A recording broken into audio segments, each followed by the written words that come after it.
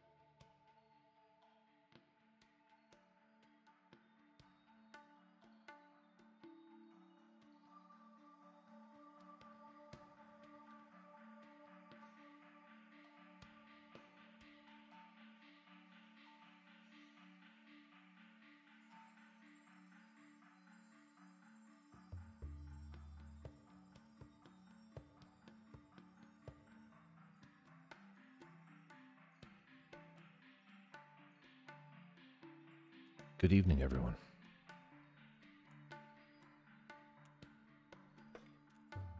Good evening, all. Hope everybody's had a wonderful Saturday.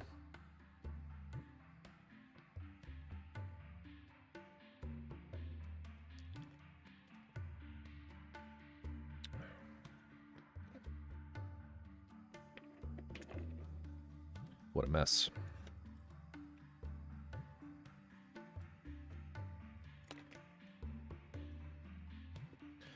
Continuing work on the Gundam Double Zeta.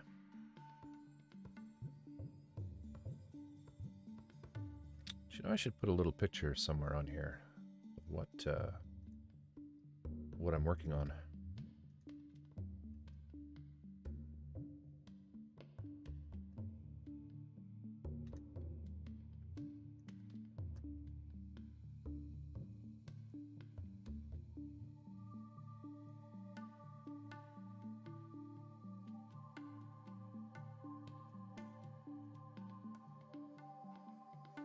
Yeah, forget it. All right. So continuing on from where we left off yesterday, I was able to make it out to my local hobby shop and get the orange that I needed. Mr. Color number 59 orange.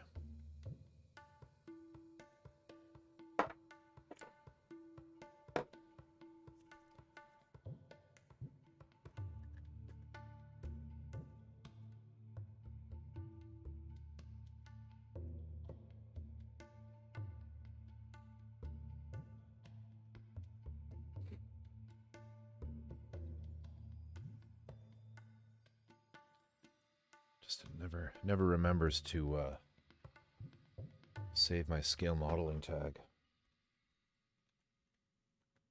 There it is. Scale modeling. Update. All right. Yeah, so I was able to get the orange, and with the orange added, I was able to sort of finish these small pieces, but I noticed a little boo-boo I made. I didn't spray the insides of these in the right color because I thought that this piece, when attached, like so,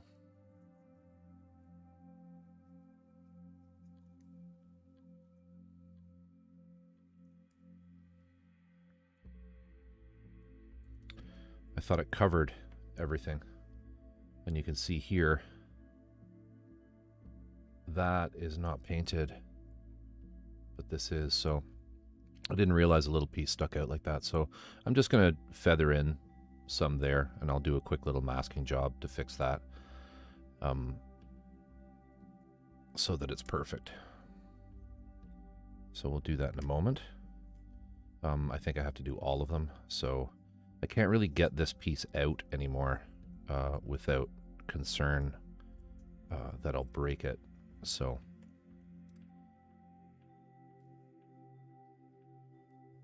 get Twitch going on my phone here, so I have chat directly in front of me.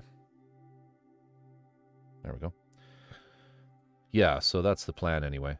Just a little bit there, and it's easily accomplished. I'll mask that right now, and we'll do that first so that we can say that we finished this. I should be able to just get some tape just right under there like that to protect the side.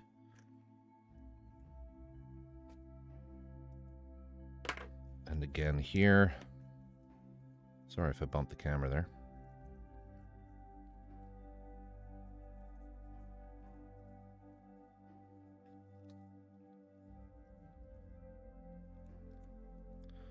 And if I just angle like this, I shouldn't have to worry about masking anything in the back, because airbrushes are very directional. So if I spray in that orientation, the paint's not going to wrap around and go down on that piece. But what I will do, just to be safe, I can find my masking tape. It's directly in front of me. I'm an idiot. Is I will do just this top, because that's a little risky. This is where sometimes it pays not to be too lazy if you make these sorts of mistakes.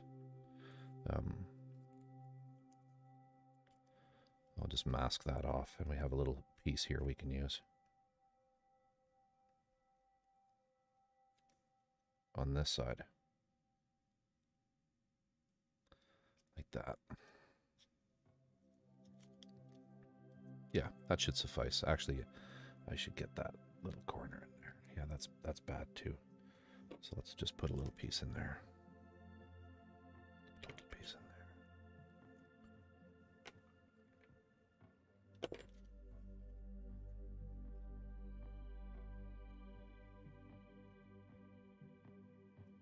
Just like that.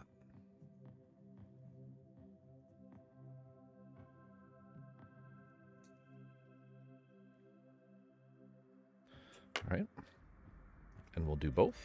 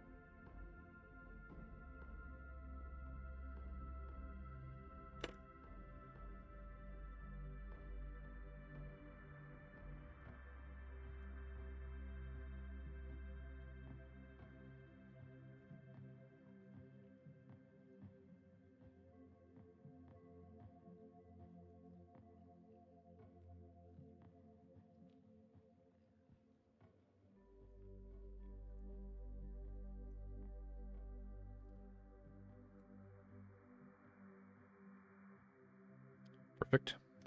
And then the other piece I want to paint is this, which I could not locate yesterday, but I did find it this afternoon. So we'll hit that with the character red. So these are getting gray number 2, dark gray number 2, and this is getting character red.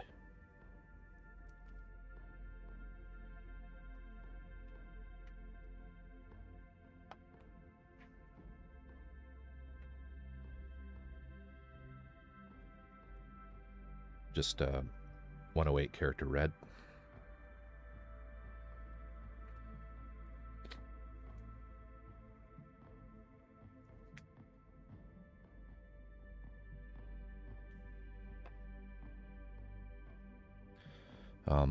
Some other stuff we should do is, actually, while the stream is quiet, I am going to export this picture.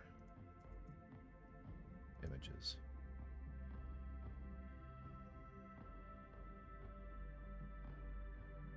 Export. Selected image. Gundam Double Zeta.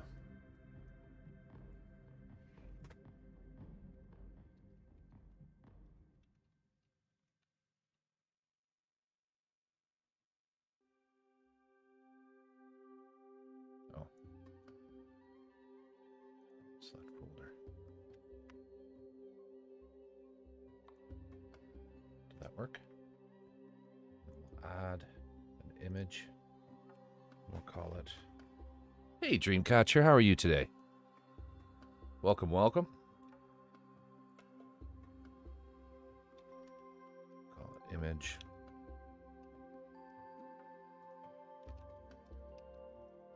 Current build.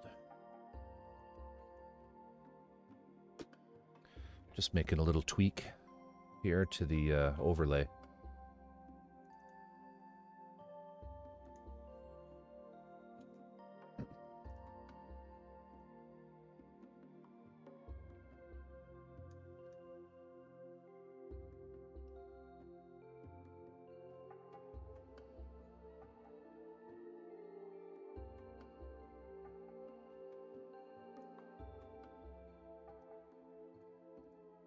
That'll do. Oh no. What's going on, my friend? Mellow is good, mortified not so much.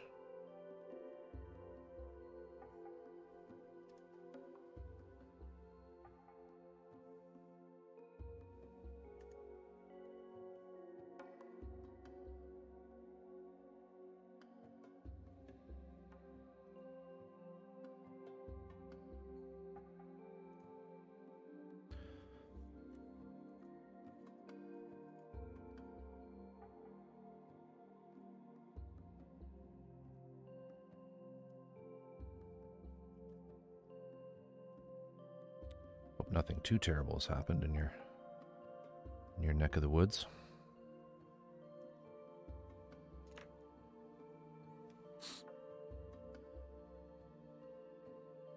I have a friend who insisted. I have a friend who I insisted taste a coffee blend I'm in love with, but I didn't know they were a Mormon and aren't supposed to have coffee. Ah, I see. Yeah. I didn't know that. Interesting.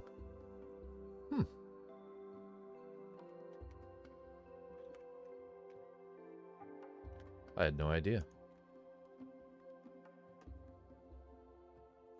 That,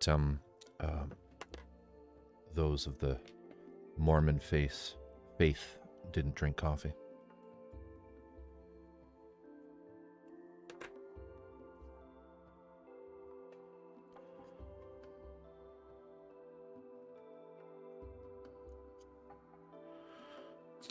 So were you mortified that they were Mormons, or were you mortified that they didn't drink coffee?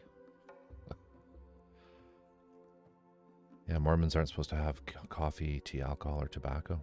I guess it's probably they consider it to be a drug, perhaps, or something impure that you're adding to yourself. something unnatural. Which makes no fucking sense because, I mean, coffee is a plant. Tea is a plant. Alcohol, yeah, okay, I can get that. But the only manufactured the only alcohol that really has had humans' hands involved in its creation is distilled spirits. Whereas, you know, ciders, and I mean, you take apples or fruit and leave them long enough and they'll turn into an alcohol, right? But and tobacco, I suppose, is also a drug, but or natural. Sorry, mortified that I insisted Mormon take coffee. Ah, I see. Yeah. Well, you know, in all fairness, if you didn't know that they were a Mormon, then really, it's, you know, you've done nothing wrong. Don't feel too bad.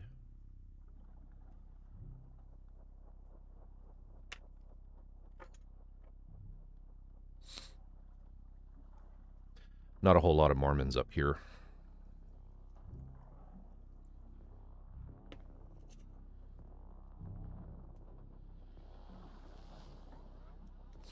Okay, so they got those. Let's get some steaks for these.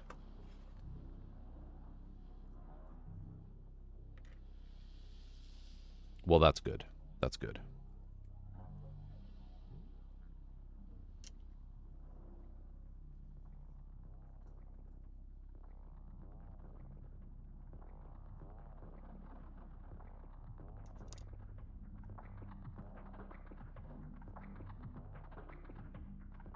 Okay. Let's paint some stuff.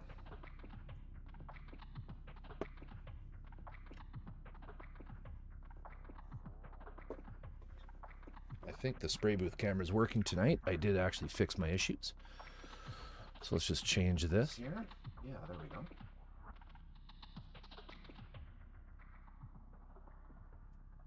That's not right. Sorry about that. It is not working. Bear with me here. Switch into studio view.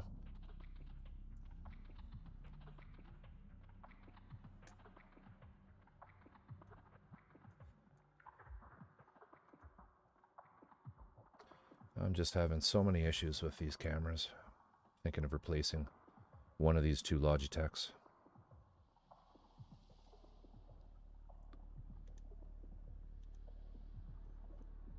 If I can't get it going too with too much trouble, I'll just drop it again, like I did last night.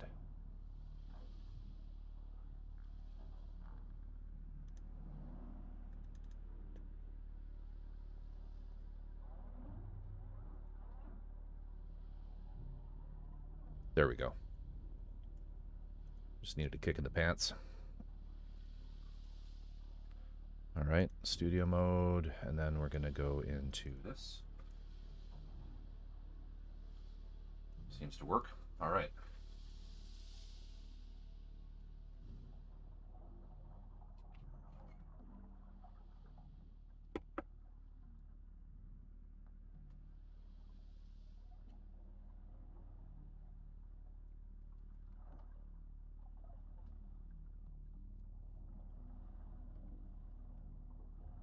Hey, Dreamcatcher, did your big order of anime show up? Not anime, sorry, manga. I think you were waiting on some. Actually, you were waiting on some anime and manga, weren't you?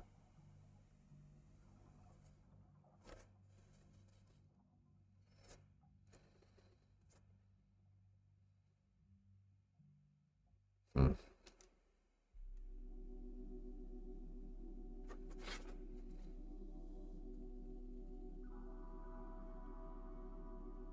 That is the wrong gray I have loaded.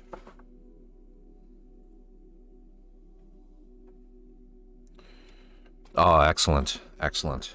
I'm glad to hear it.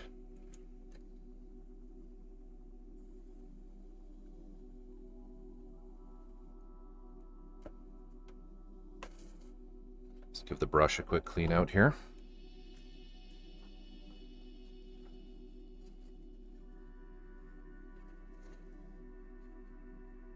Refresh my memory, what did you end up getting? few issues to fill out the collection, wasn't it?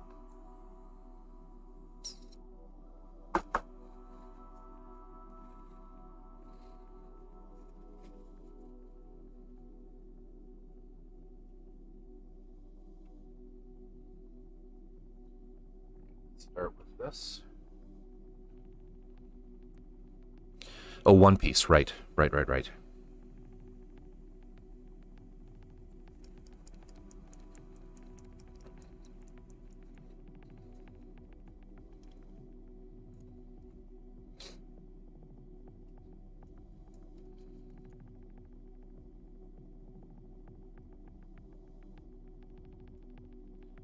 Just need drops of this.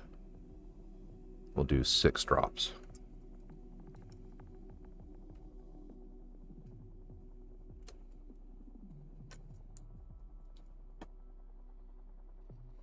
And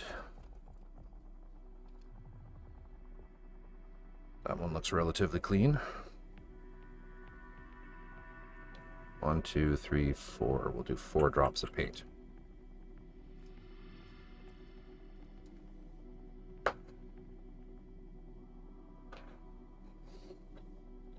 Give it a little bubble.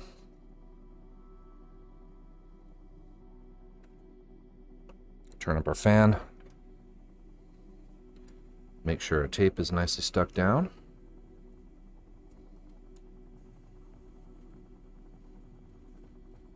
Just feather that in. Don't need much.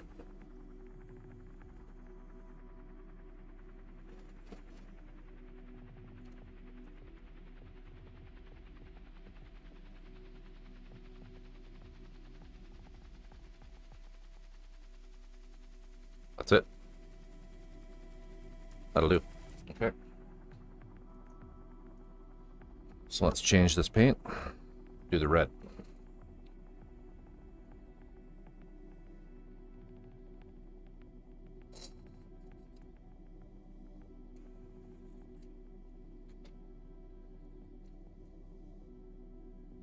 Let me just do this quick and I'll catch up there.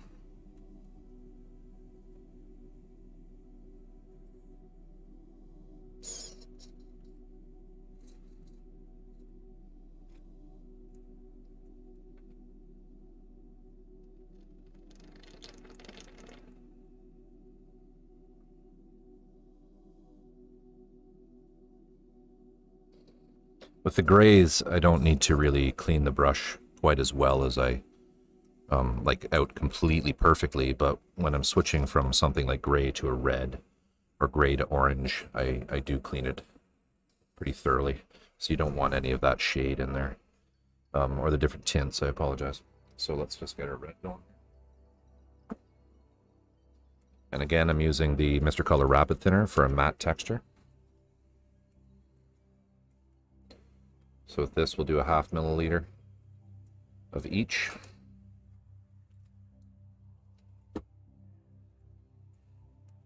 This might need a stir.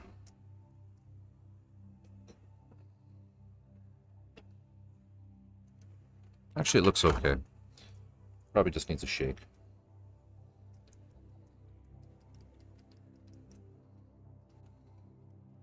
I think I have a red pipette. Yes, I do.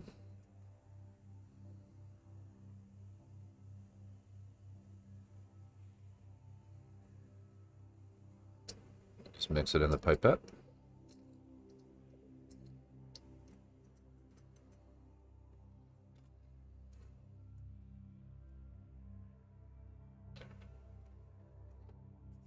Ooh, that's not good. A little drop on there. Not a huge worry.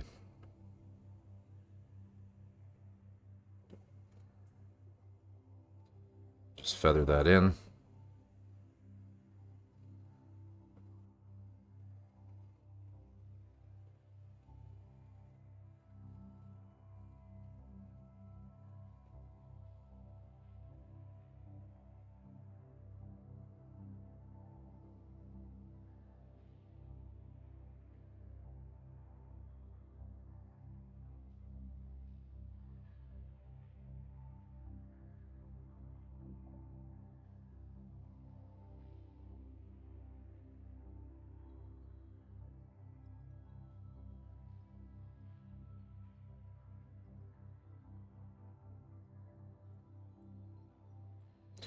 Get a nice deep red in there. Make sure we get enough coats on. Just light coats.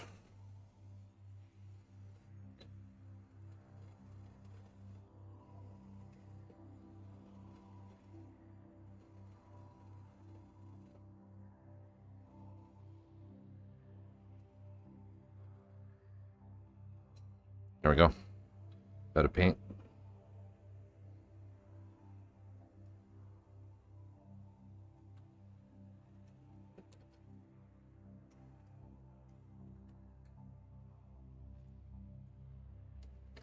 Give this a quick clean. So I don't think I'll be doing much more with red.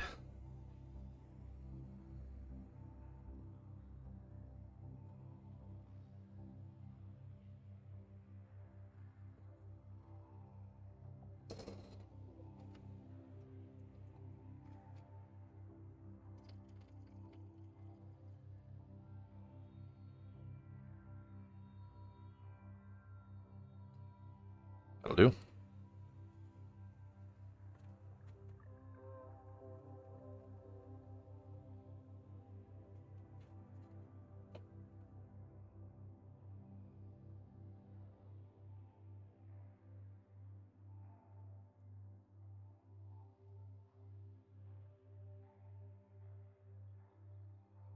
All right.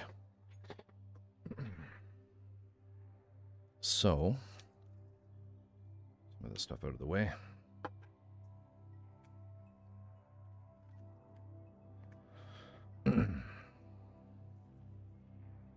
Yeah, it did. Oh, it did. Happy little bibliophile Corvus. Box 1 of currently 4 total is now in my possession. Volumes 1 through 23 of One Piece. In a beautiful box set. My grandma was a little bothered by me. You know I work night shift, so I woke up this afternoon, used the bathroom, got dressed, and laid down on the couch in the living room. After 20 minutes, she told me that if I wasn't going to notice anything, I should look next to the front door. I woke up instantly. I was still half asleep and I walked right past it. That's the worst, when you're waiting on something and you don't realize that it's arrived. That used to happen to us all the time with when COVID started with deliveries.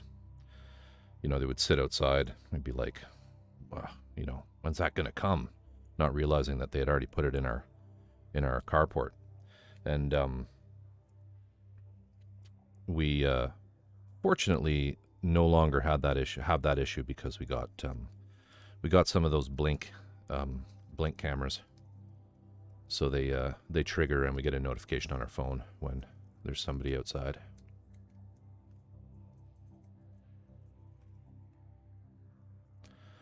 But yeah, that sounds really like a great little set. I never got into One Piece.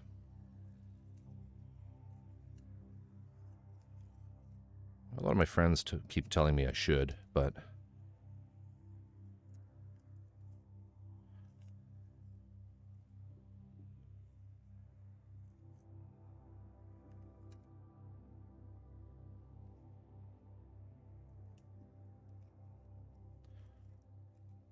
more meat for the tape ball.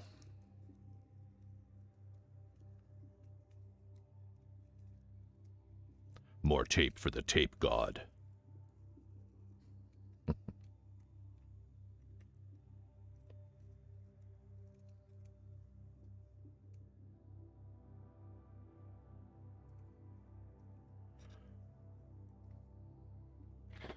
All right, so then we have this. Should look pretty decent now. Why do I still have it on this? We'll get this in here.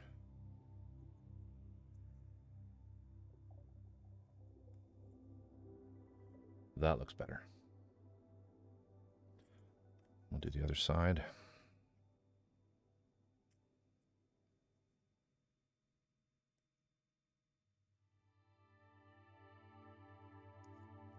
There.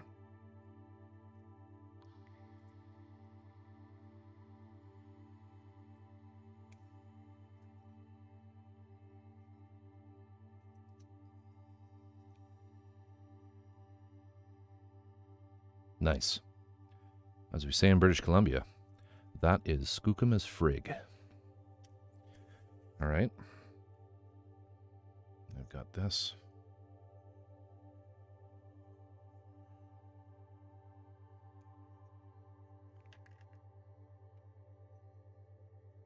Slide that on. Put this back in.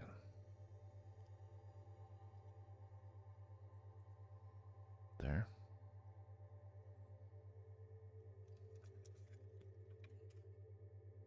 Now I smooth-brained on these little tiny inlets that go into these pieces.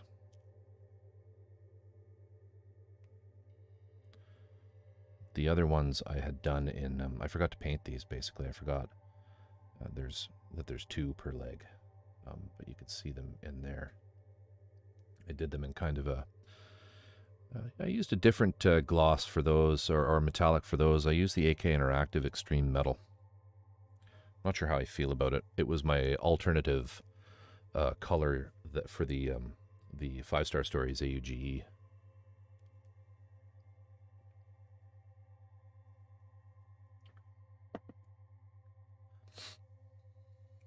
So then some other things that I worked on today that I got pretty much done. Just take this tape out. Well, I'll do that after. I was able, because I got the orange, I was able to finish that port. I still need to do the metallic in there on those two like vent covers. I obviously did these, but I was able to get this pretty much finished the way I want it to be.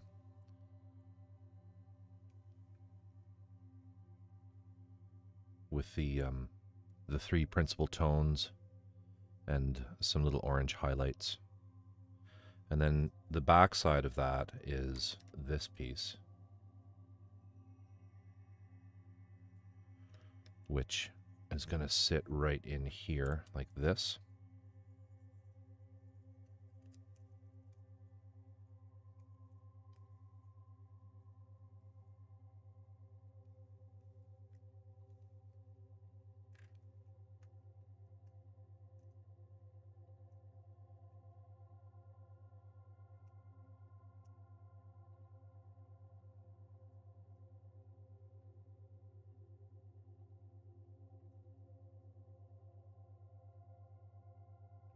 Doesn't completely cover the back, but it's pretty decent.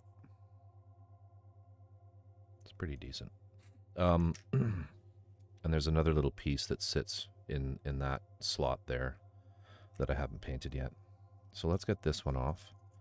And actually, we'll do the metallic on those 2 little pieces, so we can get going on that. Because that metallic is like a 2-part process. You use I'm putting an enamel black on it first, and then I follow that with the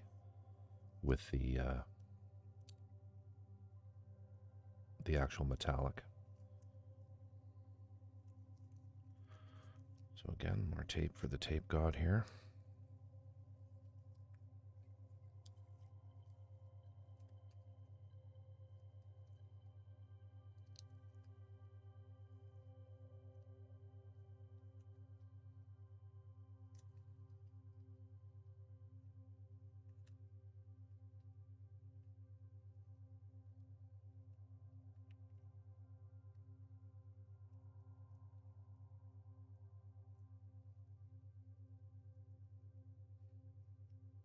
Dream, I know Drift reads 5-Star Stories, but do you have any of the printed material from 5-Star Stories? I can't remember if you collected that.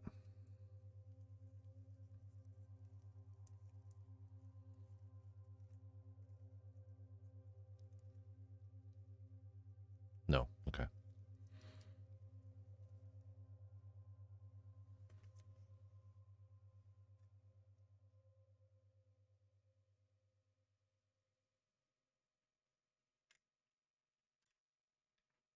Okay, let's find what we need here. We need that. That.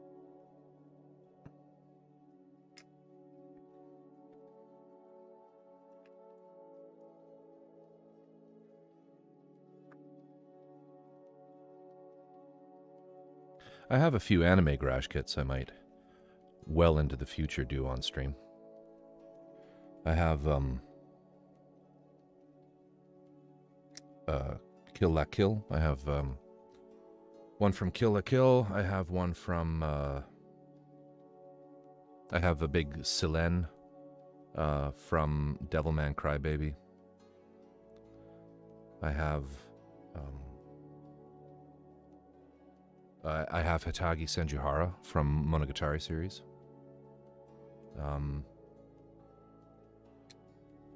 Oh, and I also got there's a nice little dual set. They kind of join together of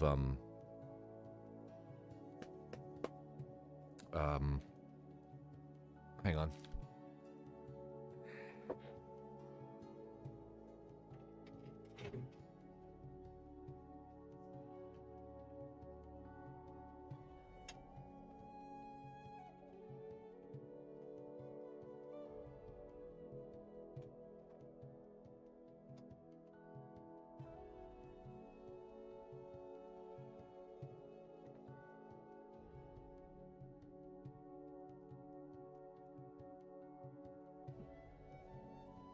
I don't even think I've looked at this. I have Spike Spiegel from,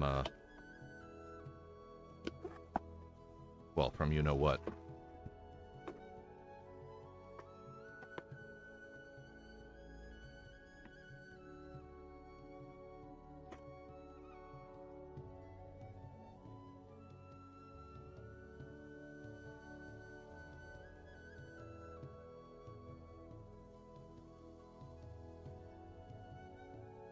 That's the pose there.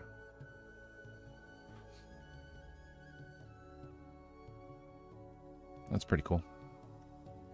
Big decal.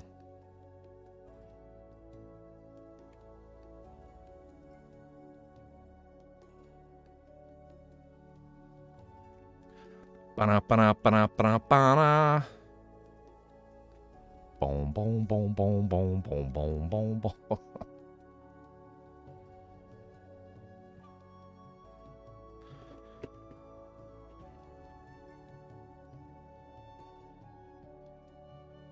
I've never looked at this.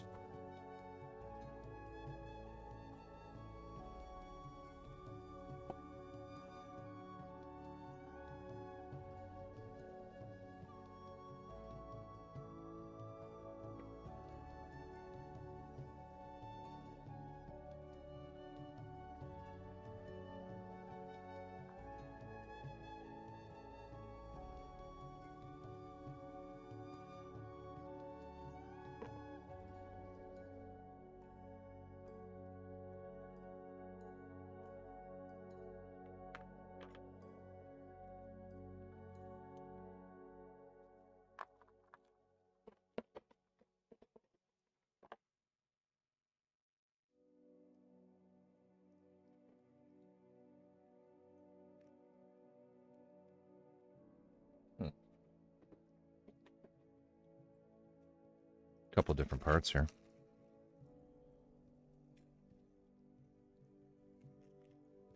If this is a resin cast of a PVC, whew, that's going to be hard to get in there. Have to do some major heat forming to get that in. Wow. That'll be tough. Yikes.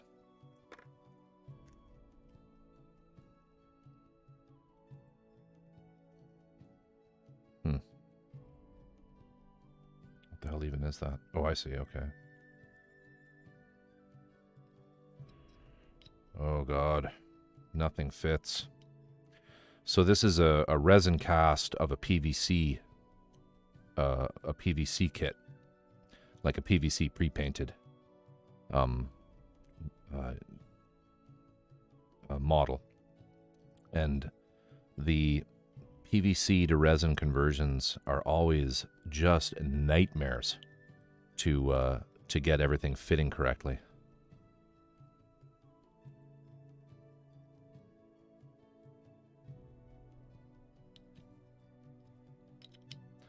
So, yeah, imagine the uproar. I know, right? I know. I meant sort of on, I'm on hallowed ground here, aren't I? hollowed ground for sure.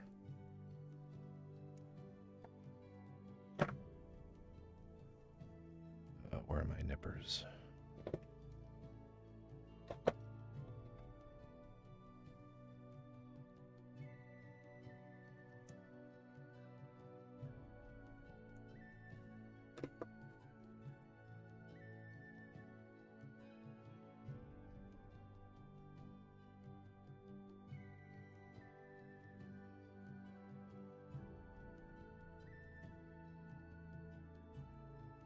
That actually goes together okay. It won't be that bad.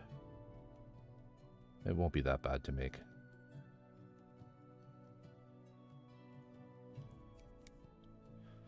Two faces.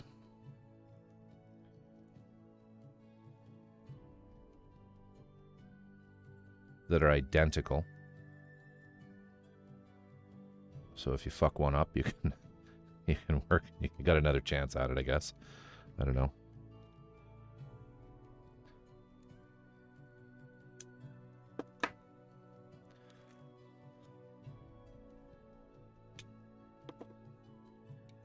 You know, it's this that's going to be a bit of a nightmare, like getting that, rolling that into there.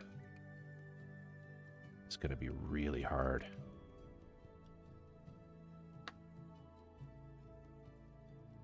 Anyway, and I think this bag here is just the base for it.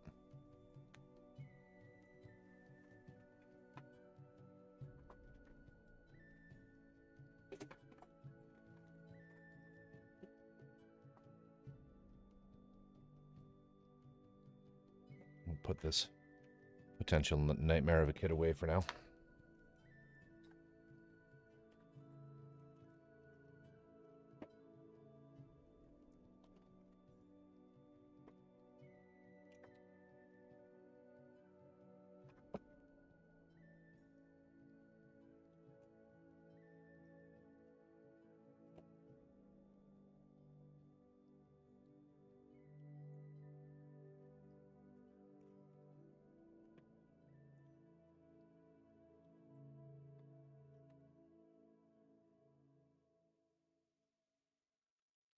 Anyway.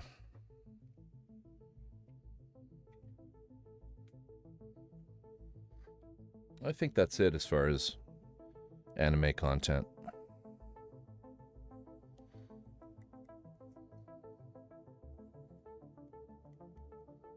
I have the Faye on pre-order as well, which is part of the same sort of series. So it's Faye and Spike together, and their bases kind of lock together, and they're kind of, it's an action pose where they're sort of flying through the air, firing guns. She hasn't shipped yet though, for some reason.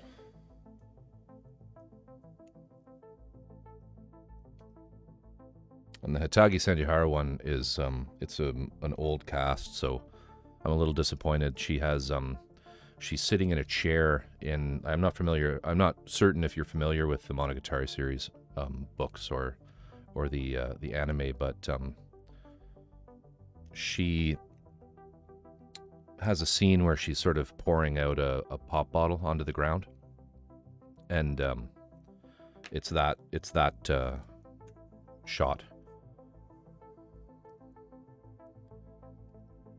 But the resin for the liquid is clear, and unfortunately it's yellowed, so I may have to recast it in myself in clear, and then hit it with some UV block, I guess. Okay. It's gold. So what do we want here? Let's do these two things quickly, so we can finish off the rest of that, and then we can kind of have 2 feet kind of finished here. So we'll get a couple of these.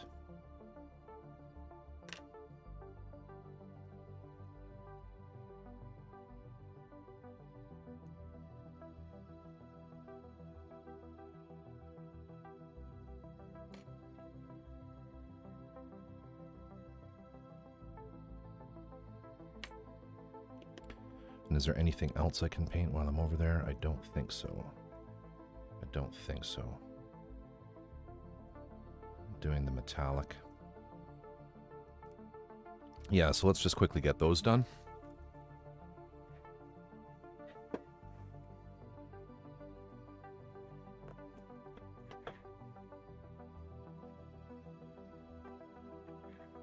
So we'll just spray them quickly with the Alclad black gloss, sorry.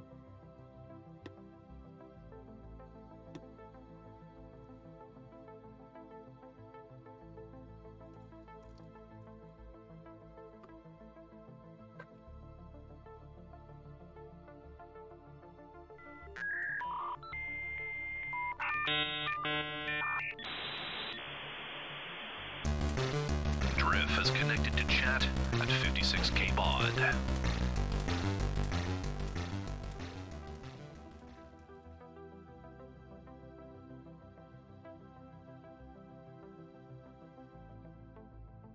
Drift, welcome.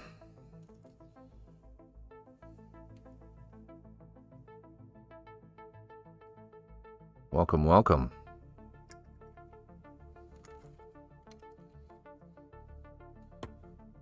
Just painting two like microscopic sized parts here quickly, and then I'll be back over and I'll have a look at chat.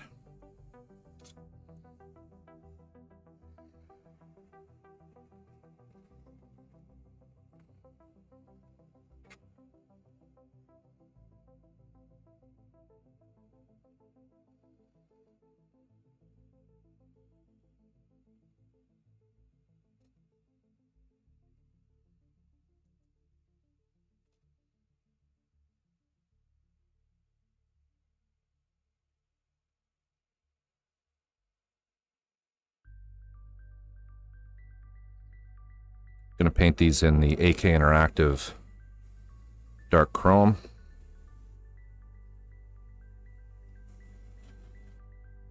So I'm just putting on a black enamel, gloss black enamel base, which you probably remember from the 5-star series. Job I just did.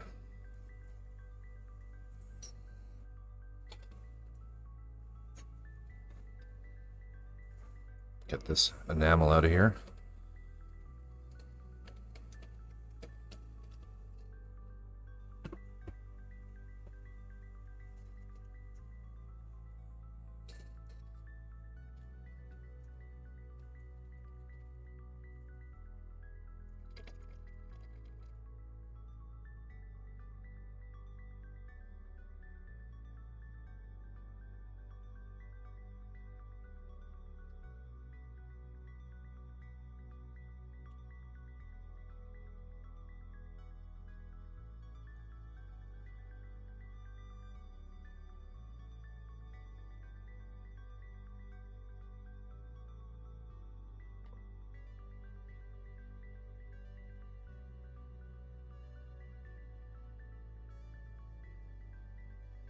Yeah, Drift, how's it going tonight? How's your day been?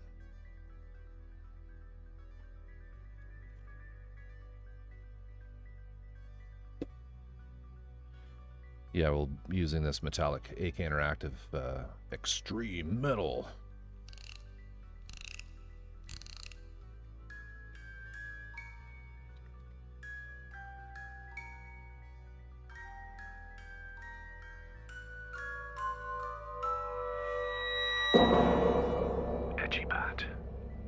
Has entered chat. I'm sorry to hear you're exhausted.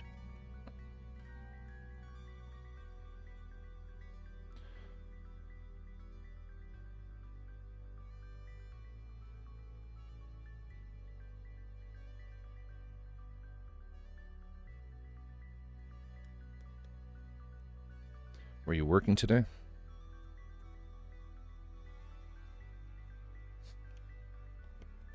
The hell am I doing? I did that. Oh no, I have to paint this. But we need to wait for that. Yeah. I don't know. Oop. I don't know. I don't get it. It's defective.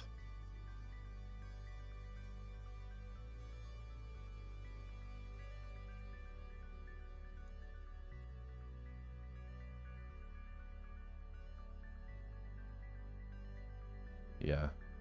I just haven't had an opportunity to talk to the guy who coded that for me. Figure out what's going on with it. But maybe that'll be this week's job.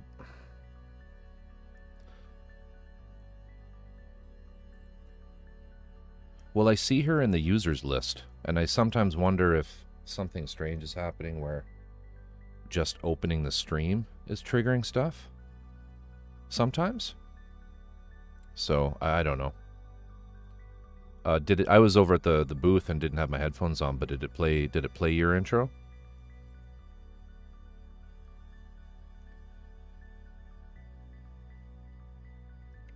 Yeah, but still it's weird. It shouldn't trigger when you start watching, you know. The intention is, because I'm not trying to, you know, I'm not trying to just creep on my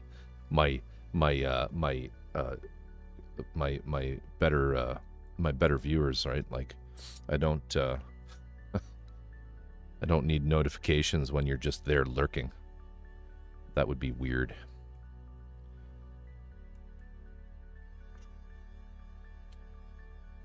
I mean, it's just a Python script. I kind of was thinking, instead of, you know, getting the developer into it again, I'll just have a look at it myself. But yeah. Anyway, I've been trying this AK Extreme Metals. I don't know if you've ever used them. They're okay. I don't know how I feel about them over the Alclad. They're a lot easier to lay down. Like, you just kind of spray them and you're good to go. But they I don't know, they're not quite as nice as the Alclad finishes. I mean, I don't even know if I can. I mean, I've been putting them on top of a gloss and, you know, the gloss black enamel. I don't know if that's necessary or not. I suppose I could always just read the instructions. Shake well. Make sure surface is clean. Completely useless.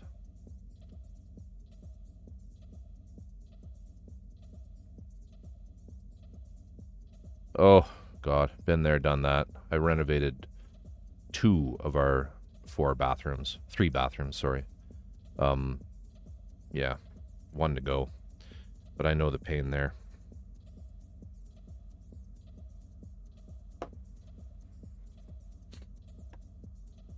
So just a little progress update. I was able to get to the hardware store. The hobby store. And get the orange that I wanted. So there's sort of a finished foot. Yeah. And that little vent in there bugs me. It's triggering me that's not centered. Dare I stick a... Oh, it's just kind of loose. Anyway, yeah, I that's the metallic smoke.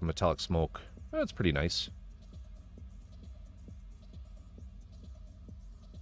I didn't want anything too flashy for this kit. So we got these done, that foot done. I sprayed the other one of these that I just couldn't even find yesterday, but I managed to get the other one of these painted. So yeah, we're just finishing up these pieces. The other thing I was able to do this afternoon was get these sort of fully realized, with the exception of the panel lining.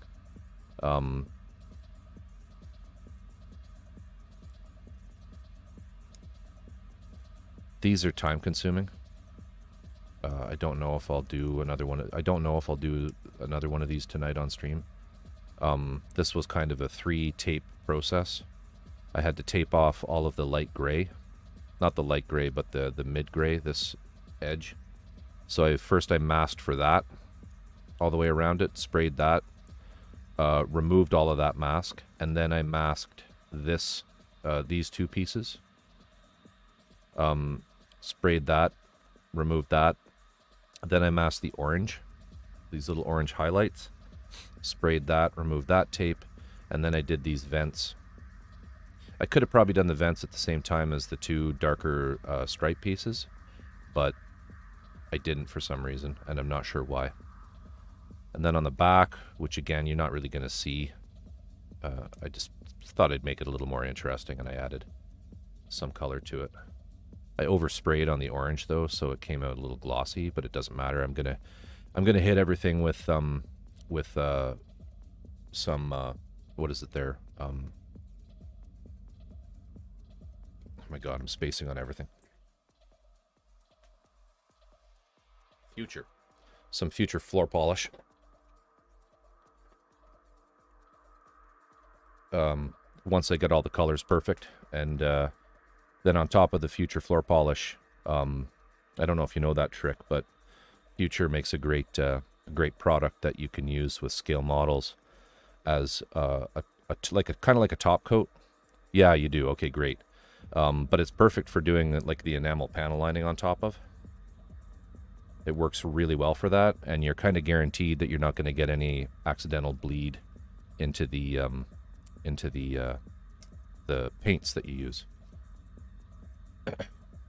I mean, I'm pretty safe anyway because I'm spraying in lacquers, but like it doesn't, you know, it doesn't really get more durable than lacquer, but I use the Future floor polish anyway because I'm using matte, and then I probably will use like Tester's dull coat, or I have a few actually that I might experiment with a little bit on some of the pieces.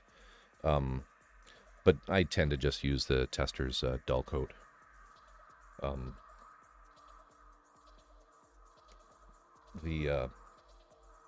Not the rattle can, but the I thought I had one here, but I don't.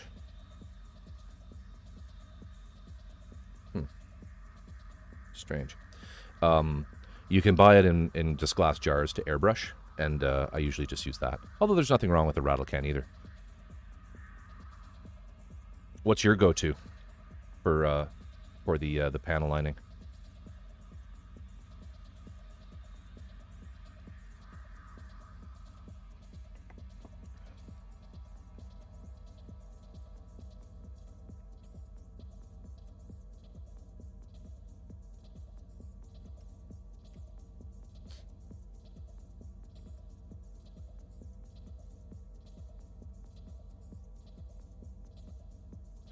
All right, I'm just going to continue with this piece.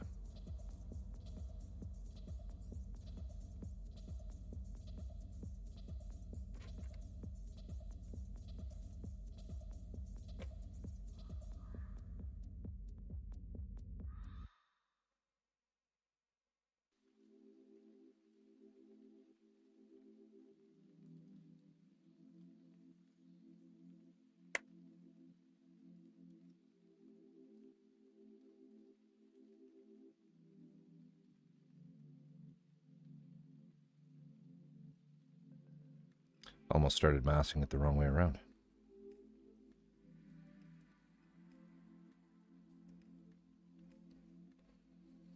Just recently got a few AKs clear coast to try.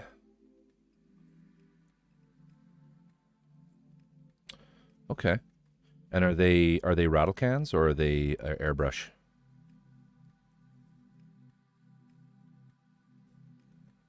And do I have those? Hang on a minute.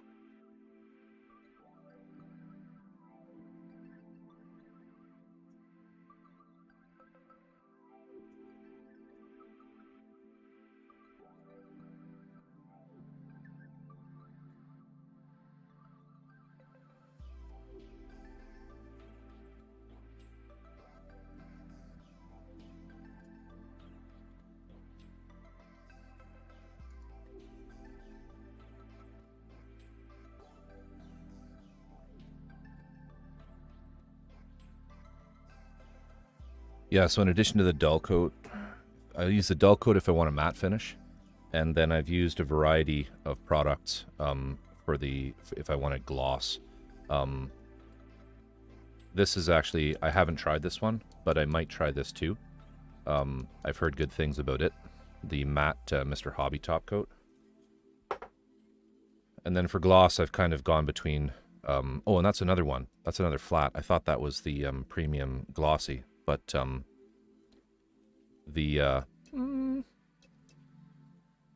but that's the other matte that I wanted to try. Might actually try this one on this kit.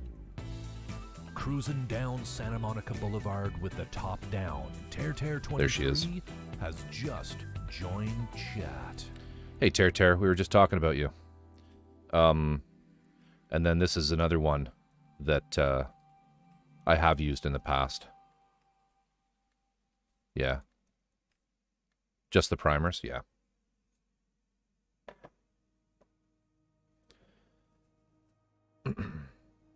So those are all new. I haven't actually tried those yet because I've tended to just stick with the Tester's dull coat because it's kind of tried and true. But you reminded me that I had those to go with. And yeah, for my primer, my go-to primer is basically that. I'm just kidding. We weren't talking about you. I like the gray and the black and the white Mr. Hobby surfacers.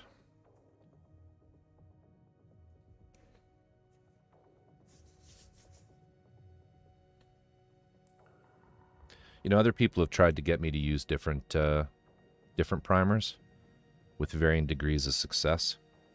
But you know, like I like lacquer-based products. Badger's primer is good too, yeah, and cheap. We don't. It's funny. My local Mr. Surface 1200, and you go way back. The one with the dumb name. Is it Stynylrez? Yeah, Stynylrez. I was going to say people have been trying to get me to use Stynylrez. But Stynylrez is an acrylic, isn't it?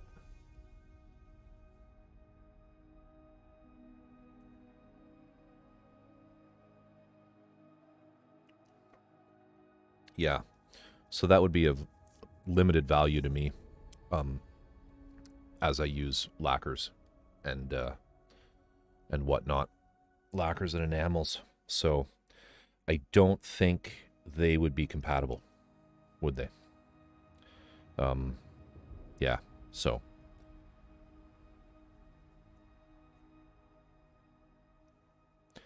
So welcome, Tear.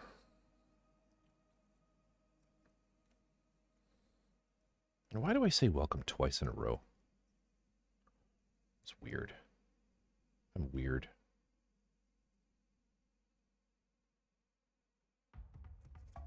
Don't like that piece.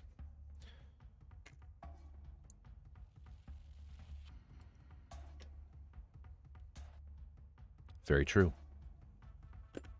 Very true. Thank you. I don't know, it's strange. Strange.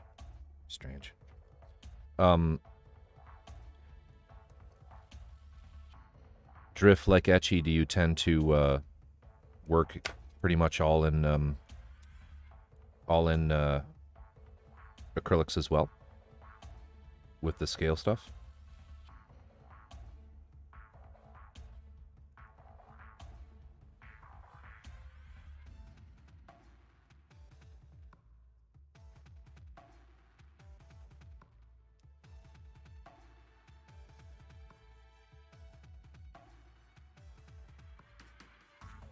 That's why I say it twice.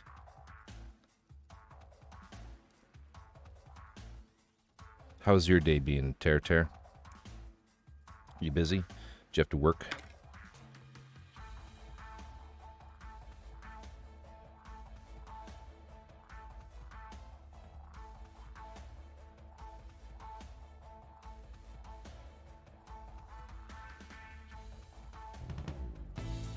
Cruising down Santa Monica Boulevard with the top down, Tear 23 has just joined chat. Just for you, Tear. I knew you were sitting there thinking, I would love to hear that again.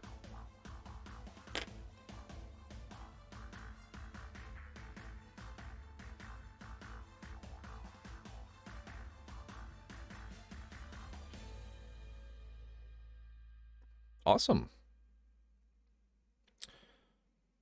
Did you discover anything new? Any new wines? That's what's nice about wine bars, is they kind of sometimes take you outside of your comfort zone with their suggestions. Find new things.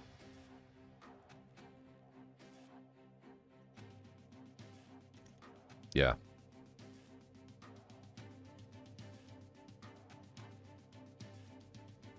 Yeah. You know, for me, it's the how well does it airbrush? Oh, oils on minis, I highly recommend. Highly recommend. I've discussed that before. But I have a very arrogant and closed-minded view of paints. I believe that oil paints are, for doing brushwork, oil paint is the best paint on the planet. It's the ideal painter's paint. It's slow drying if you want it to be. It's fast drying if you want it to be. It mixes on subject, on the medium. You don't have to do stupid glazes and shit like that. Learn all these weird techniques that make no sense if you've had a formal training in painting. Yeah, so it's like if you're new to painting, there's really no reason other than what's available at your store to go with oil. There's no reason if you're just beginning with it to start up and just say, hey, I'm a new painter. I'm new to miniature painting and whatnot. Learn oils. There's nothing wrong with them. Well, yeah. I mean, hey, I didn't know you went to art school, but if you did, then like they're just so much easier. I believe there's very much a bias towards acrylics in mini painting. That whole side of the industry that is purely it's purely a commercial reason for it, in that the manufacturers know that it's easier and cheaper to produce acrylics, and you will go through them much faster than you would tubes of oil paint, and as a result, it's more profit in their pockets. They have no shelf life. You know, things like, you know, Games Workshop or like the stuff I have, like Pro Acryl and whatnot. I mean, they're beautiful paints, but they, you know, and they, for what they are, they work well. But I think that there's a whole lot of hobby tax, so to speak, wrapped up in them. Yeah, big acrylic, you got it. That's what it is. It's more like big hobby, right? Like how I'm at the hobby shop today looking at this tiny little tin of Airbrush Camo Putty for $25 and thinking, I have a big old can of, big old XL size can of Silly Putty that is exactly the same thing that I got on Amazon for $6. So,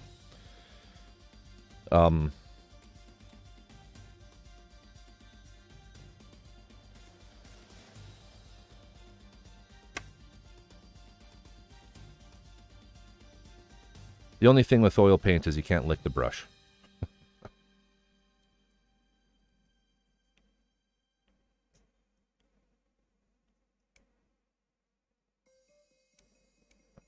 Yeah, there you go. Yep. And you're just you're just mixing it in with some white spirits.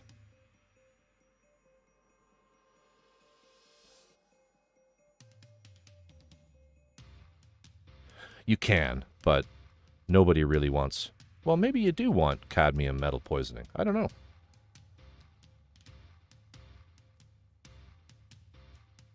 Yeah, Gamsol. Okay.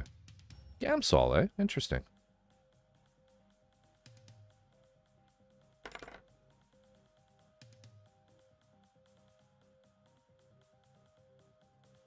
Gamsol, do I have that?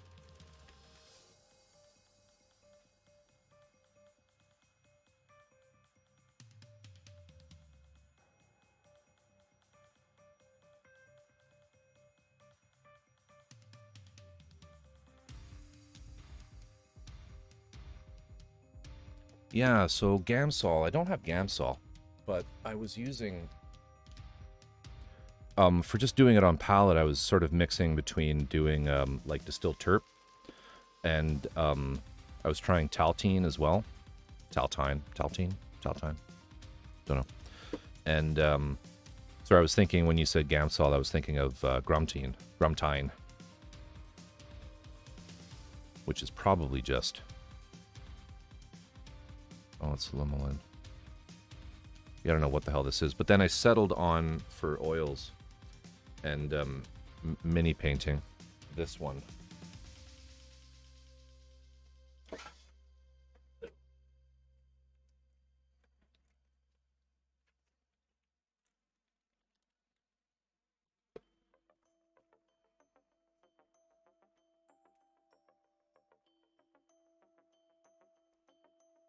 Just our local art store's odorless solvent.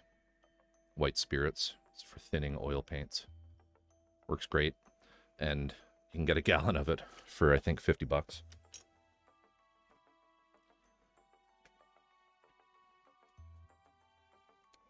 How odorless is Gamsol?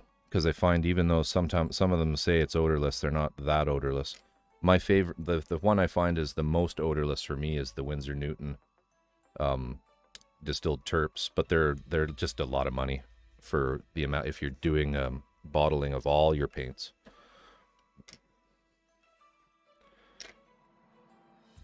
It's like water odorless. Nice. That's good. That's good.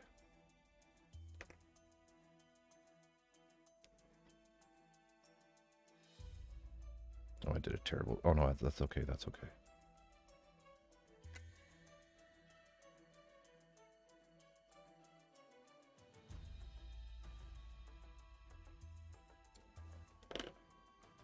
Hey, so that post you put there about the reissues was interesting.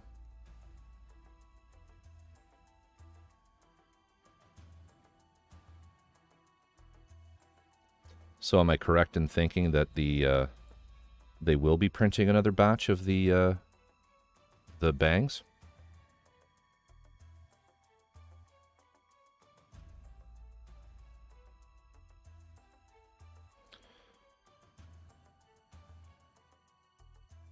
That's what it appears to be, yeah. Yeah, very cool. So there's hope yet. Yeah, it would be interesting if they retooled it, like you said. Because I've heard it actually from a few people. I posted the photos of the AUGE machine mess onto a couple subreddits when I finished that project, and there are a few people who commented on the conversation was along the lines of I hope one day they do an IMS of the machine mess. And I think someone actually said something along the lines of, I just hope they do a, they said that they're waiting on the Bang doll. And I had mentioned what they had told you on the phone.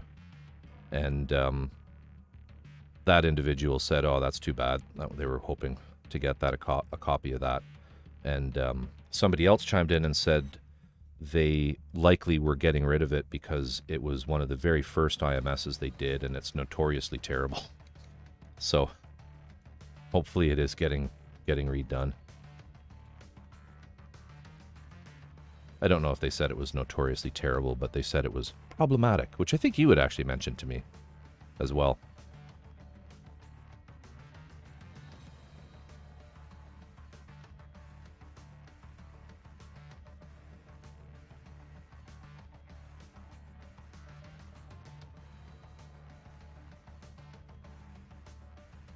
What's nice about masking with the panel lines? Oh, it builds like a resin kit. So it might be right up my alley.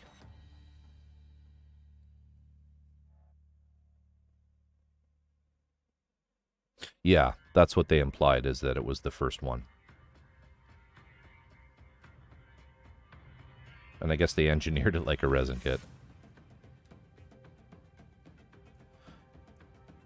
I guess simply in the capacity of unlike none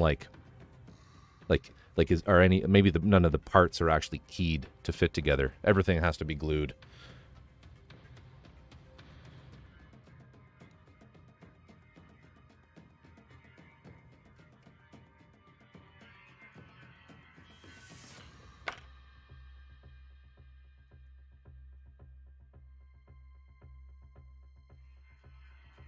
Ugh. It's a really terrible little curve here. It's hard to mask.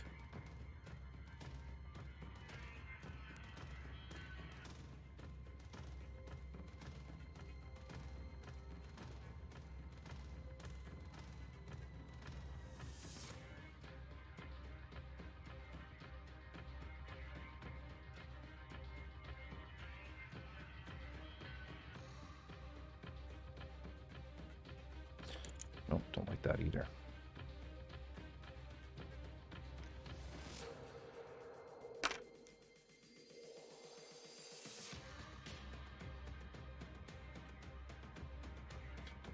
No, Tear, we're continuing on the feet. So I did make it to the hobby shop today, and I picked up the orange. So I've been working on the orange parts a little bit. Got a couple of those painted. So this foot is essentially done. With the exception of the panel lining. All the pieces are pretty much finished on it. I found the missing heel from here that I had misplaced yesterday. It was, like all things model related, directly in front of me. I was looking everywhere but. So I got that done. Did that at the beginning of the stream. And I had a smooth brain moment with the two, you can see them in there, those sort of silver vents. I only primed and put the black enamel yesterday on 2 of them, thinking in pairs, right? Pair of legs, so there's only 2 I need to do, but there's actually 2 each, 2 for each leg. So while I have these other orange vents done, I don't have those inserts done yet. I'm just waiting. I've hit them with the gloss black, and I'm just waiting a little bit. You know, you're supposed to really let the gloss black cure for an entire day, according to Alclad, but I'm not using it with Alclad. I'm using it with this Extreme Metal. Extreme Metal! From AK. This Sunday only. And then this afternoon, I got this piece pretty much done. These pieces are one of the more complicated color-wise ones on the build. There's just a lot of, they have kind of every color on them, and they're really stupid angles. None of these angles here are right angles. Like that there is not a right angle, it's just a little shy of one, so you can't just drop a piece of tape in there and have a corner. So you end up sort of shoving the tape in and then using the 12 blade, the number 12 scalpel. I like these hook scalpels. You've seen me use them, and you probably think that looks really awkward compared to a regular knife, but I find that they're very handy for cutting. The reason I like them is they're handy for cutting the tape, so you can put a piece of tape over a panel line, and then you can just drag this hook knife sort of through the panel line really easily. And they're very sharp and cheap.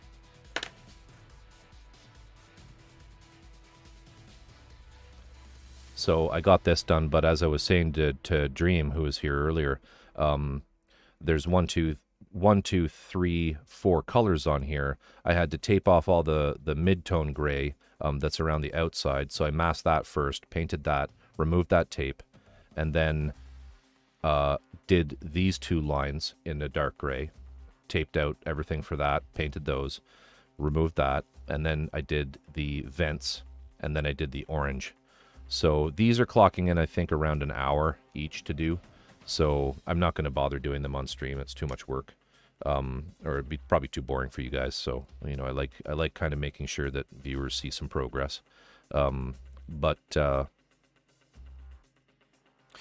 I can show you my scribing tools in a minute, Drift. And then I also was able to paint that little piece of orange there. I haven't done the end yet because I'm actually going to try some of this. I picked up some of this today as well. I don't know if you've tried this one, Drift, but the Microscale Industries Micro Mask, Liquid Mask. It's kind of neat because it's really watery. Well, it's not really watery, but I've used the Winsor Newton mask in the past, and it's really thick and kind of hard to get into small nooks and crannies on scale models. So I thought I'd try this one as an alternative, and so far it seems pretty good. So for scribing, I use, give me a sec. Gotta find them.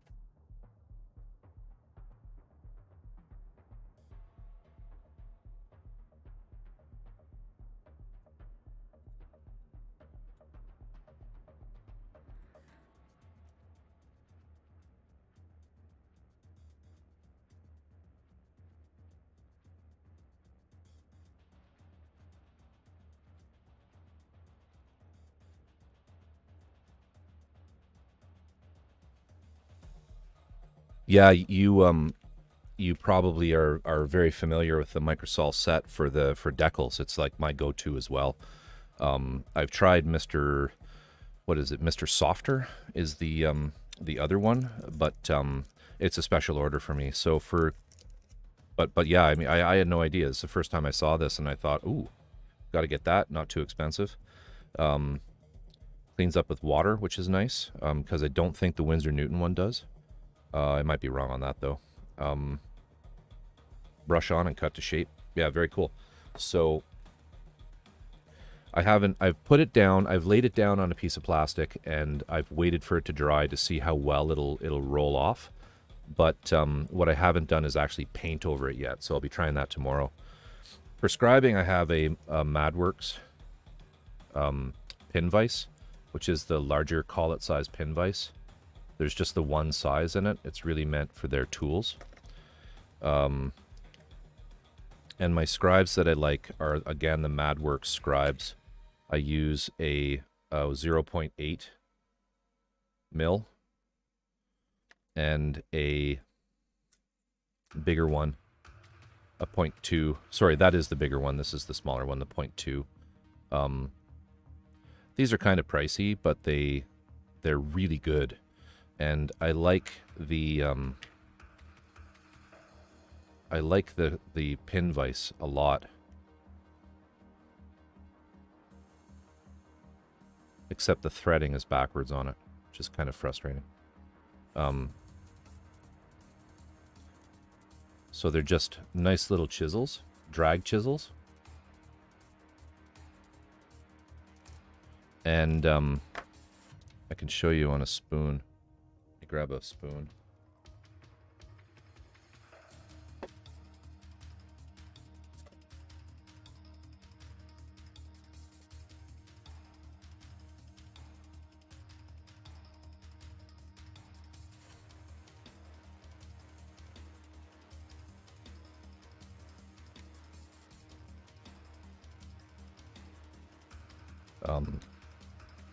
And I either use a dynamo tape, dynamo.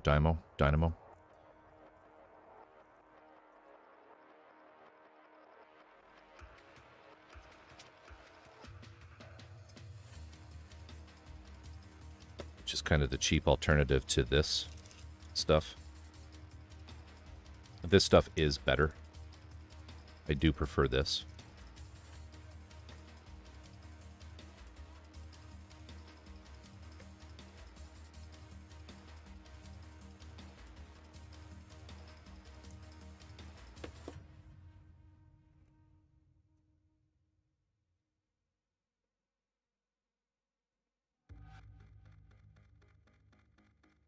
For those viewers wondering, scribing is essentially adding detail to your model by adding extra armor plates, extra panel lines, which just gives it a bit more, gives your audience essentially, or yourself, a bit more to look at. So you lay the tape down where you want the line to be.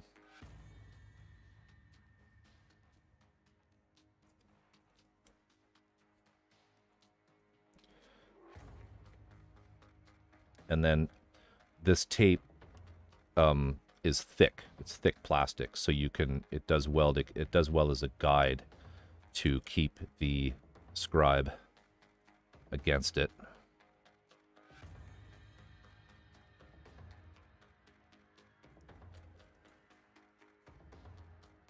Try to do this on camera, but it's when I scribe, I usually like to keep it up close to my chest.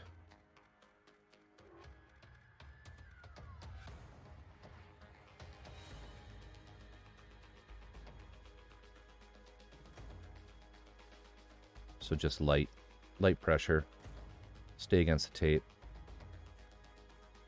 You make several passes as opposed to one deep one. And you can see it's just carving up the plastic. I think I wandered there a bit. Definitely wandered there. Let's just do this one bit, get it in a little deep.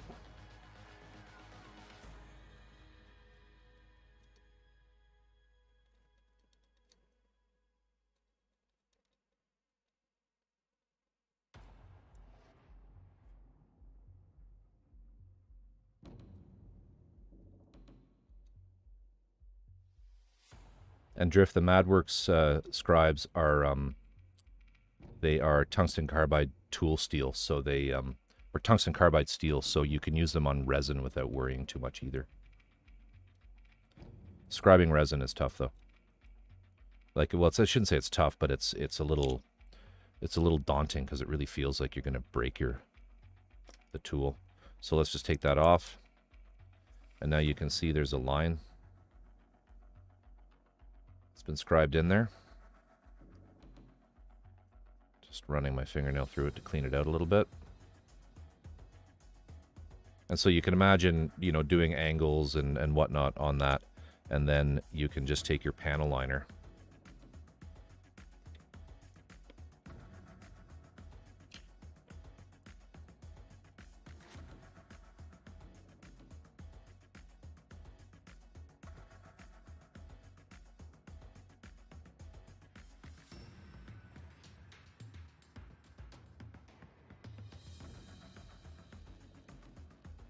and run your panel line.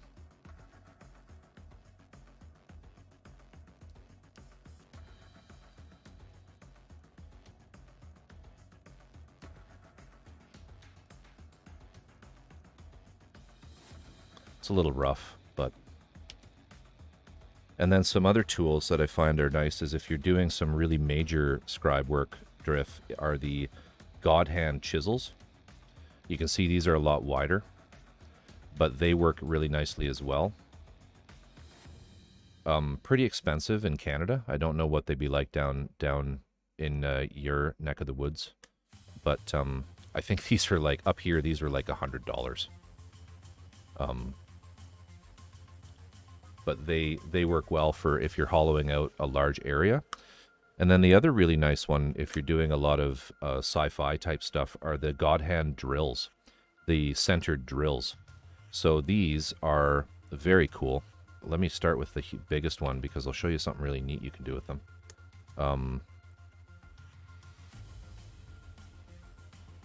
Let me just get... what can I do this on? I could probably do this on a chunk of resin. Hang on a sec.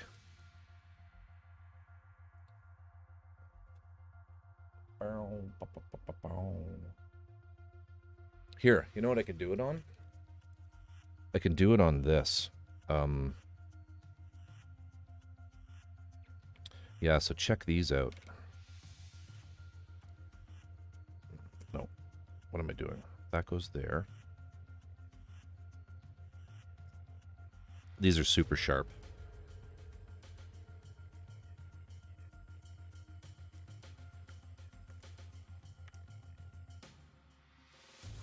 if you do ever start streaming and you put channel point jump scare rewards, turn them off when you're scribing. So these are, oh yeah, they totally make all kinds of stuff.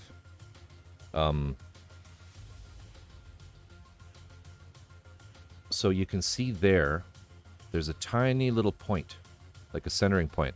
So while you're doing some renovations, maybe you know about some carpentry things, there's a type of drill bit called a Forstner bit that is designed, basically, it has a center hole, centered spike, and then it cuts a perfect circle, but it grinds as opposed to, sorry, it pushes the wood chips in, so you get a nice perfect hole.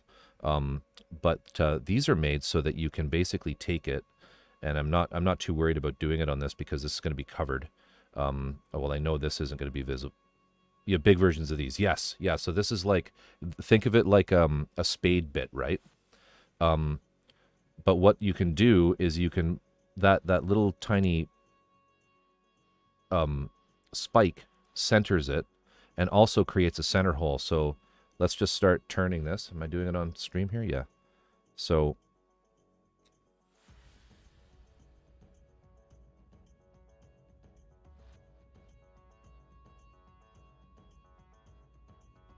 we'll drill a little hole, all right? So you can see there, let me see if I can get in real close.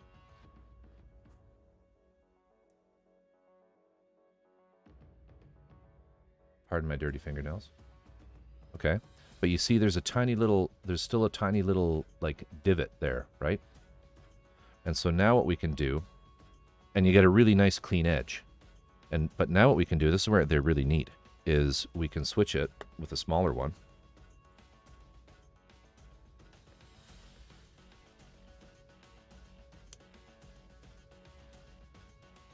Like, let's do this one.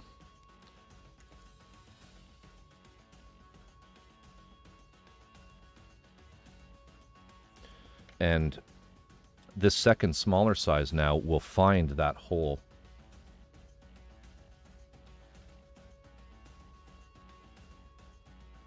And sit in it as I turn.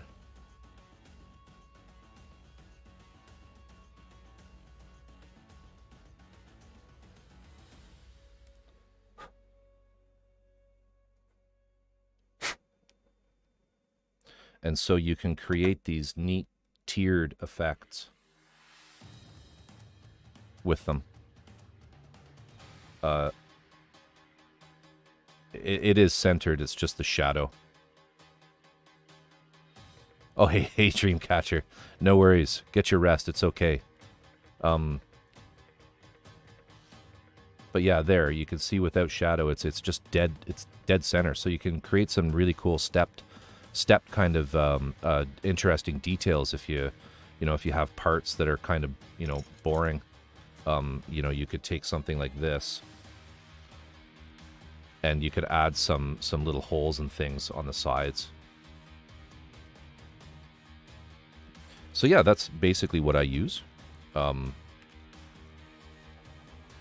the God Hand stuff, if I remember correctly, for me was an investment. It was not, they were not cheap. I mean, God Hand, the stuff's all expensive. The good stuff that they make. But yeah, that's kind of what I like. I like the Madworks brand chisels and the God Hand larger chisels.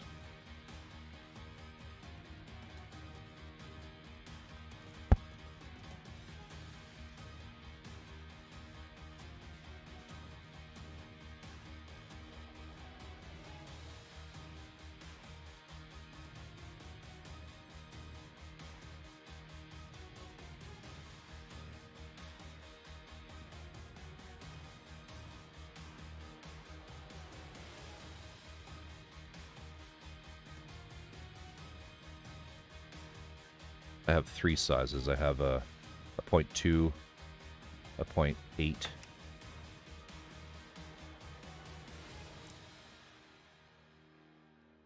and a 0.5. And I find that that's enough for me to kind of do everything that I need.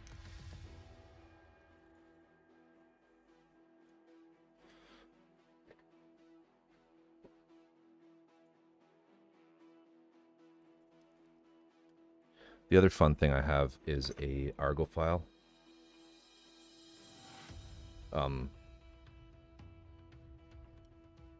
Oscillating sander, which is super handy if you get into resin,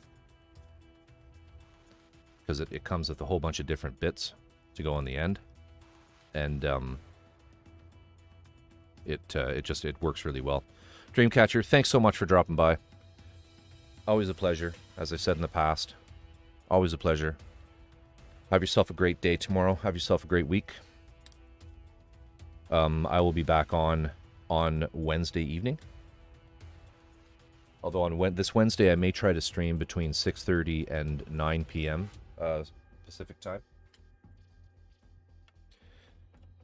So yeah, have yourself a great weekend. Have yourself a great Sunday, and take care. Enjoy catching up on One Piece. So it comes with a whole bunch of different attachments for the end drift.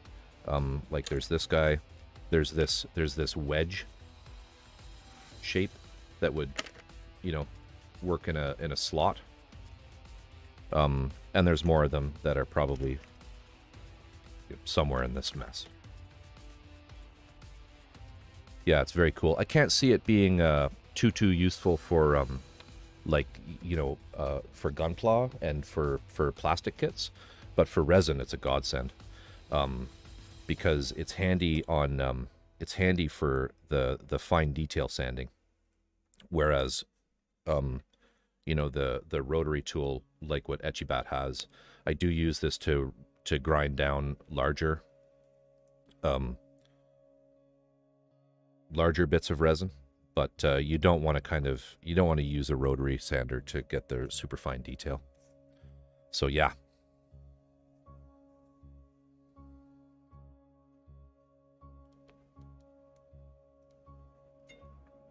I was going to ask you if you think that the I don't know if you've had a chance to sort of inspect your what am I trying to say here? The 5-Star Stories kits, in terms of the how deep the panel lines are, but do you think you're going to have to scribe them out better? Oh, and another tool that I ordered that I got wind of from Luca Zampriolo. I saw him using it on his batch kit. Let me see if I can find it, because this is another tool I didn't know existed until I saw him using it. Let me see if I can find the actual video.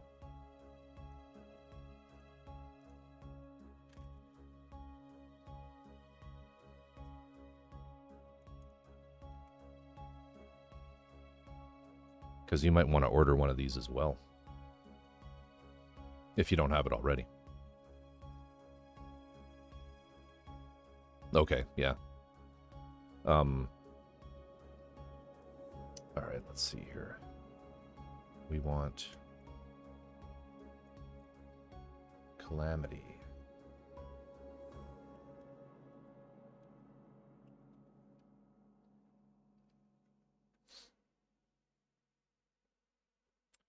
Oh shoot, I said batch, but it's actually his 5-Star Stories, the Ashura Temple that he did recently.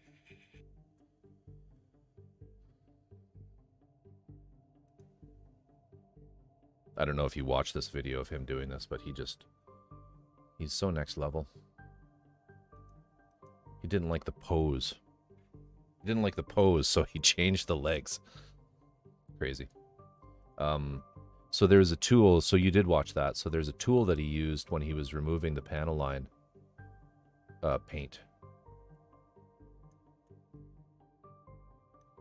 Yeah, this guy here.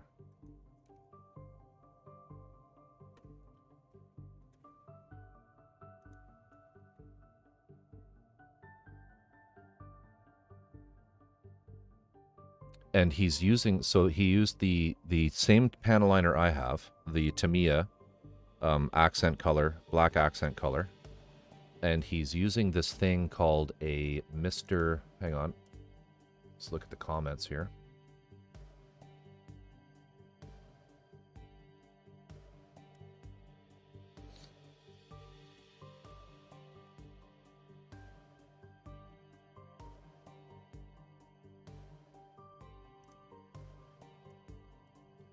Mr. Stick Cleaner by Mr. Hobby.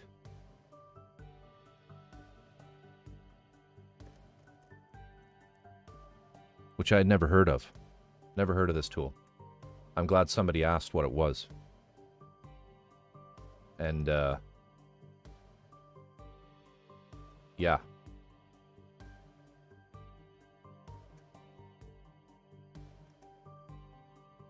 Does he keep using it?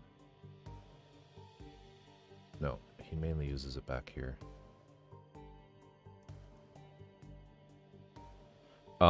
Because he did that apparently over, he used Tamiya paints. He used the Tamiya acrylic paints to paint this kit. He didn't put any top coat over the Tamiya paint because he wanted to keep the, I'm wondering that, like, I don't know if it's like a makeup sponge or if it's like a Mr. Clean, like what are those that's like the cellulose sponges? The Mr. Clean magic erasers. I have no idea what it's like. But they're out of stock everywhere, of course, or available on eBay for like, you know, $50. But I found some on AliExpress that I ordered, and they'll take a month to get to me, but I'll probably be ready to use them in a month. But he basically says in the comments, you know, he's glad he found them and he'll never go back. But just the fact that he's removing that enamel paint from acrylic with it is like, that's so cool. So yeah, that's another thing. So it was Mr. Stick Cleaner 2 is what it is right there.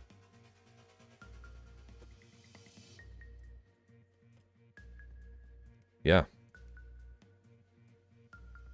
All right, I'm going to paint these pieces. No, I'm not. I'm going to finish masking this, and I'm going to paint everything at once.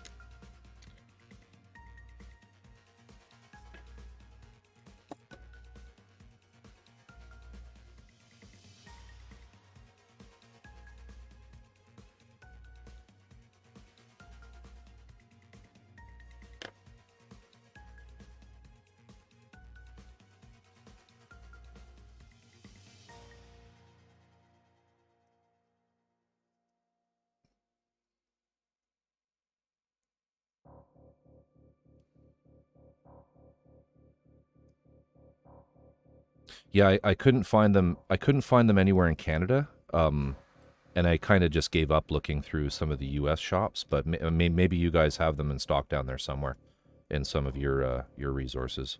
I was just looking at places like New Type USA and whatnot, and didn't see them. So I kind of just gave up and went with AliExpress.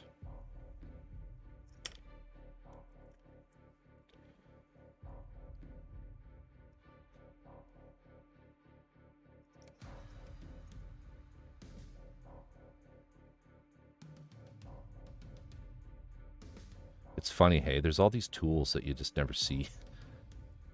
Like you were saying, you didn't know God Hand made those chisels.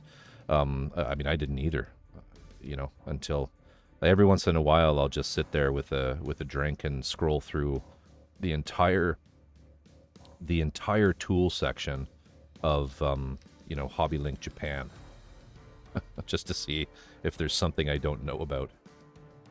And usually there is. I wonder what Mr. Clean Stick 1 was. Yeah.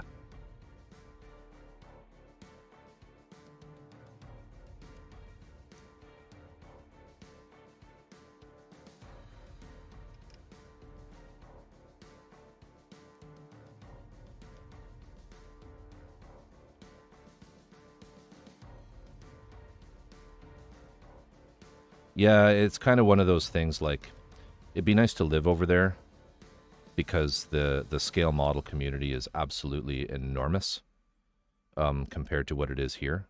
Like, you know, it's just, there's just so much more of it over there. But at the same time, I don't want to live over there. I like my big house. I like my big land.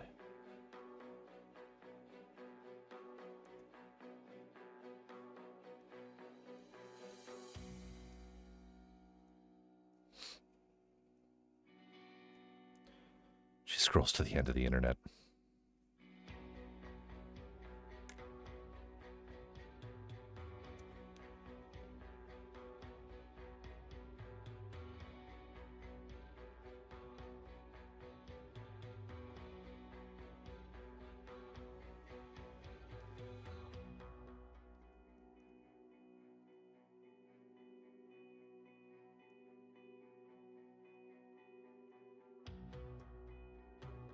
Okay, we're close here. Just got to do the front, that little piece there.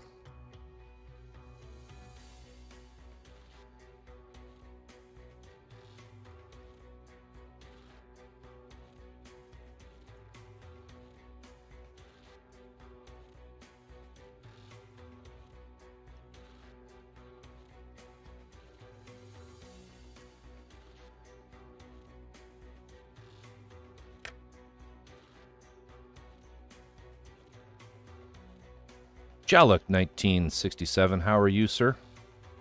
How are you, ma'am? How are you? Whatever pronoun I should be using, please insert. Doing very well. You just started building Gunpla? That's great. It is a very rewarding and relaxing pastime. And a wonderful rabbit hole to go down.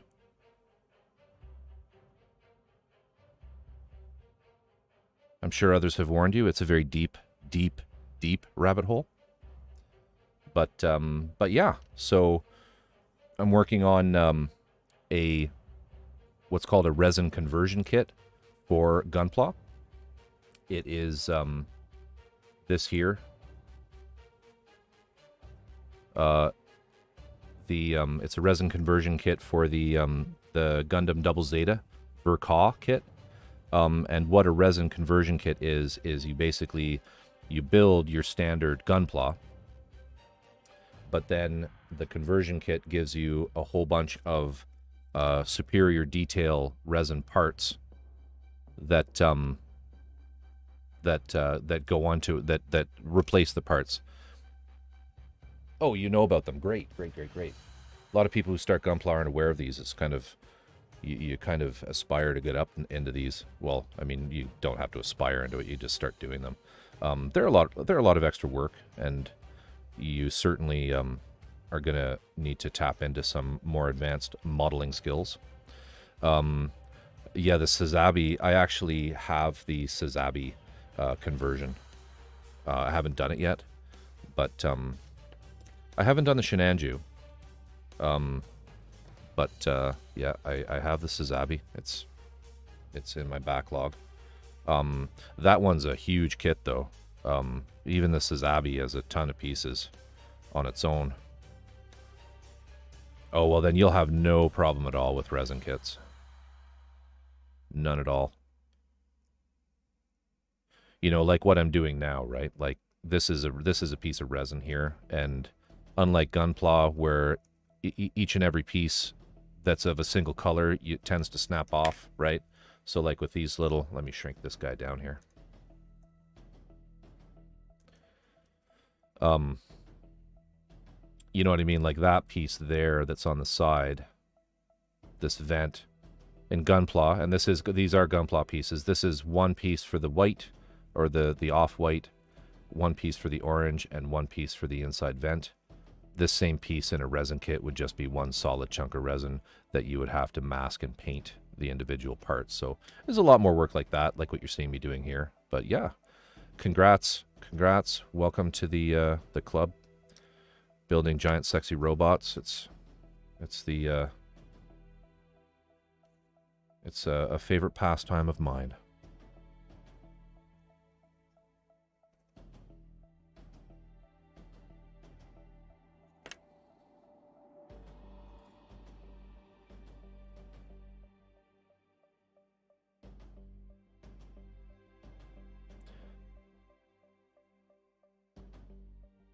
I know, right? I know. I did a lot of scale modeling a long time ago as well. And for anyone, you know, any of my friends who have talked to me about getting into scale modeling, even though I really like Gunpla and Gundam content, IP, I enjoy the series, I enjoy the anime, and I just, it's a real interesting sort of universe to explore. I unabashedly recommend Gunpla for anyone who's thinking they might get into scale model stuff because, and I've said it in the past, you literally just need these to build Gunpla. right? So anyone who's come from a background in scale modeling, they pick up a Gunpla kit and are like, oh, holy shit. You know, why aren't the other companies doing this? Yeah. So that's where I tell people to start. It's Gunpla. And I haven't done any armor or ships for a very long time. I mean, you tell me, maybe they've caught up a little bit to Bandai in their engineering, but I don't think they have. I don't think they have. The only thing right now that I build on sprues that is close to Bandai and close to scale model would be the Machine and Krieger content. You know, like I have a Custer and a Falke and some Mezzaline or Melusine and some of those models over on the shelf, but and they're nothing like Bandai. They're a lot of work, a lot of glue.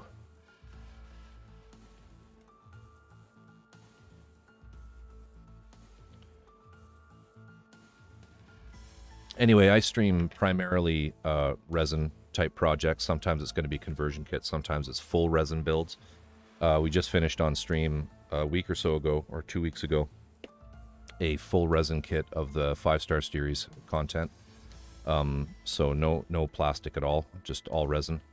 Very, very big kit.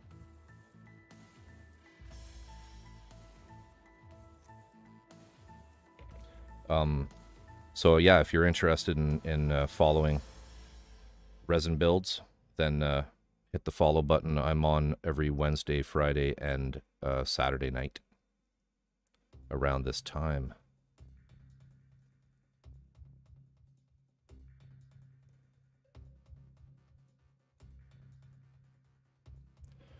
I'm building a spray from beer cart. I just read that.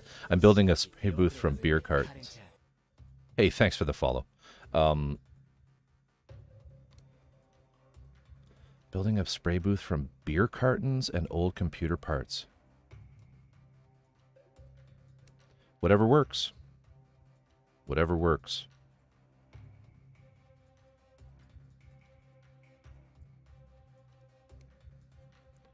I'm not saying I'm cheap, but my family invented copper wire fighting over a penny.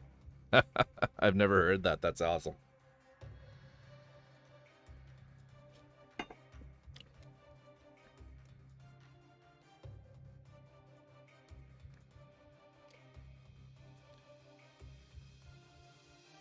Hey, if you're using computer fans, make sure that those fans are behind a filter of some kind.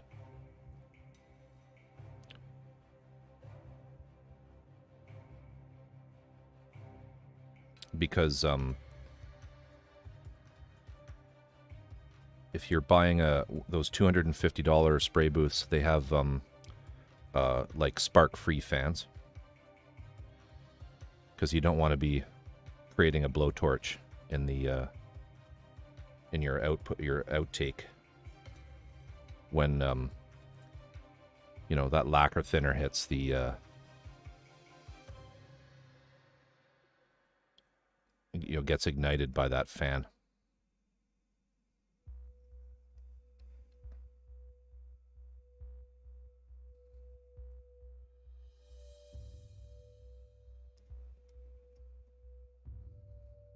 ATX power supply for power, LED strip on the top for lights. Right on.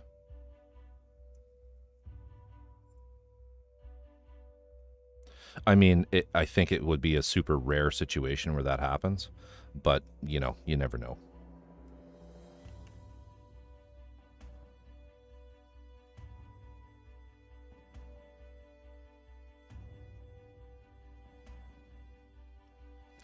Yeah, your neighbor calls you and asks you why there's a flame, a giant flame shooting out of your window.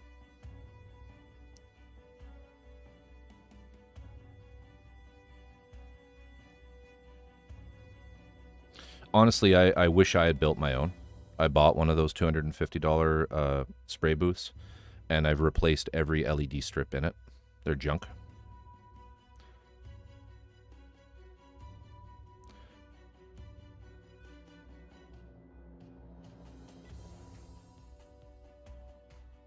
So I think we're good to go on that one. So we're going to paint that guy up to look like that. With this paint. Using Mr. Color paints. This is actually not this color. It's a custom one I did because the light gray was a little too dark, so I made it a little lighter. So yeah, we'll just head over to the booth and we'll just do up some of these parts real quick. For my masking tape, I'm currently using the Vallejo masking product, which comes in a number of different sizes. Oh, I forgot some of Spike Spiegel's legs there. I was showing Dreamcatcher some anime kits that I have. Yeah, this is the product here, the Vallejo masking tape. Comes in a number of sizes. I use that as well as the Tamiya poly tape, which is flexible.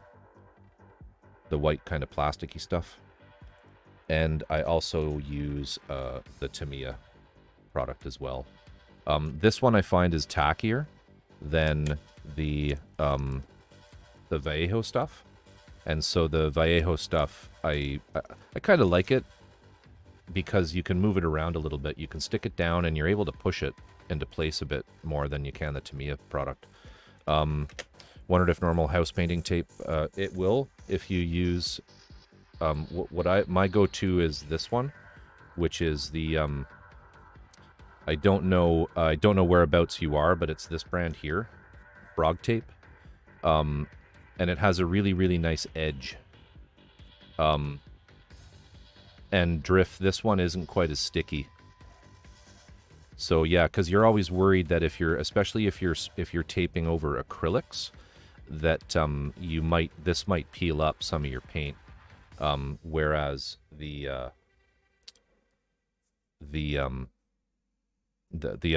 ones won't. So, but yeah, Drift, you're absolutely right. So I won't use a regular masking tape, but I'll use like I'll use this one, this Frog Tape one.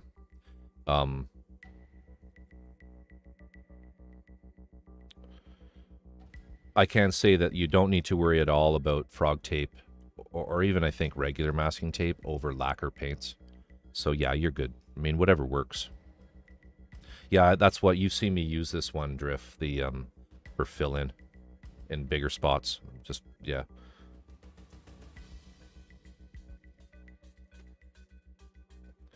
All right, so we have that. We have these pieces.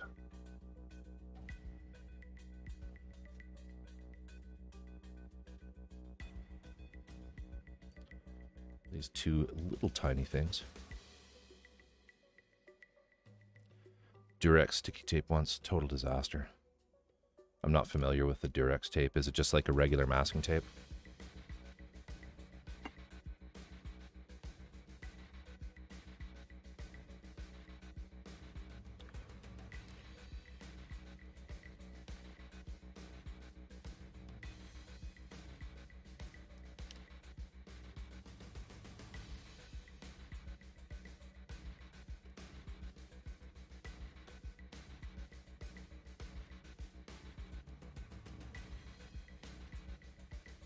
Oh yeah, yeah. That won't work. Durex is a brand of condoms here in Canada.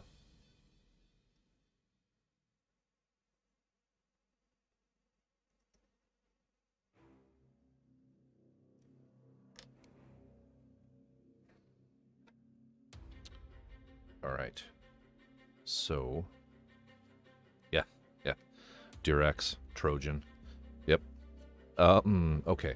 So let me just switch scenes here.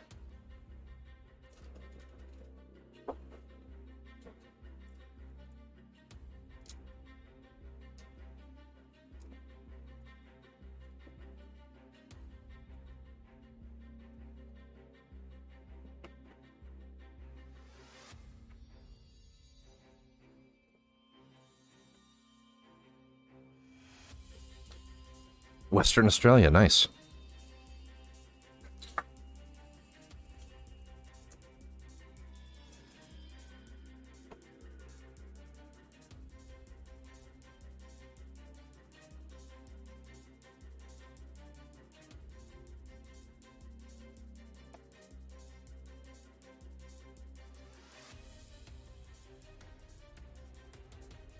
All right, so we're going to be doing, we'll do this piece first.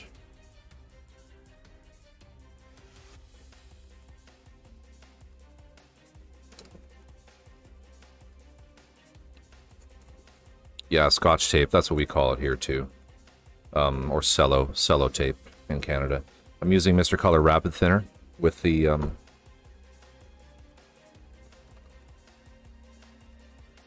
paint. Rapid Thinner will, as long as it's not a metallic color, will kind of ensure a matte finish when you airbrush with it.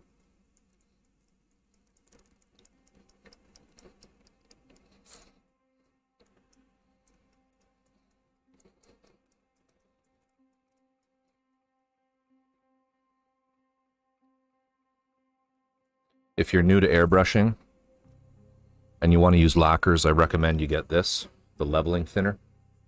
Leveling thinner has a retarder in it, so your paint doesn't dry as quickly, which leads to less dry brush airbrushing, where the paint has cured before it actually hits the part.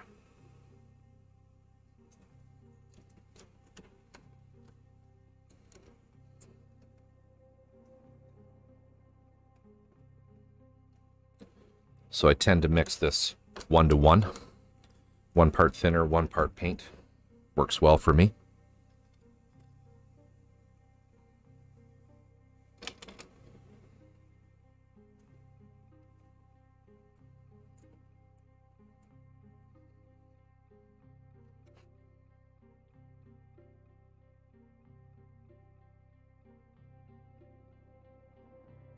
And we're just going to do a quick little mix with the pipette. Always put the thinner in first and then the paint on top, or you'll find you'll get a bunch of the thicker paint right down in the nozzle, which will often make for sputtering and clogs right at the beginning for the first little spray. So we're just going to run the fingernail, actually a toothpick.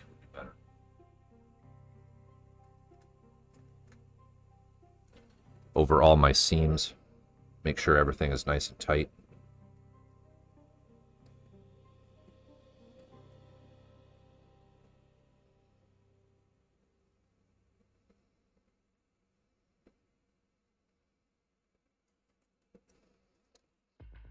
Give it.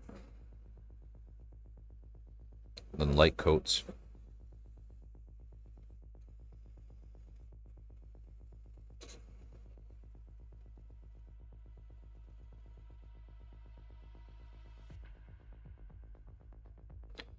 Do you prime all your parts? I'm new to airbrushing. Yeah, absolutely. Prime everything. Clean it and prime it. When I'm back in the other spot, I can go over some of that, especially with resin. If you want to do resin kits, there's an extra step that you need to do.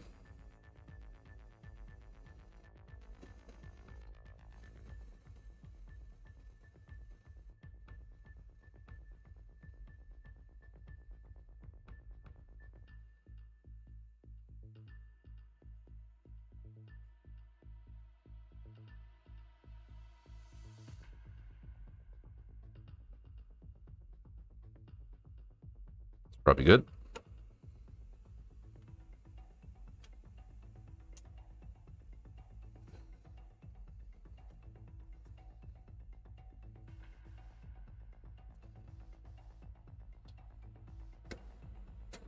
I just use regular hardware store lacquer thinner to clean the brush.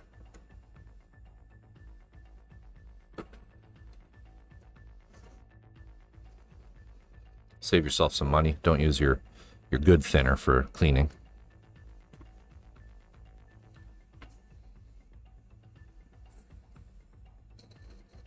And if you're new to airbrushing, if you pinch, so if you put paint in, and depending on what airbrush you buy or have, if you block the nozzle, so this has a little pinch tip on it where you can, it's easy to clean with these. I can just run my fingers across it if you get dry paint on there.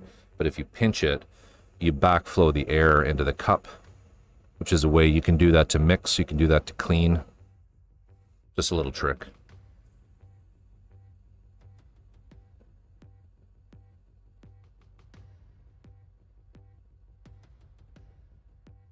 And get yourself one of these too, a airbrush paint pot. Very handy.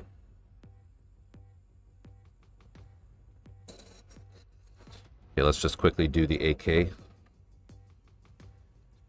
AK metallics are already, they're ready to go. You don't need to thin them.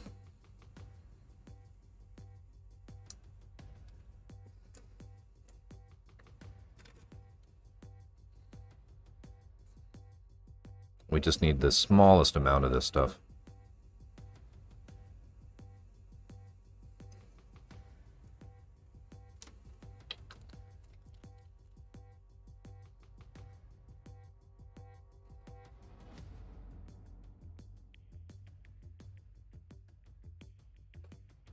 These parts are so small you probably can't even see what I'm doing.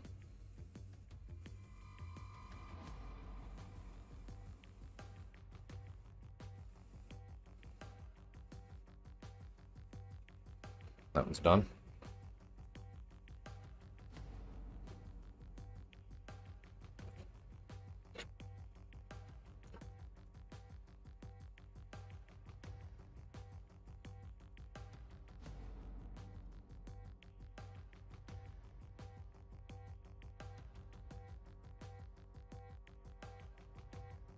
It's done. We'll just empty that out.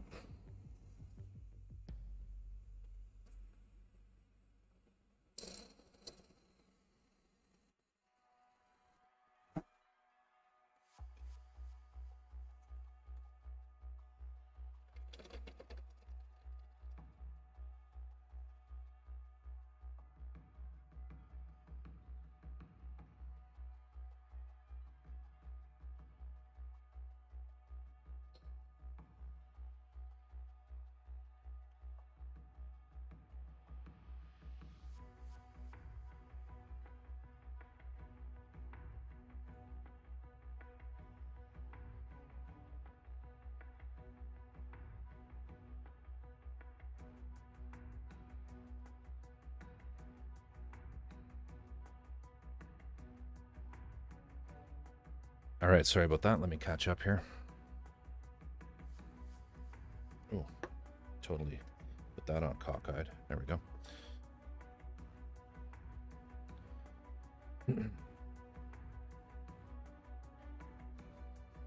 All right, do you prime all your parts? New to airbrushing. So yeah, I generally will use this.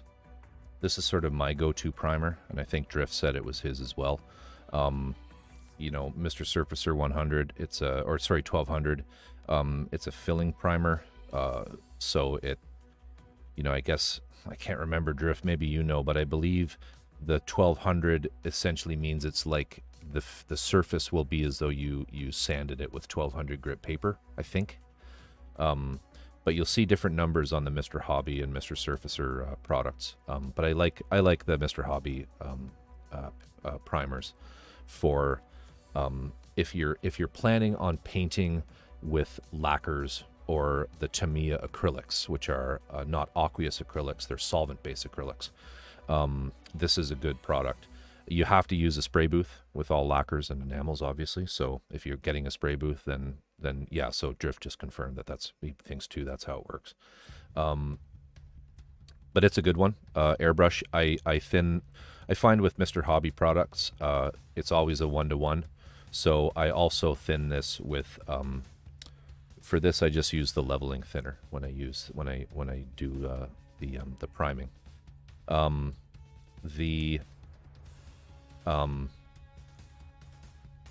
If you're painting in acrylics, you can use this if you want, but you can also use acrylic primers like Steinel.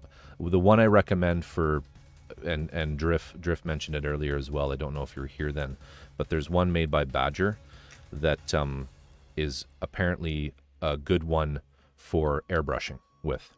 I can say with some authority that the Vallejo primers aren't the greatest for airbrush work. If you do use that, you have to thin them a lot more than you think you do. So instead of like a 1-to-1, it's almost like a 1-to-4, like 4 parts primer, 1 part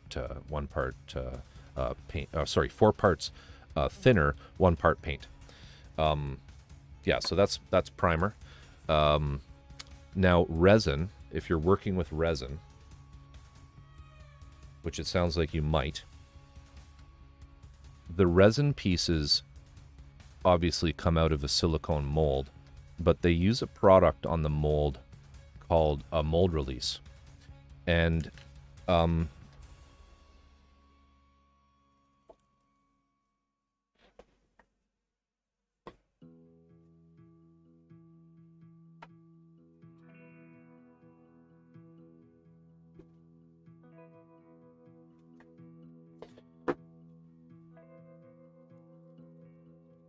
it's usually something like this.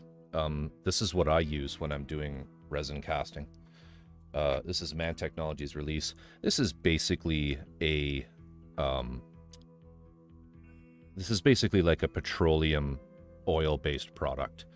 It's a lubricant for resin, and it sits in between the silicone mold and the liquid resin when it's poured in. And then when they pop the parts out after they've cured, it's very common that there's still mold release on the surface of the resin. And that can be disastrous for paint adhesion. So what you want to do with all resin parts, after you've done all your sanding and all of your touch-up work, because with resin, there's always going to be seam lines, rough edges, there's the pore tabs that need to be cut off. You're going to want to put them in a bath of some kind of mild, the best thing to use is like a mild and commercial degreaser. I use a product called I wonder where I put it. Oh, there it is. I use a product called Super Clean, but in the United States that same product is called Purple Power, and it's sold in automotive stores as a parts degreaser. But what you do is you can scrub your parts with it, or you can just leave them soak in that stuff overnight and then rinse them off the next day, and then they'll be ready to prime. But you'll always want to do that. Never forget to do that with resin kits. I also wash my Gunpla parts and all my model kit parts before I paint them as well. You've heard of Purple Power. Okay, yeah, so get something like that. You specifically, I mean, I've heard people say you can also use a dish soap. I mean, it's oil. Like, mold release is just oil. So anything that will break up oil will work just fine.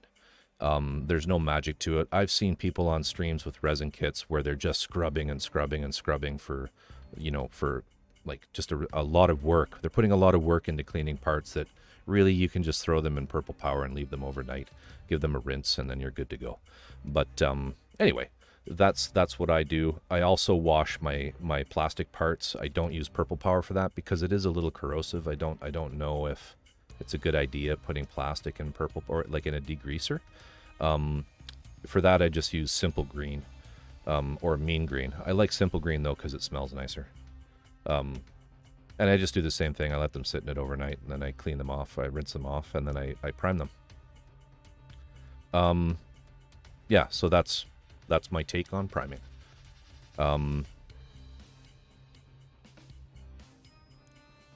Yeah, I use Harder and Steenbeck Infinity. Got stuff in it? No. So it's the Infinity CR Plus from Harder and Steenbeck. It's obviously it's a gravity fed top loading 2-part, or sorry, it's air double action, I guess is the word. What's nice about it, it has an aperture. So there's this dial on the back of it that I can turn and click in like a pen. And when I do that, it locks how far back I can pull the trigger. Just pull it out. You can see it goes all the way. And just to demonstrate how it works is when you push it and pull, you can see there it's only back a little bit. But as I turn this, it changes the amount. So handy for some stuff where if you know you don't ever want to overspray. Like there's certain paints out there like the all-clad chromes, where the way that they work is you really only want to put a very light dusting of pigment over the black enamel to get the chrome effect.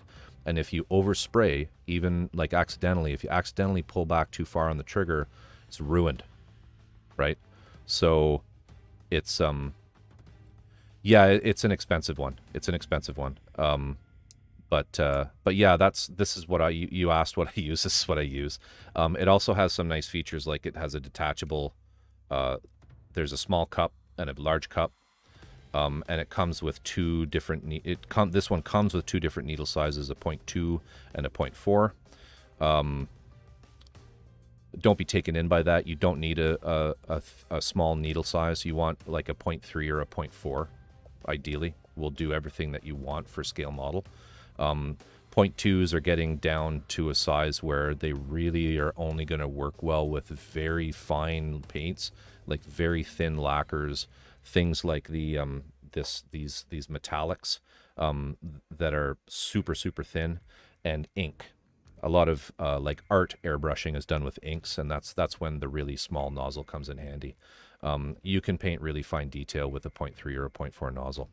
So that's what I use. I didn't start with this airbrush though. I kind of graduated up to that. The airbrush that I used for years and years and years was an Iwata Eclipse HPCS, which is sort of the go-to airbrush for tons and tons and tons of people out there. It worked just fine. So you said you have a cheapo Chinese but a good compressor. That I guarantee you that you will, once you've mastered that airbrush, you will get just as good results as I do with this. So the Eclipse is what you have. The HPCS is a great thing. It lacks this, but just keep that in mind. Some other airbrushes that I don't know if you can get your hands on, if you want something that's around the same price as the Iwata, is well, hang on a sec, let me just check something.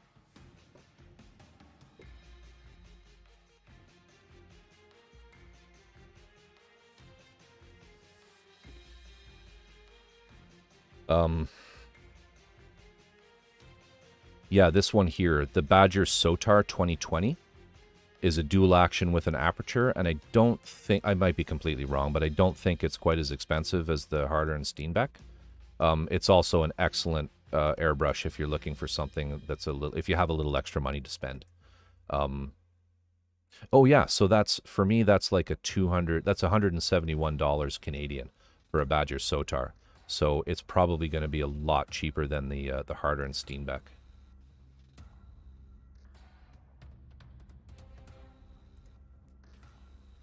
So if you're still shopping, definitely look around. But yeah, the Bora, welcome. How are you tonight? Or how are you this morning? We're just talking about airbrushes here. But yeah, the Badger Sotar, I can show you here. Badger Sotar, you see it has the aperture on the end of it. That's what that craziness there is. It has a fixed cup, but it's a big cup, so it works well. And of course, it comes with all sorts of changeable needles and everything. But it's a nice one as well. Lots of people use that. Lots of people do. But lots of people use that. So, and then for my compressor, I actually don't really have an airbrush compressor. I use a, I think it's like a 60-gallon industrial shop compressor that is outside of my house in my my outside workshop. That is run through a hard line, an air hard line into like a moisture and oil trap in here, and I have oh, what do you call it? Like a connector where I can connect regular air tools to it, as well as the airbrush regulator is right beside is on sort of the down below on the desk right beside my airbrush booth, so I can regulate the pressure there. And it's just the Iwata the Iwata moisture trap and regulator and dial combo. Nothing fancy. So yeah, that's kind of my airbrush setup. I don't know if you have access to a large industrial shop compressor. If you do, there is absolutely no reason why you can't use that with an airbrush, so long as you take into account moisture and oil. So you'll need a moisture trap, and you'll need an oil filter of some kind on it. Definitely. But it's absolutely a dream to use. I ran I used to have an Iwata Pro Series compressor, until it kind of dawned on me, like, why am I doing this? Is there any reason why I can't use the big one outside? Because I can spray with that huge tank for like a half an hour before it kicks in. And it's so huge. There's such an enormous volume of air coming out that's in that. Even when the compressor starts on it out there, you guys never hear it on stream because it's so distant.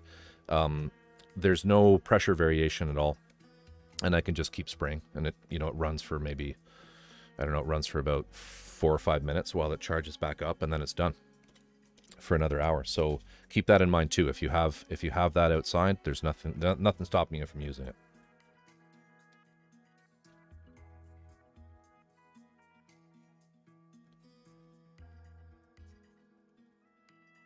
Hey, you're welcome. You're absolutely welcome. We're all nerds here. We're all nerds. We don't mind sharing tidbits of info.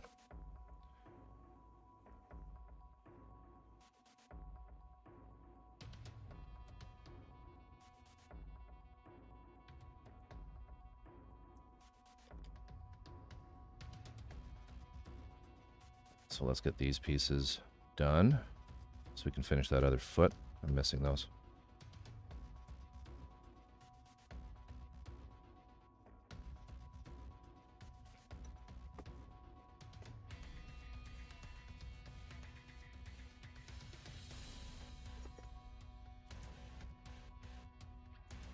No worries, Tijaluk.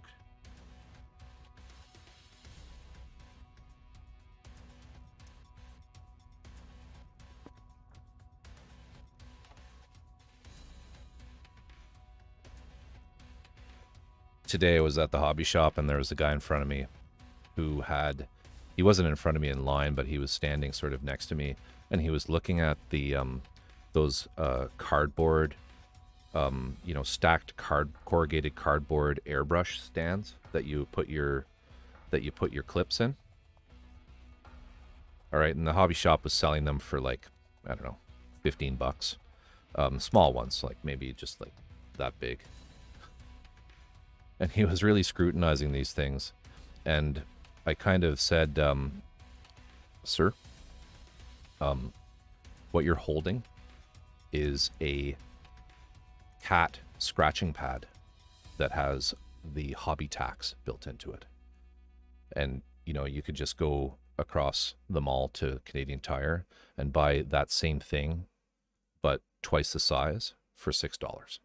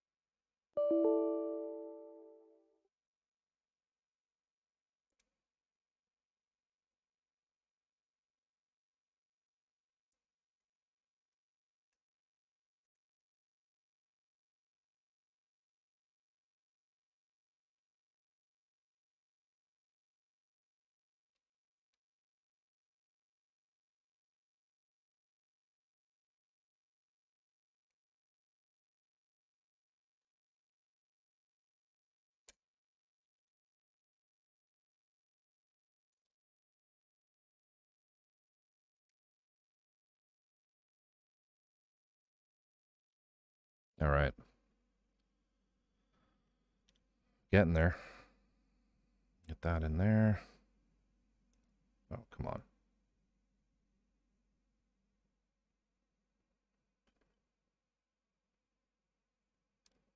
Ooh, this paint's not quite dry yet, but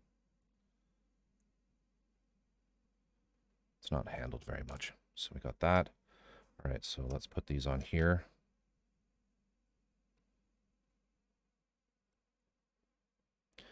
How's your morning going, Bora?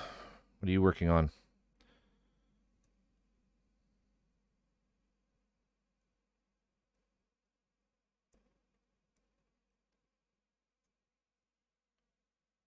It's looking good.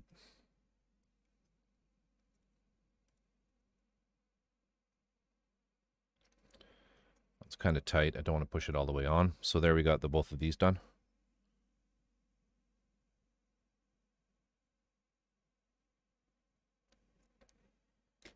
I always start with the feet when I build Gunpla. I don't know why. I mean, I don't have to, but I do.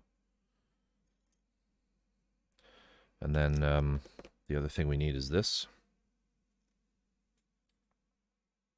Where did I put it?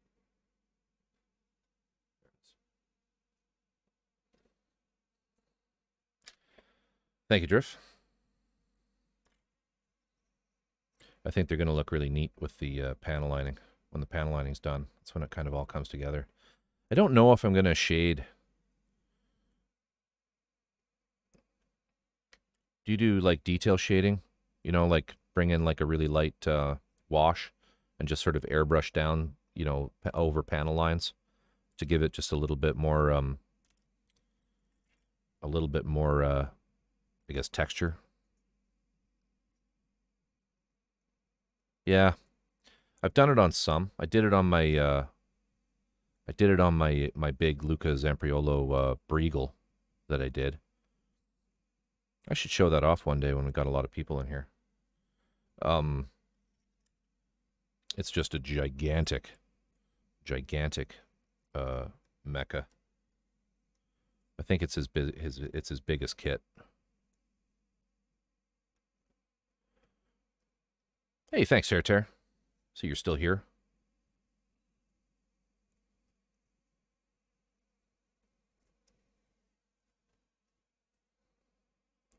You're quiet there for a while. Thought we lost you. My late night stream. Yeah, I was just about to say he's got this new otter which is transforming. Oh my god. Like, dude is a legend. Of course you're here. Yeah, to like engineer that that level of you know, I'm stumbling over my words. I apologize. To create a transforming kit without any kind of computers, just thinking it all through in your head, and sculpting the pieces, like, just nothing but respect for that man.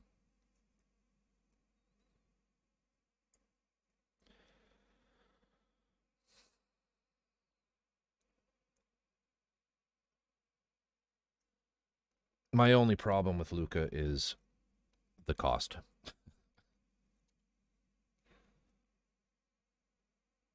Because Drift, I don't know if you've bought any of his stuff, but I think the Briegel when I got it was €600. More tape for the tape god.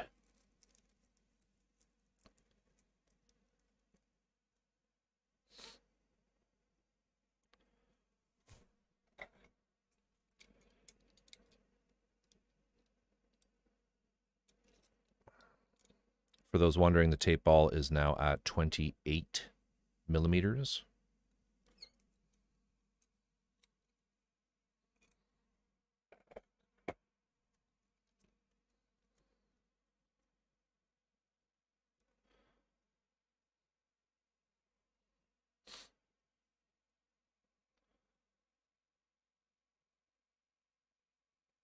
Yeah, so that's looking nice. I'm liking that. That is the back armor. Goes right here. Show you in more detail. Yeah, it's big money. His stuff is very expensive. Very expensive.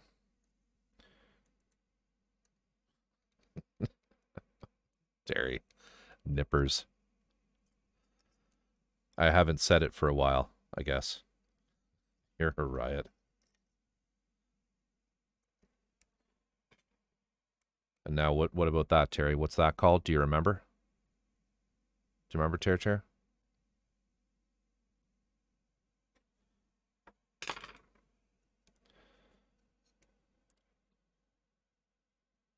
So these resin pieces go here. There you go. You're a riot. And then this is on the back. Like that.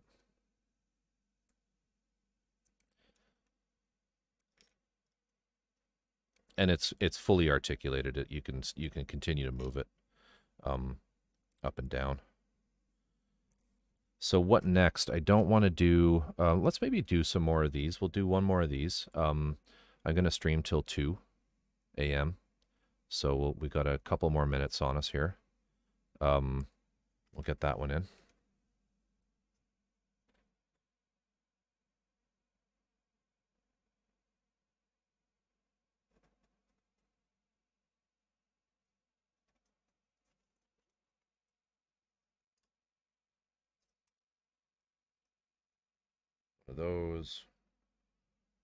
One of those. Actually, let's just get all of these.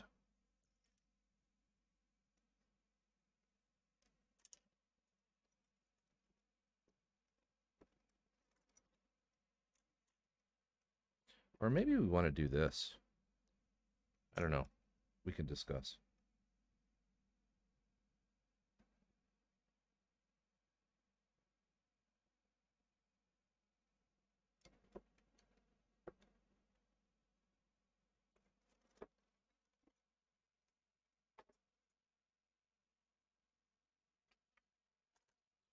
My music stopped.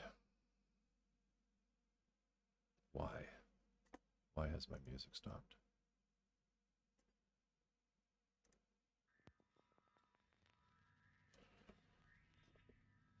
That.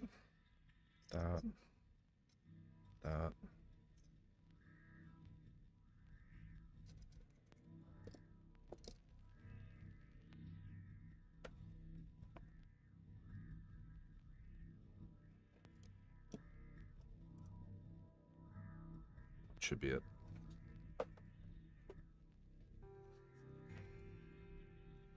All right. Yeah, this is the front. So this piece goes here.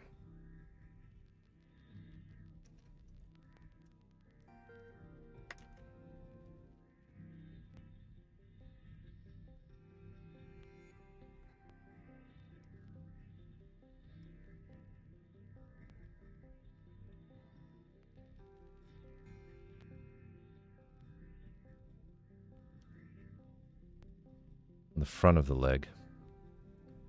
And there's a vent piece that goes in there. You can see here.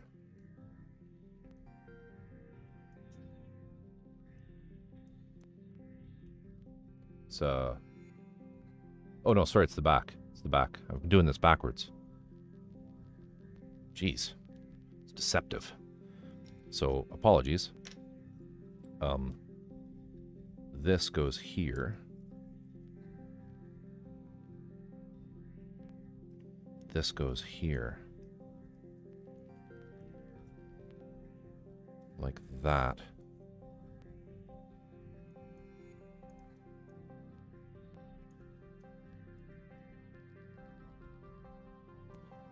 And then this piece will attach here. Like so. And then these here.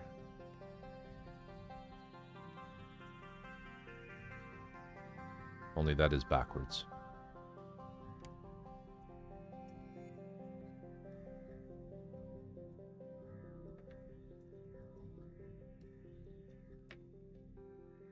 Like I meant that this longer side faces the other way.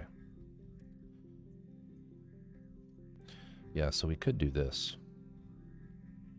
Maybe we should. Maybe we should. Let's work our way up to these pieces. Let's not paint them yet.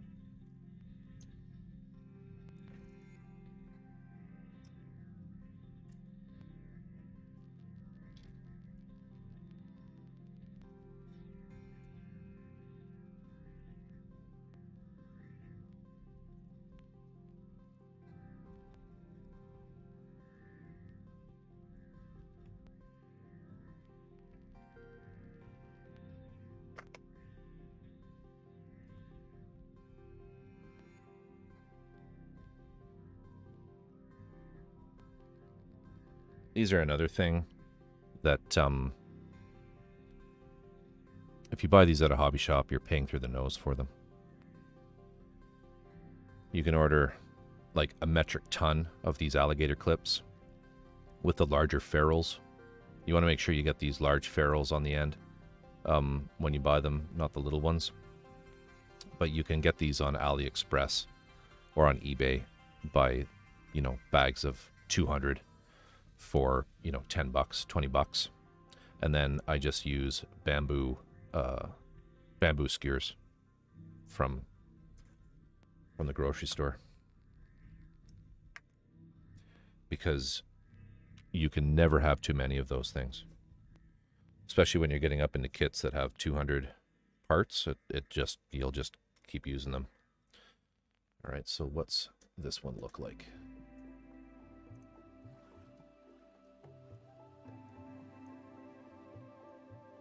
Okay, so on this, it's kind of reversed. The outside from this, so the outside of this piece is light and the inside is dark. So we'll be taping off the outside.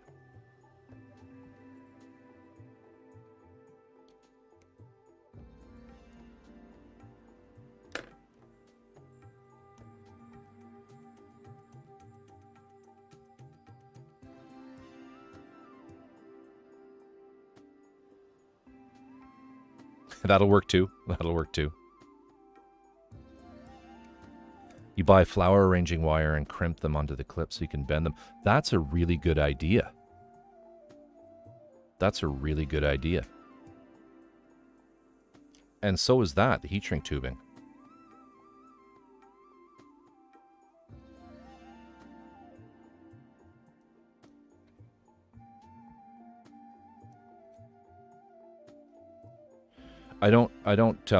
I mean, for doing gunpla and scale drift, that's a great tip. I'm gonna do that on a few. I don't need it so much with the resin kits, because I mean, you've seen me pinning using the brass pinning, because that's the other thing with the full resin kits. There's no consideration made whatsoever for joining the pieces together, so you tend to need to have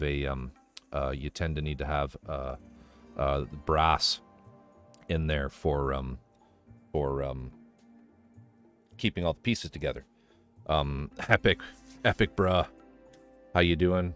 Redeeming the hydrate. Thank you, sir.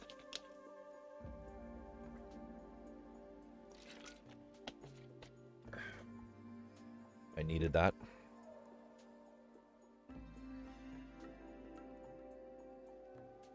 I was told never to use AliExpress, and they aren't cheap on eBay. Bonsai wire for pinning is good too. It's cheaper than brass rod.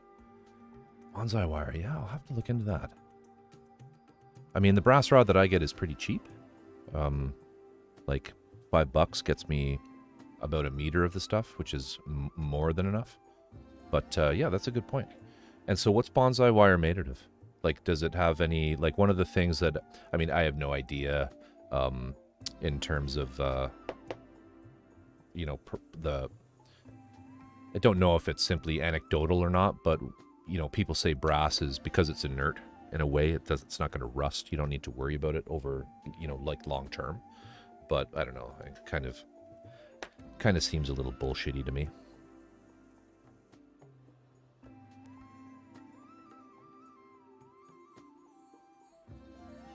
But I like the idea of a flexible wire for the airbrush clips.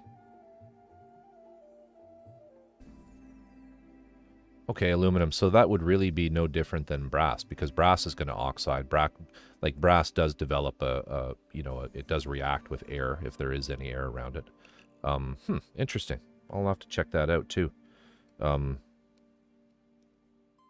don't know where I would find a bonsai wire here, but I will check that out. How are you doing, Epic? Good to see you again. Haven't been around for a while. I hope you're well.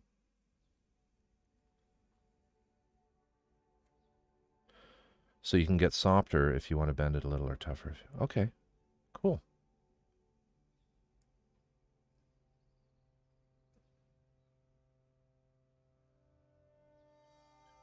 Yeah, that's my experience too, Drift. It's kind of like if you want something, if you want a lot of something really cheap and you're willing to wait a month for it, it's about a month for me here in Canada, then AliExpress.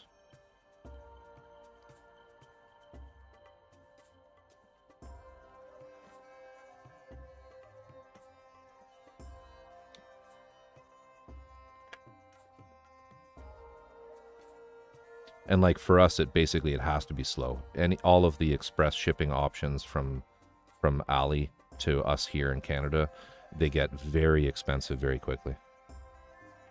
Like sure, they'll do it, you know, DHL or EMS, but then you're paying $60. Yeah, that's right. Don't trust anything brand name there.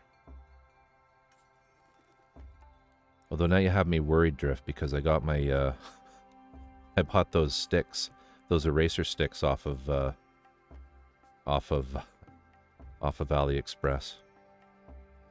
Watch, they'll just be a Mr. Clean and Magic Eraser stuck on a popsicle stick when they arrive.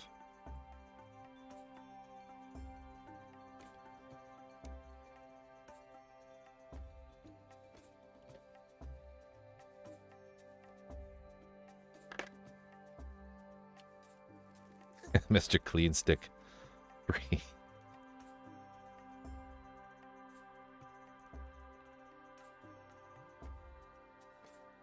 It's a terrible joke, but the word clean will be spelt differently.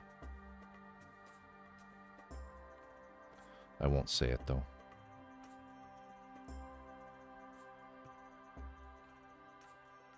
Yeah, like how's your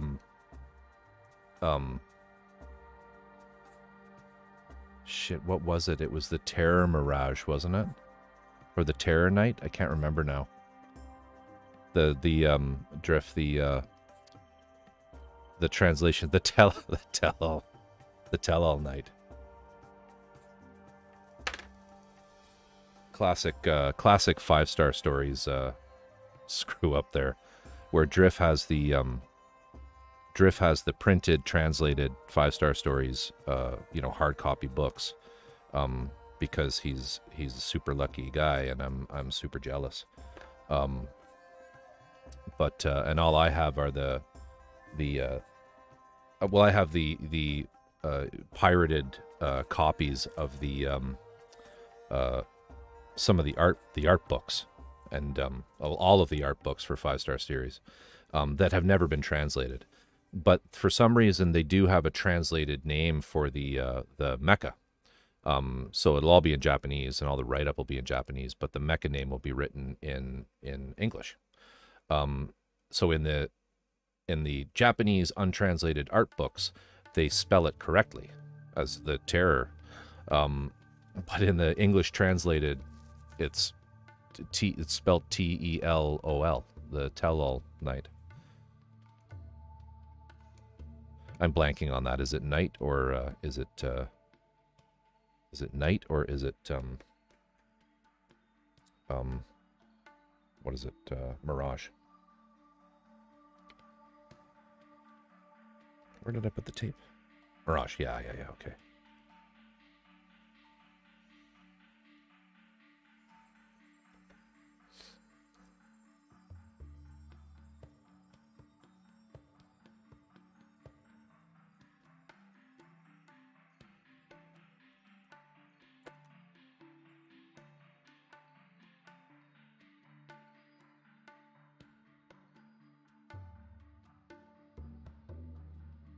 Also make friends with local tattoo artists. See if he'll order a couple extra boxes of nitrile gloves when he orders his. Generally, they get them cheaper. Oh, hey, that's a great idea. That's good to know.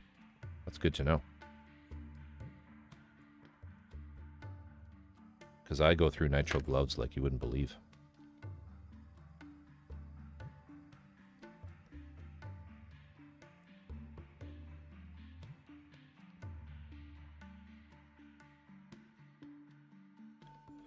The other gloves that I use for the resin kits are cotton gloves. You know, butler gloves, I call them.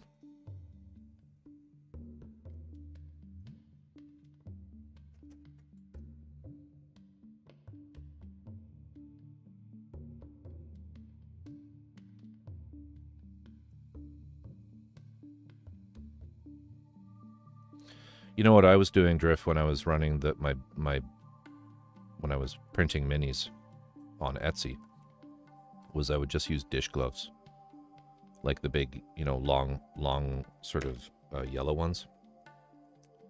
And I would, I just had kind of like a paint bucket that I kept them sort of stuck in, and I used them for, you know, 50 prints before I replaced them. And they were just toxic, and, you know, you would never ever touch the outside of them.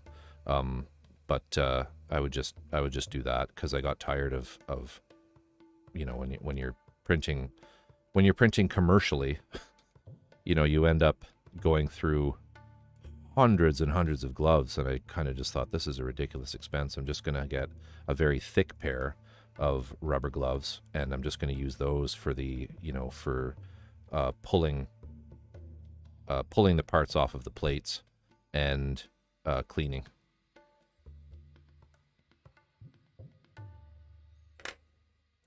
Yeah, that would work too. Like if you can get the Gorilla, is it like the Gorilla 8mm, the yellow box Gorilla gloves would work well for that. Could probably accomplish the same thing with them. Yeah.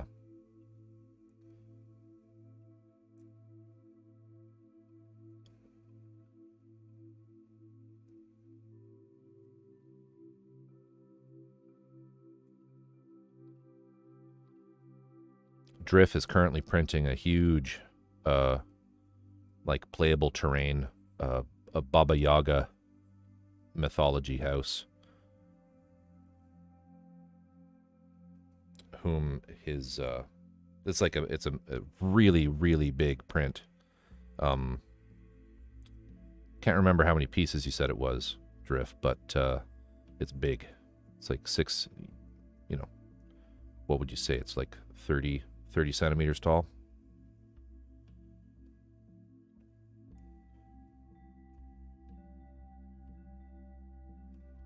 Six inches wide kind of thing. But he's printing it, and his partner Echibat is going to be painting it on stream.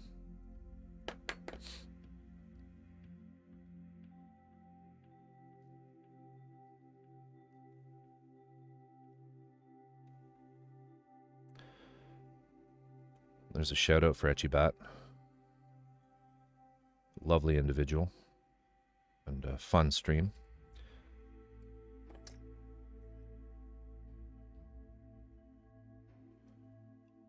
Does lots of resin stuff. Not like resin kits like what I'm working on right now, at least not on stream, but yeah, lots of art. Painting minis, painting figures.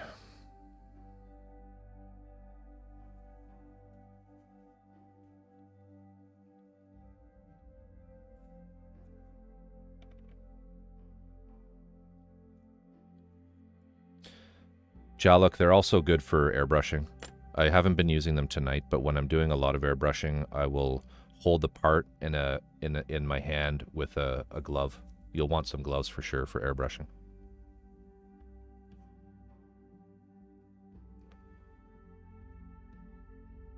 The only reason I'm not using it is just utter laziness. And yeah, for resin-based SLA printing, you definitely will want to use gloves because the resin is quite toxic.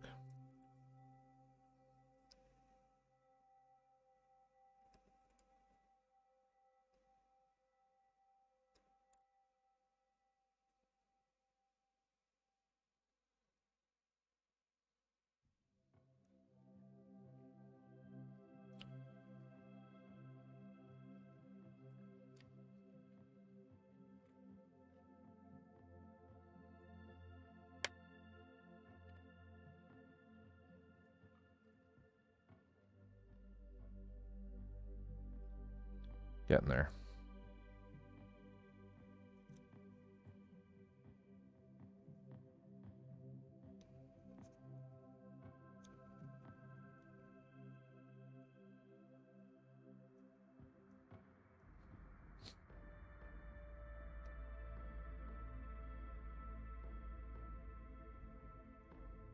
Bora, how's your Shaolin monk coming along?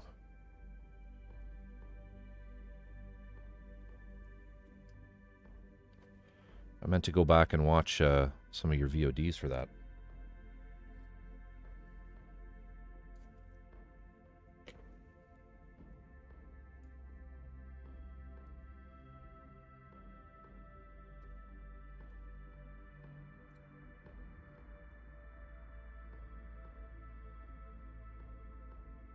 Just the monk to finish now? Nice.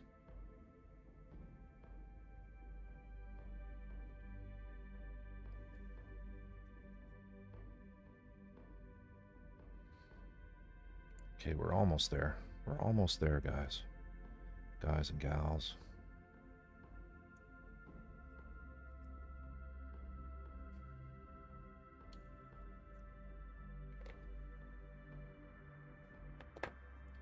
Let's check that out. Oh, sweet. Oh, and everybody, please, please, please go and give Bora a follow.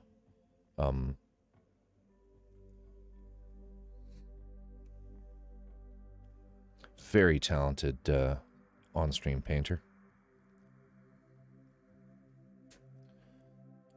That is next level, my friend.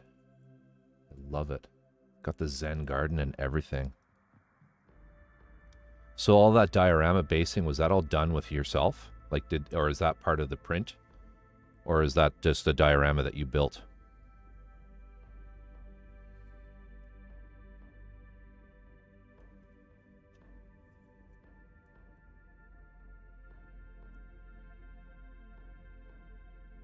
Hey, no worries. Friends or follows are free.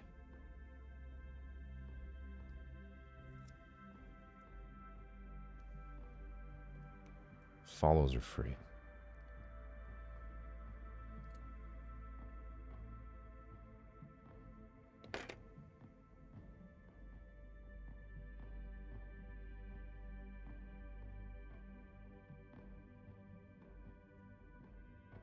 This piece here, I think I'll do in, it's beautiful. Beautiful work.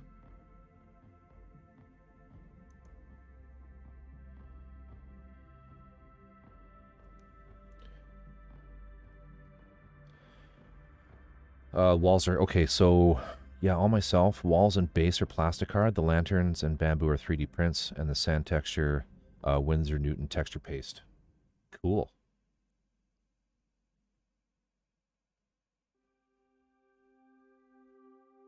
Great job. Absolutely great job. Oh, I just noticed that's like a rock hand, eh? Very cool. Thank you for sharing.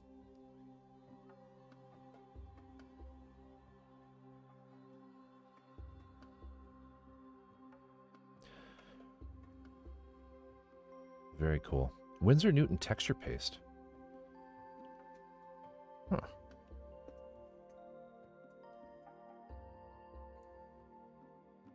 Just need to check something here.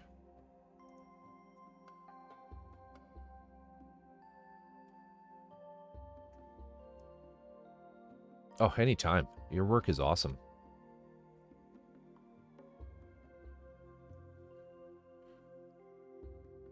Now, what have I done here? Did I paint this up wrong? That goes there. Oh, I see. Whoops. That goes, that's there.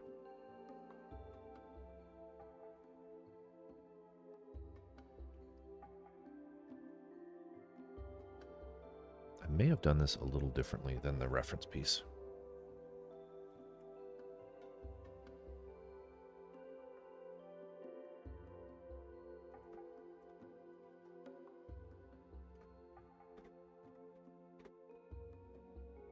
Just trying to find the other one so I can compare it.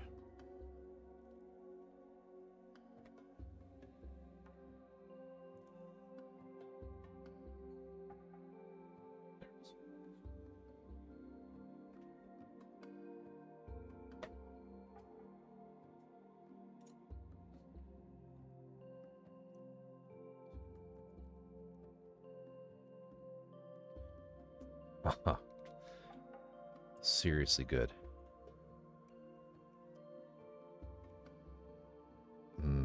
did do that differently.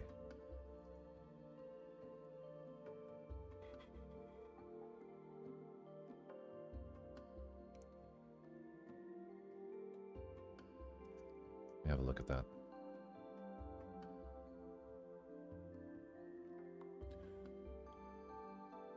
Sand texture gel. Wow. I am going to look for that. Very cool.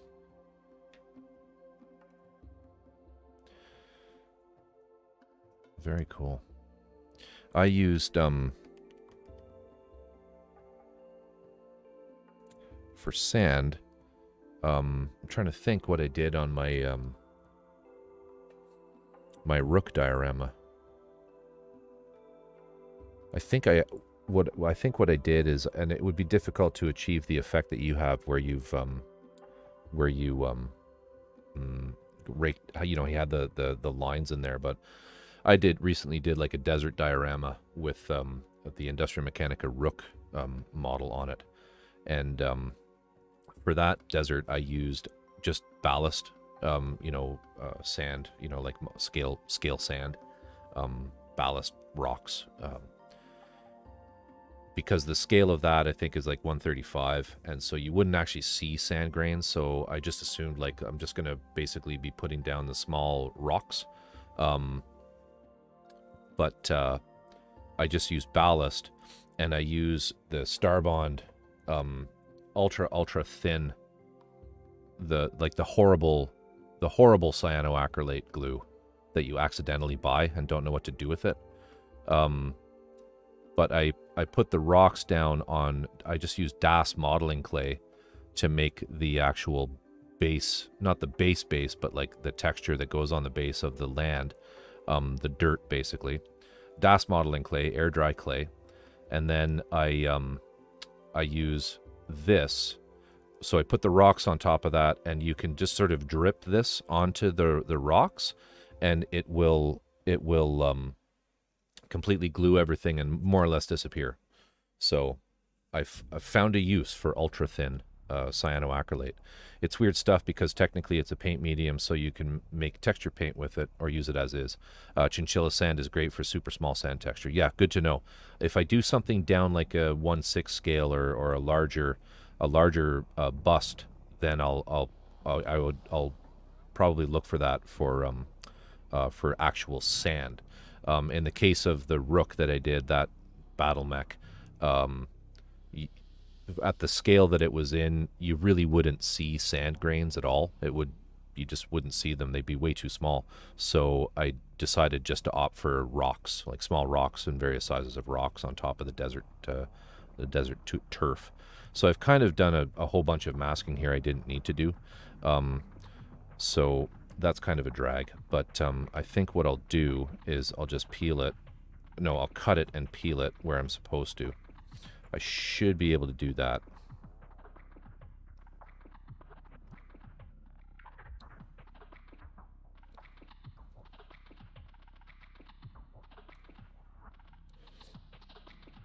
Apologies for this. I'm just getting a little tired. Just hoping to be able to make it through this piece and get some paint on it. Actually, let's leave. Do we want to leave that? No. Masking practice. Well, it's that law of streams making everything take 25 times longer than they're supposed to.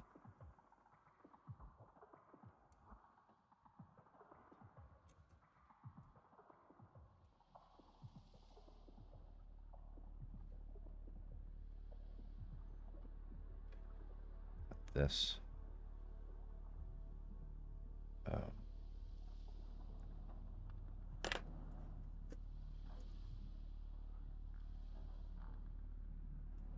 Yeah, so I want to leave this. So let's just cut this.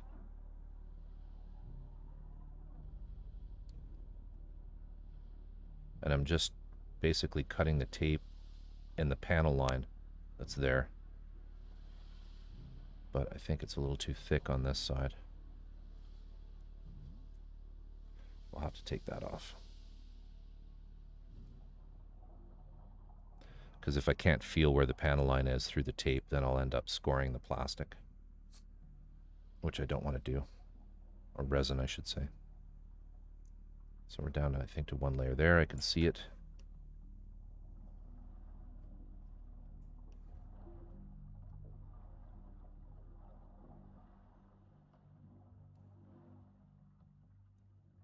There we go.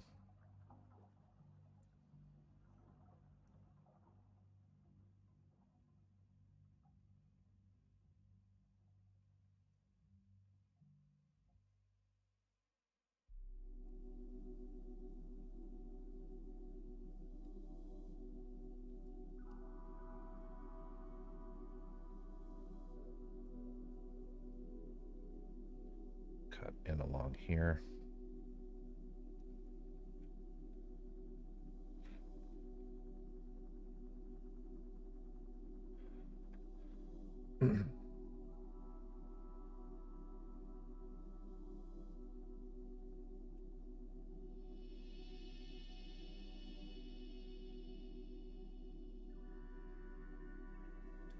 Think I want to cut that out?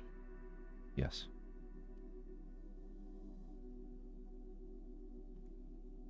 Yeah.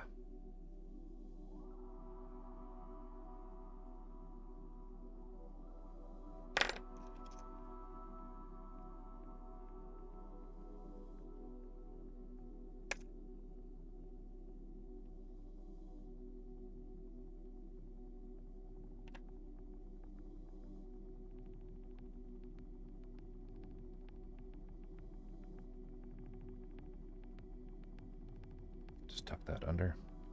And this piece has to go.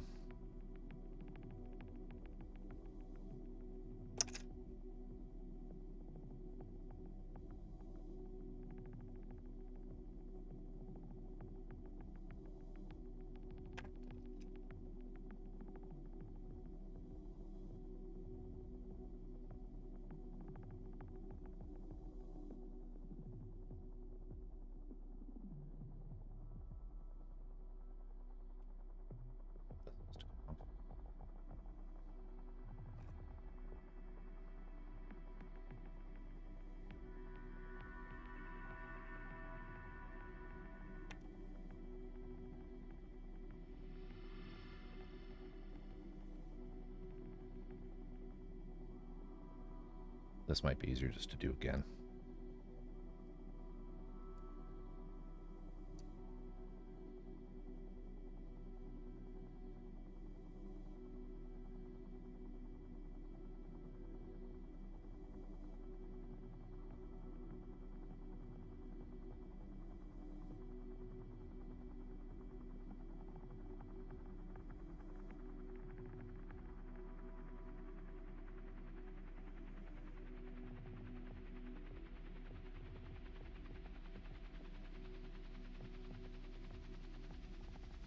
See, I did this part backwards. I shouldn't have painted it white, or the light color first. I should have painted it in the dark color, and then masked out and painted the white.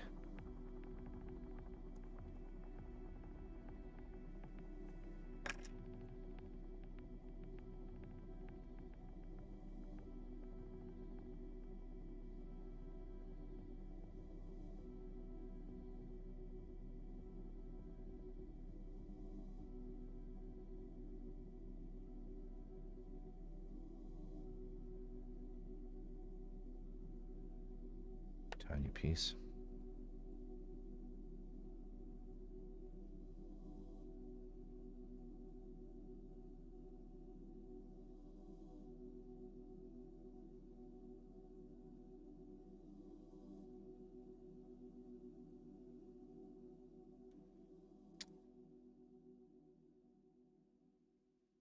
What an annoying little corner.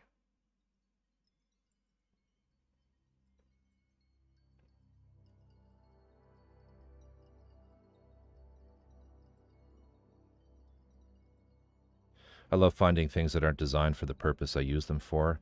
I made some scale icicles from clear 3D printer filament.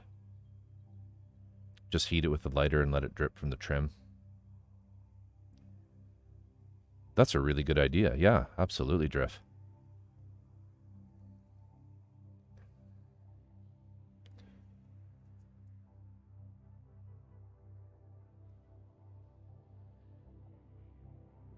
All right, we're gonna just, for this piece, we're gonna just switch over to the Tamiya paint or tape,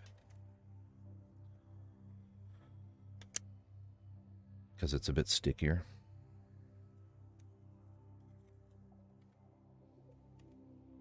Just want to get this one part done.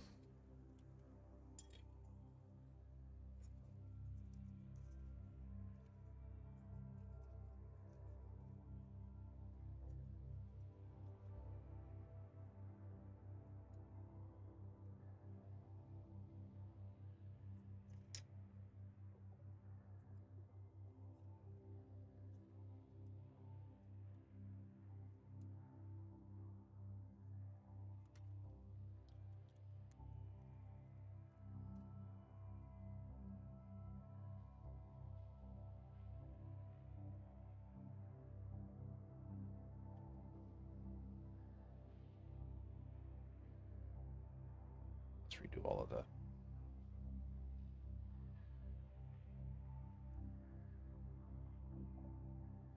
jeez. Build resin kits, he said.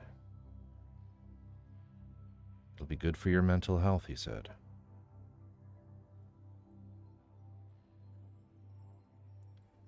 All right, I'm gonna just stick this right here.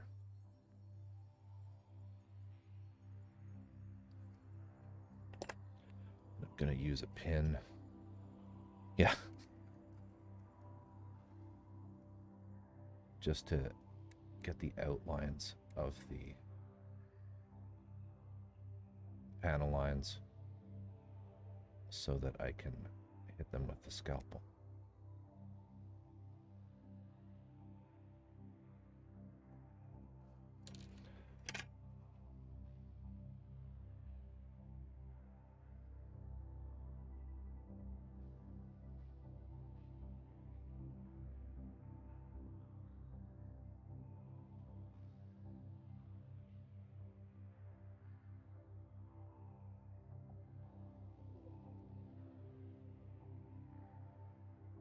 This is where you want those jump scare channel rewards, stuff like this.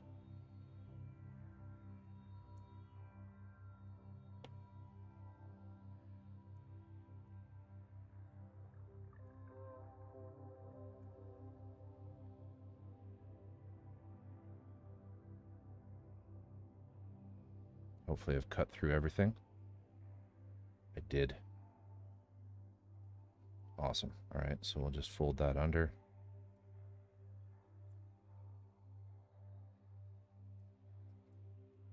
Yeah, exactly, right?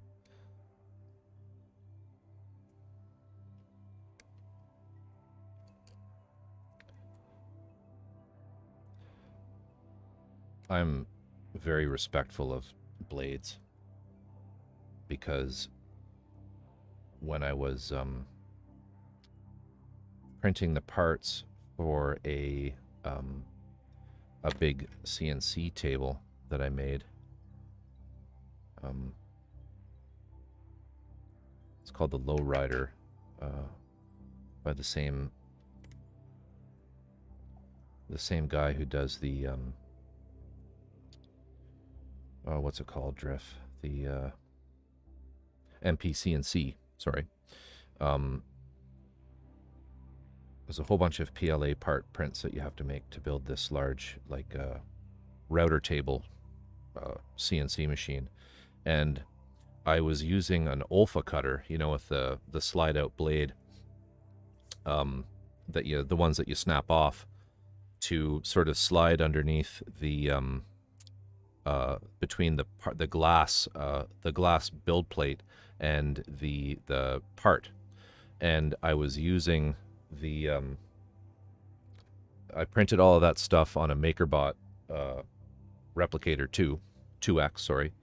And I had a lovely magnetic borosilicate build plate that I used for that, because if you remember, I don't know if you guys were in 3D printing, FDM-based 3D printing back at the beginning of things. I was with that printer. It's over there. It still works. But anyway, I was rushing, and the blade popped off every part and went right across and directly into the palm of my hand right here, and it hit an artery, and so I had like arterial spray. Not a lot of it, but a little bit, right? There was definitely blood coming out when my heart was pumping. You could see it, and turned this room and the bathroom down the hall into what looked like a crime scene, and I had to get to the hospital, where it took quite a while for that thing to stop bleeding, and ever since then I have been very careful with the direction that you are going, because it really just takes one blunder like that to change your perspective of sharp objects.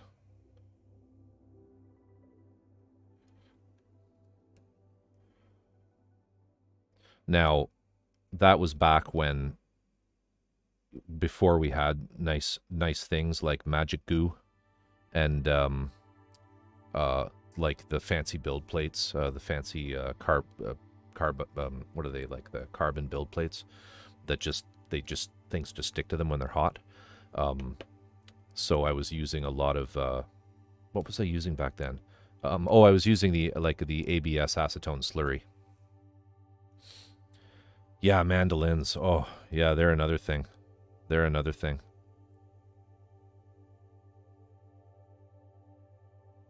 I was just hurrying. I was doing too much too quickly. Unpredictable Artist has entered chat, and this is her badass introduction. Unpredictable Artist, how are you? How are you tonight? Caught me right towards the end of my stream. I'm having more and more smooth brain moments, so I just want to get this one part painted up, and then probably call it. But yeah, welcome. How are you? Oh, shitty. Why you peel up?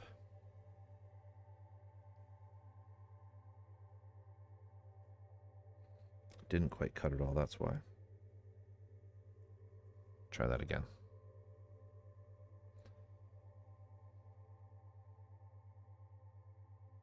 Glad to hear it. Glad to hear it.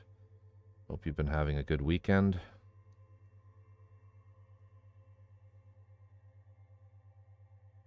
Sorry, trying to get this done a little quicker by doing it over here. Apologies. Just give me a sec.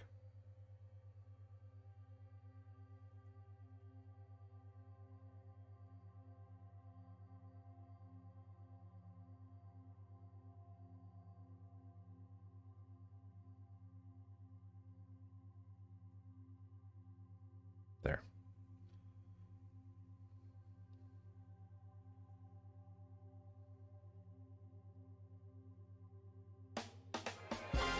Unpredictable Artist has entered chat, and this is her badass introduction.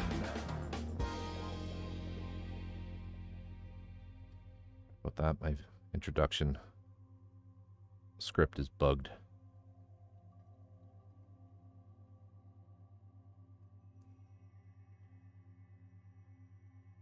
Oh yeah. Because I've done absolutely nothing to fix it.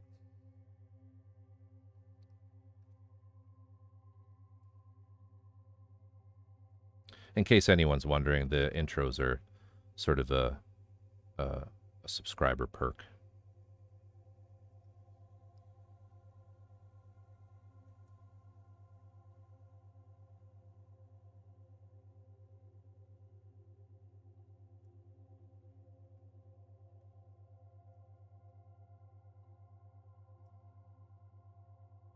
All right, so that's getting there. I've got all of that taped off, so that's perfect. Just have to do this one little side, and then I think we're good to go. I'm going to do this in an even darker gray, and this in an even darker gray, but I'll probably do those off stream. I'll just get this one last piece taped off here. Then we should be able to hit it with the spray booth.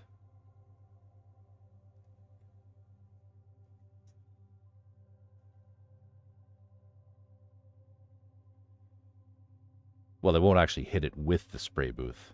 I'll take it to the spray booth and hit it with paint.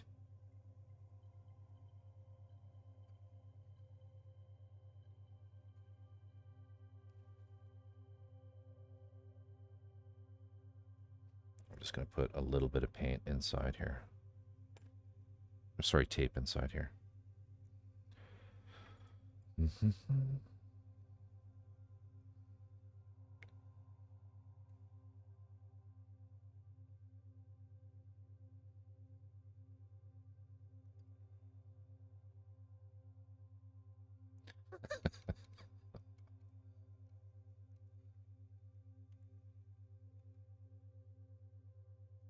I've thought of it with this piece.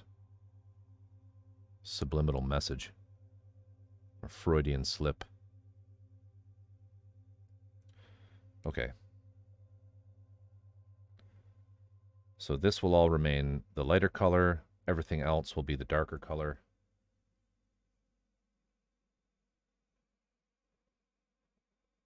Yeah. I think we're good with that. Oh, except I should probably... no, because I'm going to remask that. So there'll be a little blemish here and here, but that's okay because I'm going to remask that part, this shape out here, and paint that in the darker gray. So we should be good. So let's put this on a stake and paint it.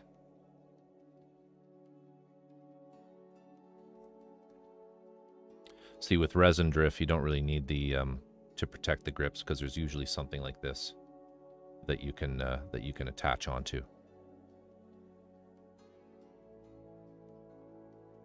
Okay.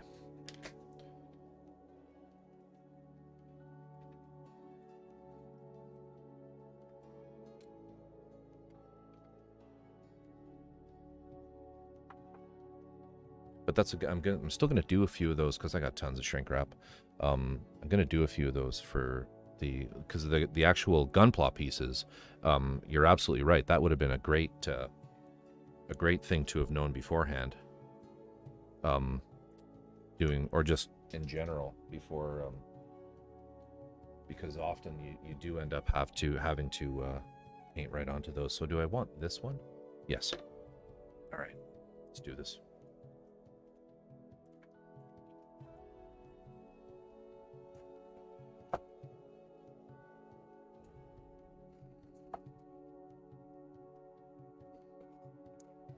Okay.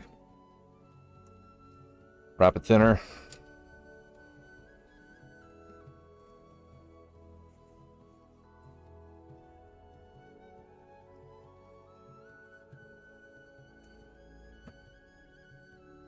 Do 1/2 mil.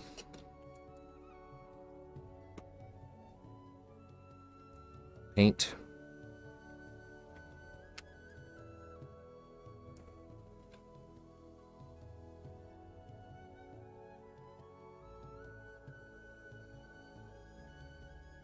Half a mil. Give it a little mix.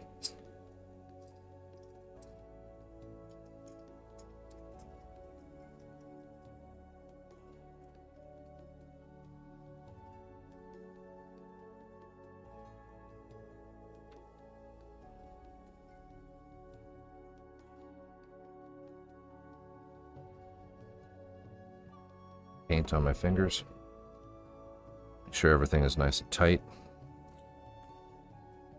Hook up the air.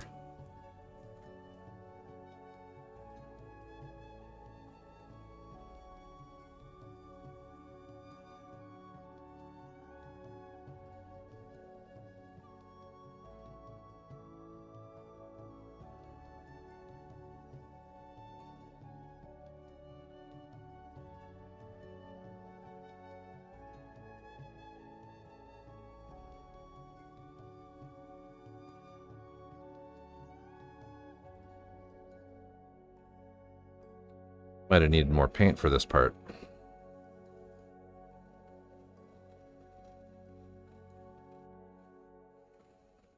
We'll see.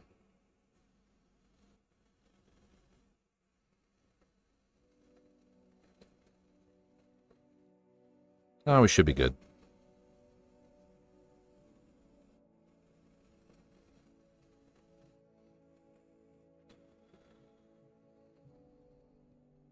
spraying at about 15 to 17 psi.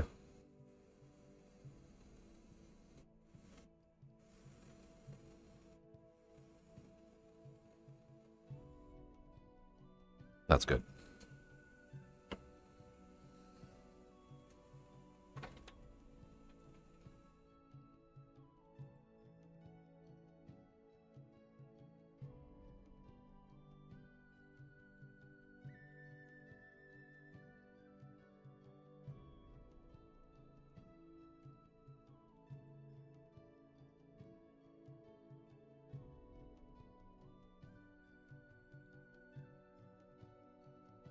Why do they make price labels on the bottom of paintbrushes so damn difficult to remove? I gave up. I gave up on predictable. I just leave them on.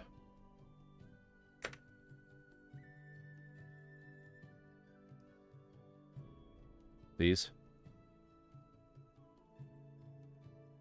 I just leave them on.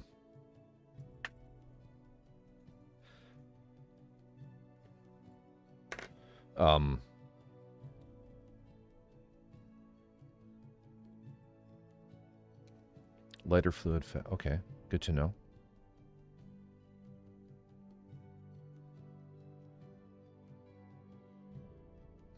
Yeah. Gugon works okay with paper labels, but Tear, I think they're plastic. That's the problem, is they're like the plasticized stickers with some kind of industrial strength NASA grade adhesive.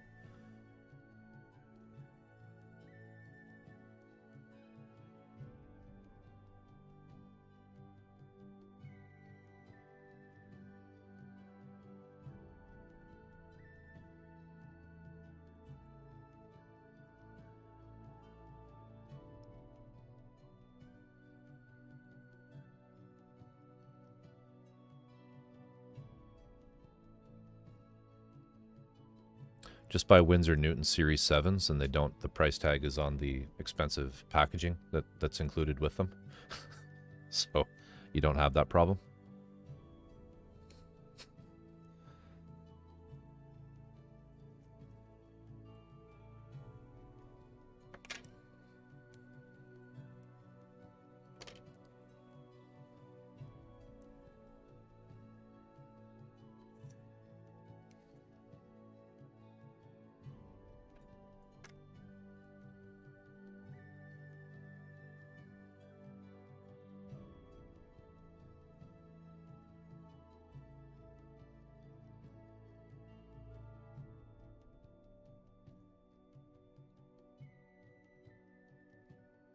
The other really good paintbrush, more for hobby and mini paintings, are the ones that Jason at Monument Hobbies is producing. He's making brushes that are of comparable quality to Winsor Newton's. And what's the other brand? Raphael. They're high-end sable brushes, but for a lot less money. And they're also sable, Kolinsky sable. Well, I don't know if they're Kolinsky, but they're Russian. They're Russian sable of some kind. I believe they're called Bombwicks. That's Monument Hobbies, the same people who make Pro Acryl paints.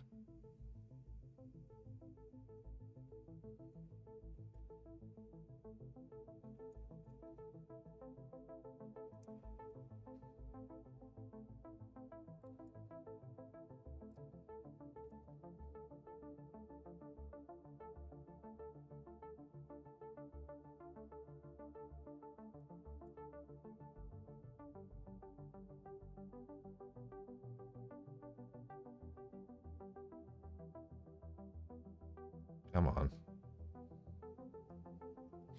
Should zoom out. I keep going off screen here.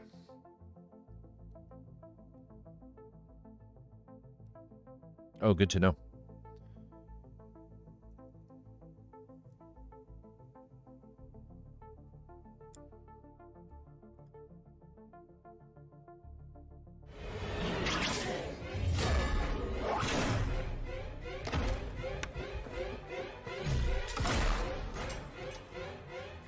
Addy Misk.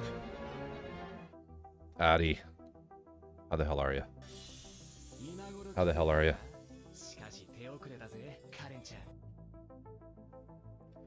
Hello, Raiders.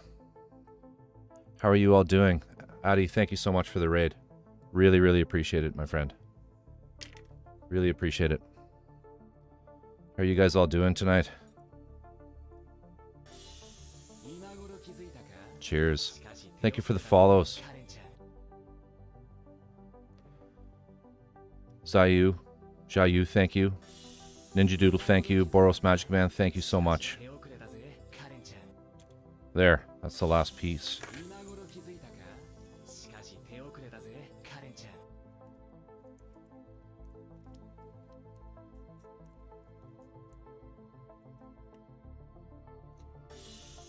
More tape for the tape god here.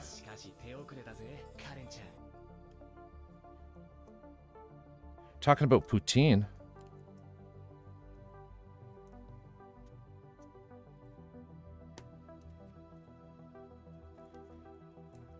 All right. Masking Hell is going well. It's going well. So, tonight on stream, we did up these pieces. We've got the foot more or less built out and painted up. Not everything is pressed in really tight yet, because I want to be able to take it apart when I do the panel lining.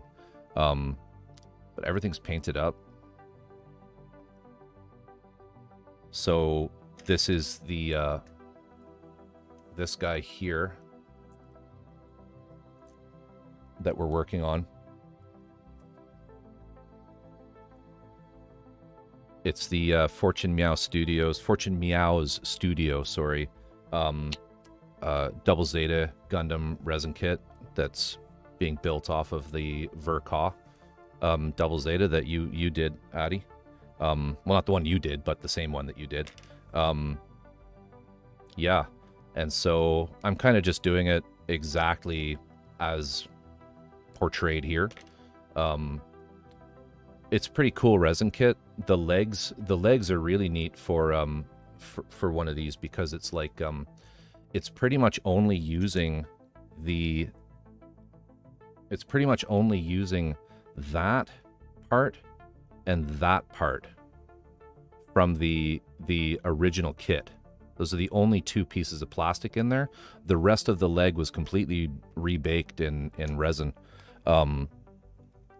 You know, from the top of that piece in the shin, all the way up to, or calf, I should say, all the way up to the hip. The sort of hip knuckle, for lack of a better word, is also plastic, but the rest of it is all resin.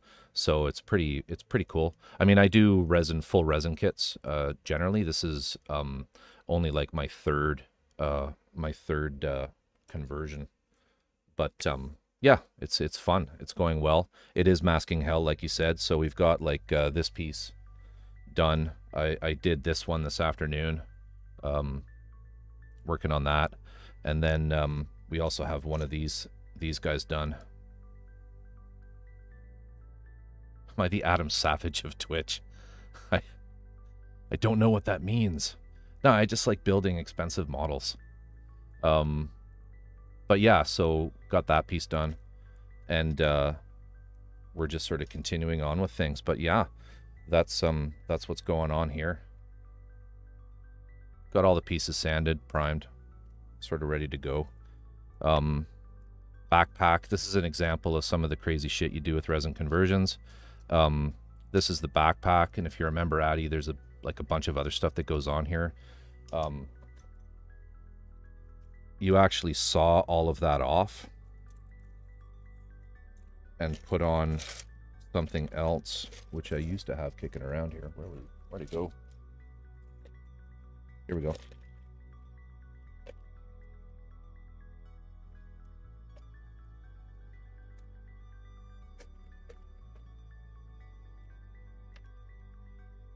I lied. I don't have every part done. Tara, good night. Thank you so much for coming along. Great to see you again. Great to see you again. But yeah, we got that that piece goes in there. So there's a bunch of stuff on here that you actually just have to take a diamond saw and cut it right off of the original Gunpla.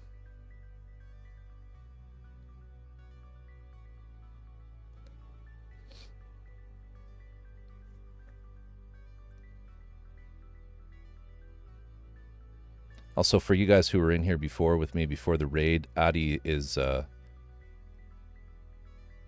pretty amazing Gunpla builder. Really cool, really chill channel. You should go give him a follow if you haven't already. Lots of fun. They get up to all sorts of shenanigans there.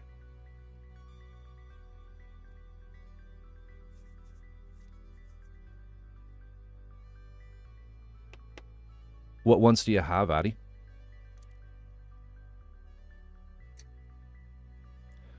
I mean, this kind of stuff is a little harrowing, you know, for you Gunpla guys who are like, you know, you get to that point in the instructions where it's like, okay, bust out the saw and hack that shit off.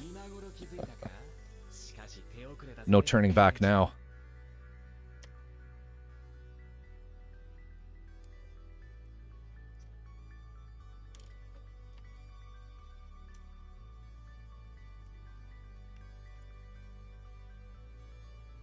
And a Sazabi. Nice. Oh, and both use Zaku. Okay. I have a Sazabi. I have the Sazabi conversion, but it's the one that uses the Ver.Ka. The Ver.Ka Sazabi. Yeah.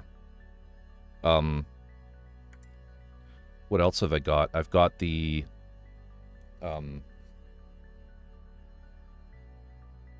I've got the unicorn, the Banshee to the... I'll just get it.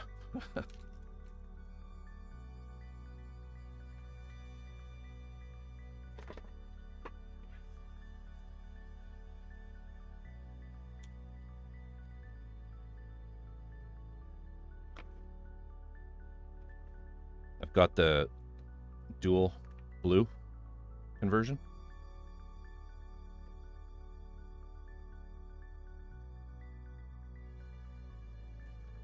Which is pretty sick looking. This is all you get for instructions.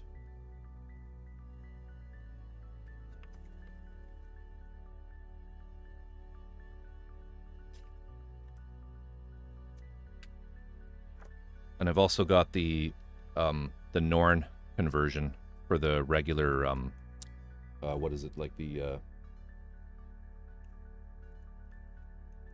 Unicorn Gundam too.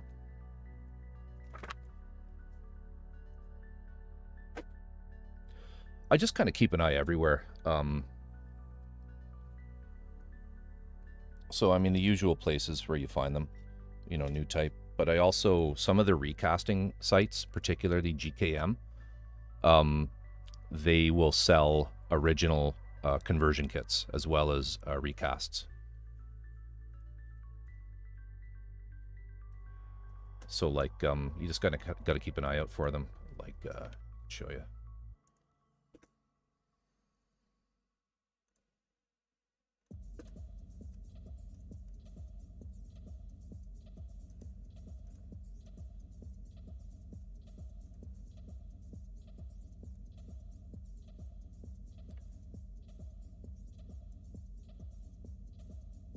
Yeah, I don't know if they do originals. I can't remember. I bought stuff from there before, E2046 for, I find the service from GKM is a little better. Here we go. So like these guys, here's the website.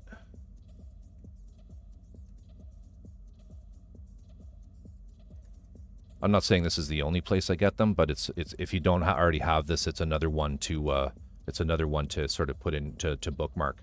And if you go in here after you sign in this original kit section, they have links to most of the manufacturers, and it's just a matter of poking around and seeing what they have in stock. Like the Dual, I think, is Model Bingo. Yeah, so here's this guy's in stock, so you guys could get that right now. sort of thing. It's just a matter of seeing what's there. Here's a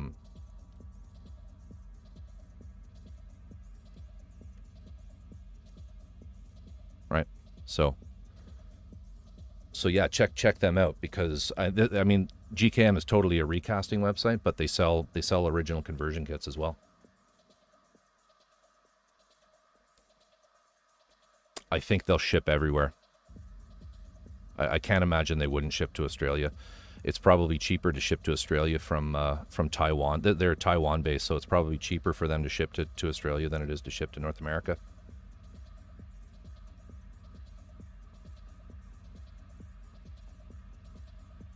Those are just the resin kits, Ninja Doodle. Yeah, you still need to buy the actual Gunpla, for sure.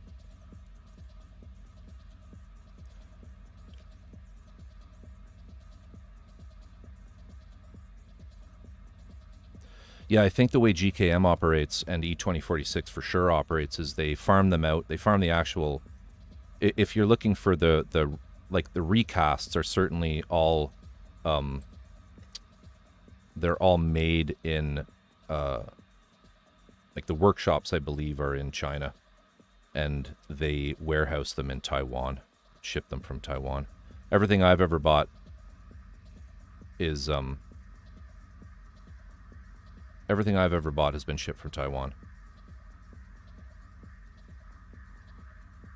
I actually have a recast, Sabukuri. I have a recast of the MSZ Kishitraya.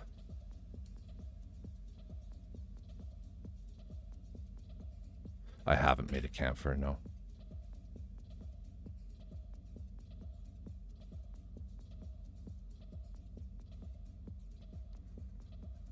The MSZ Kishitraya is hilarious because it's like it's a blind build. It's not it's a full resin kit, and it's there are no instructions at all on how to put it together. None.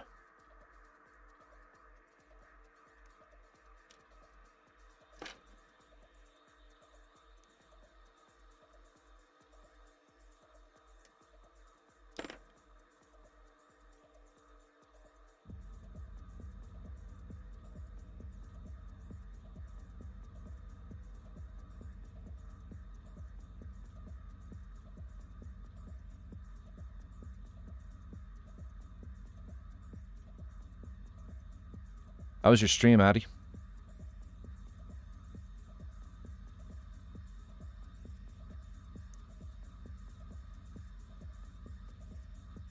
I may have asked you that already. Apologize if I do.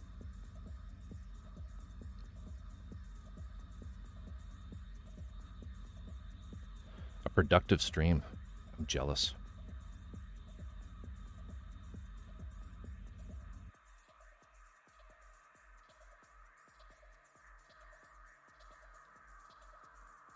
The running joke here with my regulars is just, it's like Twitch is where a 10-minute task takes an hour.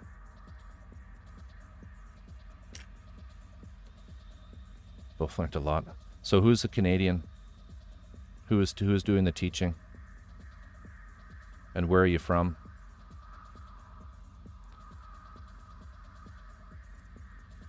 Because I'm coming at you from, this is a scalpel with the number 12. Awesome. Yeah, I'm streaming from Victoria. Canada's California. Canada's Oregon. Koran, thank you for the follow. Manitoba, nice. Yeah, for the Addy, for the pan, like, I like a scalpel and I like the number 12 for panel lines, because if we take the masking tape here,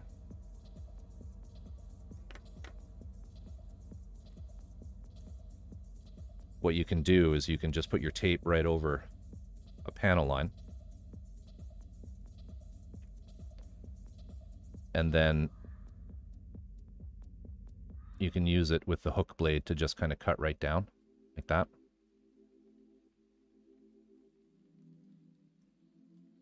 Right in the panel line, and then just peel off. Of course, I didn't cut right to the end. Just peel off the piece. Just works really well for that. I mean, you can do the same thing with an X-Acto, or a, you know, or a Tamiya knife, but I just prefer the scalpels because they're super cheap and just easy to come by, I guess.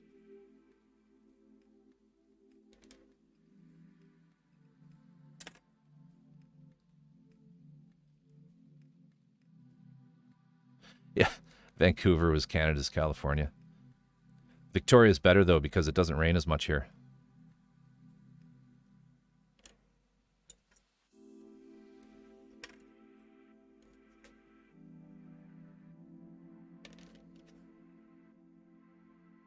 Okay, so on this piece, we just... All right, wait a minute. Oh, no, I do have to paint that. Okay, so I was on the right track there. But am I masking the wrong part? I am. I'm masking the wrong side. I peeled off the wrong side. As Neon would say, smooth brain moment.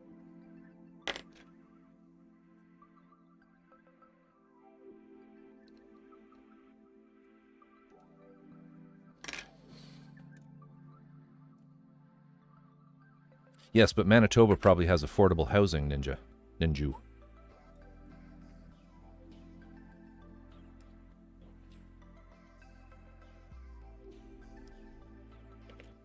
We don't have any of that.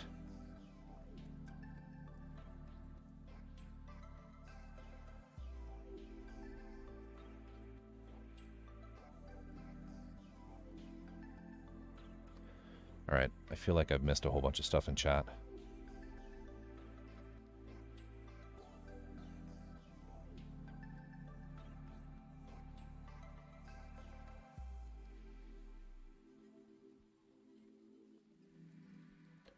Let's see here. Pretty chill, productive. I saw that. Koran, your build level is much greater than mine, but I love your stream atmosphere. Thank you, Koran.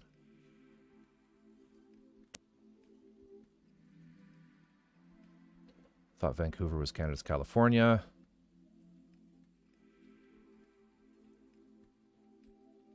Oh no, I'm not from the east.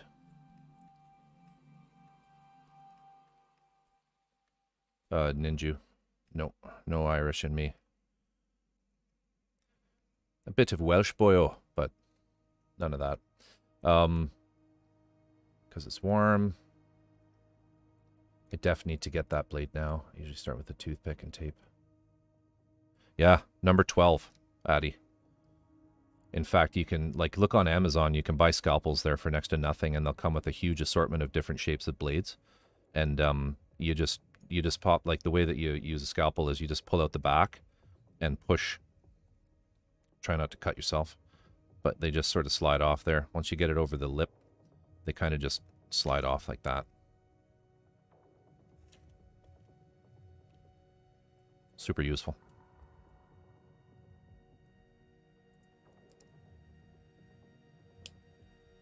Clicks in. Drug addicts and degenerates.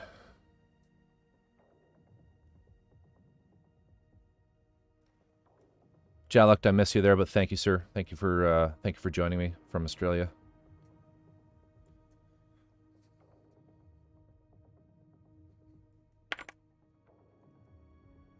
All right, so we just need to cut off this side here.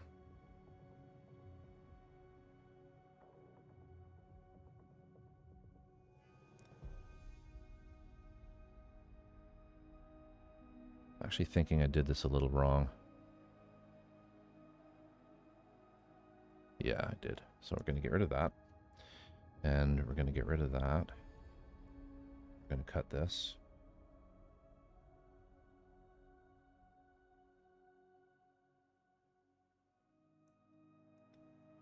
This blade is actually getting a little dull. I should probably switch it out. We're going to leave that top piece on. Peel the bottom.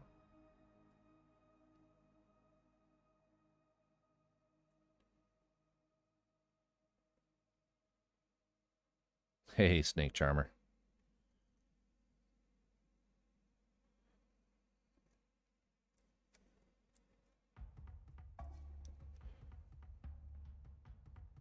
Just going to take this in small steps.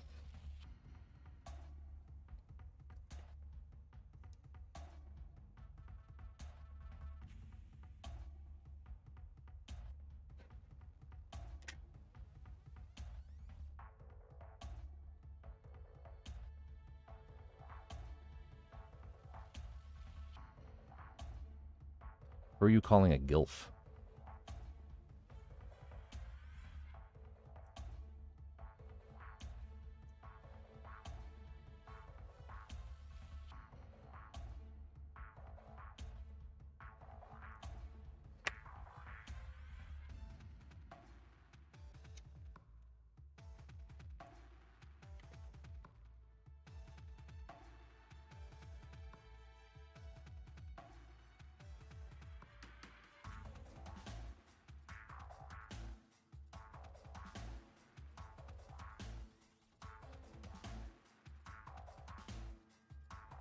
Definitely getting dull.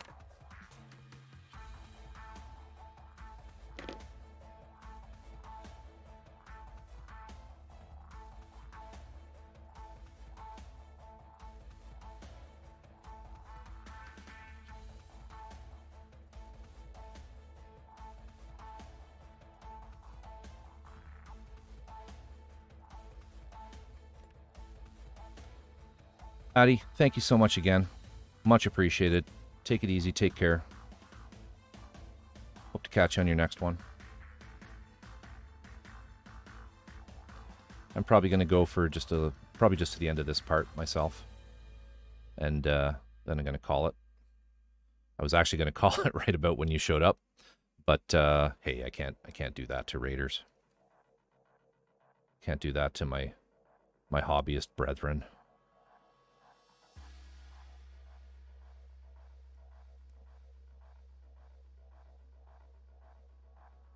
But have a great evening.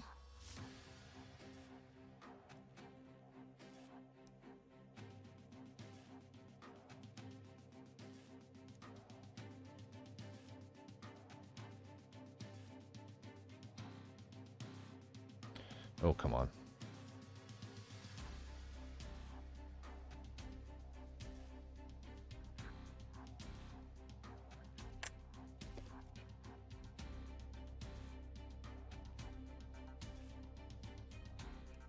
There we go.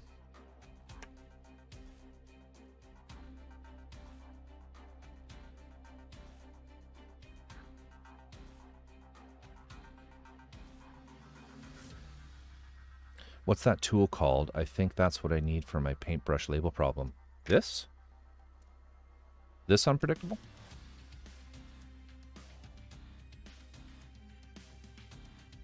This is just a surgical scalpel. This is literally just a surgical scalpel. Go to Amazon and look up surgical scalpels. You can buy them in assortment. There's several different types of blades, so Google scalpel blade types. They're all numbered. There's a standard to them. This is a 12, but there's all sorts of different shapes. And they very easily just pop off like that, and you can replace them. They're very inexpensive. They make great hobby knives. They're extremely sharp. The blades are super, super thin. The blade is much more flexible and thin than an X-Acto blade, typically. But they're meant to, they don't last quite as long as X-Acto knife blades, but they or hobby blades, but they work perfectly for this, and they have tons of other uses. Just nobody ever thinks to buy a scalpel, because you can't really buy them can't buy them at the hardware store or the art store. But yeah, easy to come by and super inexpensive.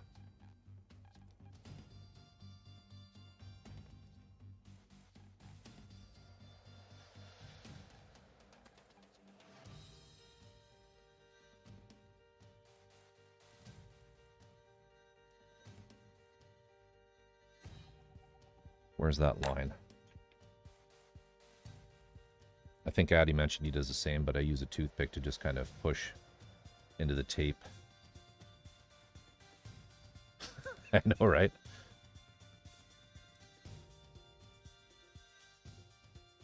Why don't I have an Amazon affiliates link?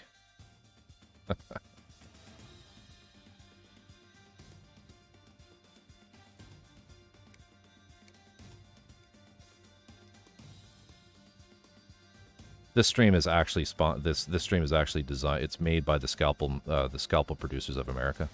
This is a sponsored content stream.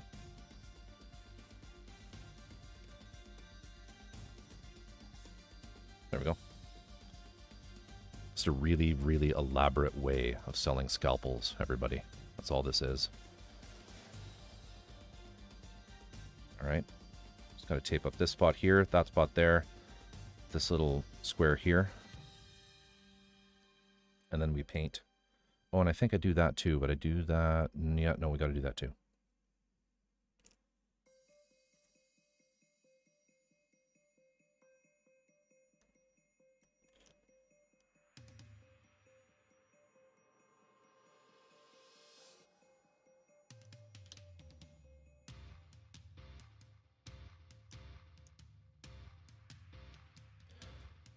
Yep, big scalpa. You got it.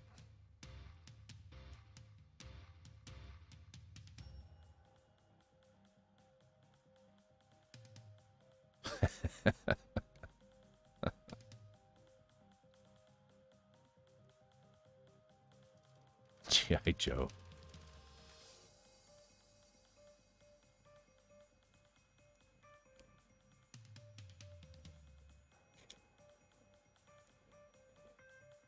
That's right.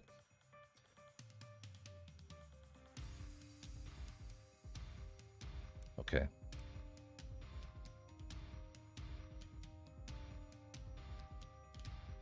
Oh, really? Interesting.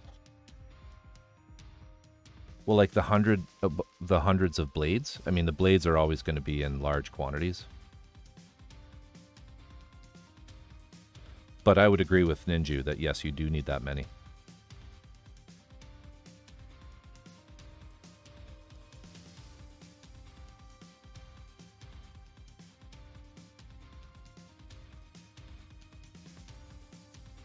Okay, we're close here.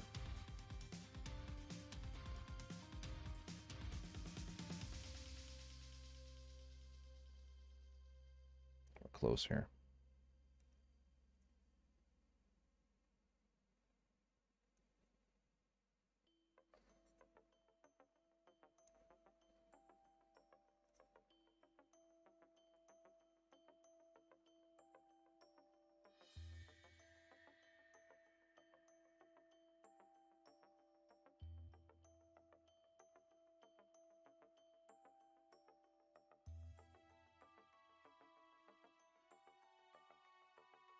Drift, thanks a lot for coming, as always.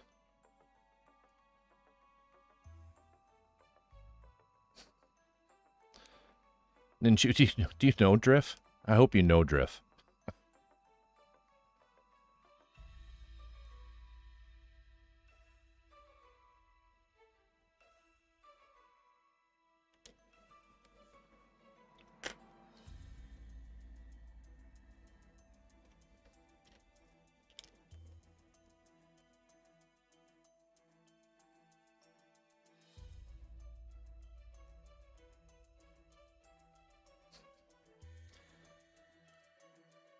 Oh, Lord.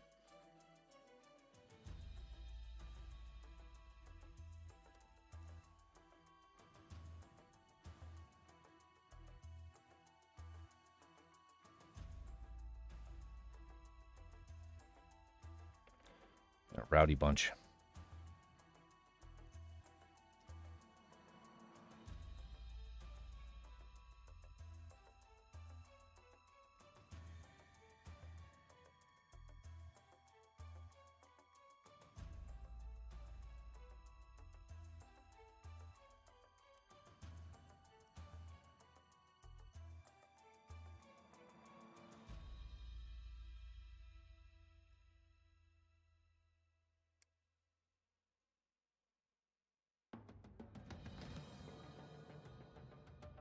Not my most precision masking job, but it'll work.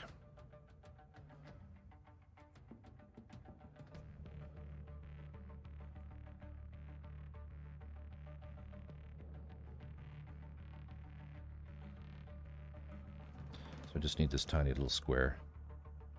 Let's use this tape.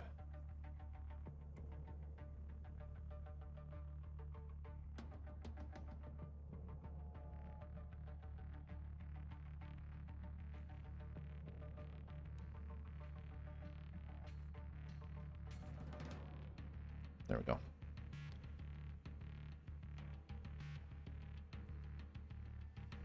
Oop, a little bit showing there. Can't have that.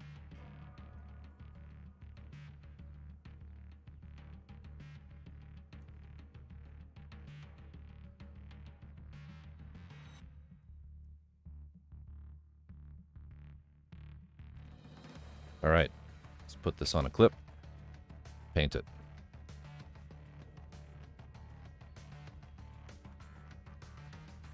One last little sanity check here.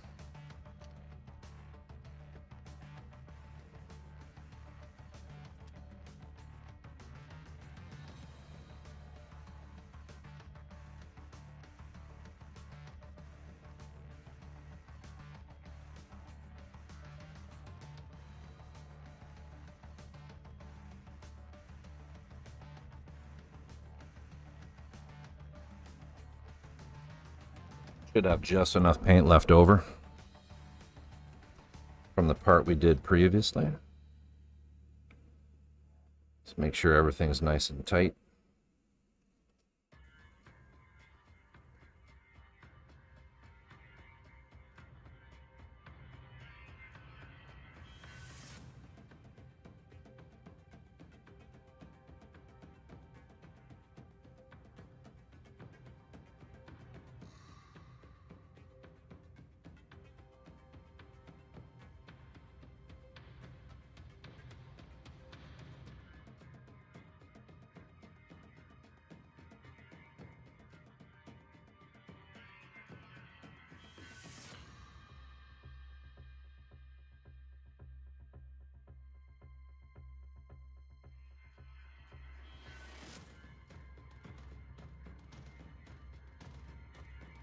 I think that'll do.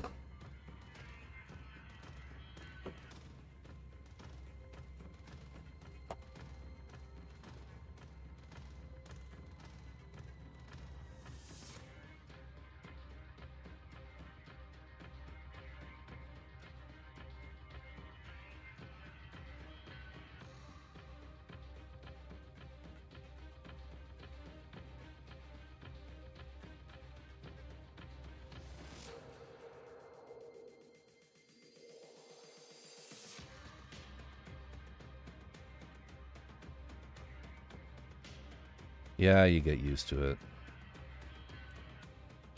You get used to it. In addition to big scalpel, there's big masking. Big masking tape is the other industry that has me.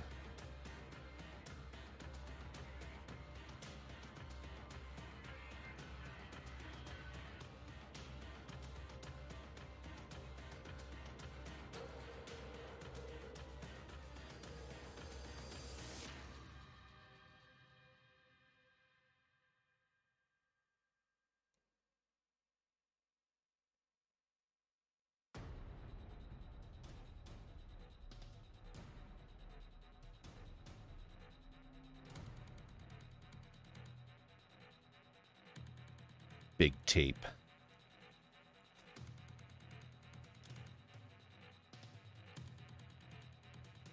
Especially with the resin.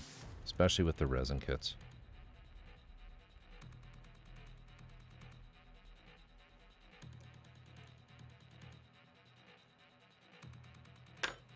There.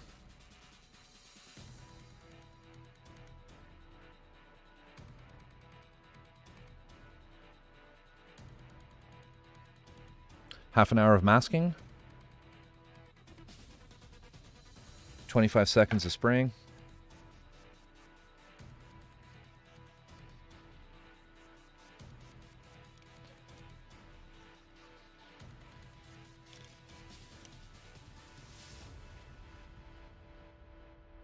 More tape for the tape god.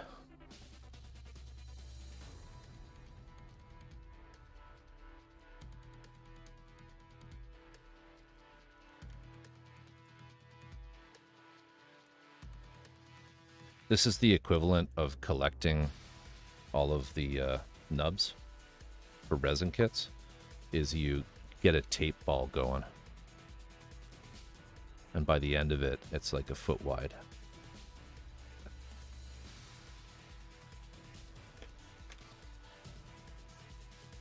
All right, everybody. I have to call it here. Thank you, Raiders. Thank you, regulars. But it's 3 a.m. my time, and I have stuff to do in the morning. The Snake Charmer, thank you, sir. Thank you for the follow. Much appreciated.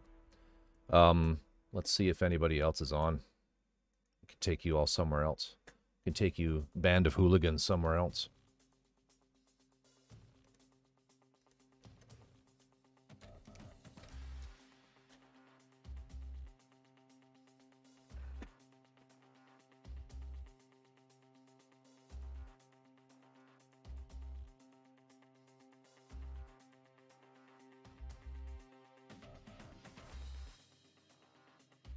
Is anyone streaming anything Gunpla related?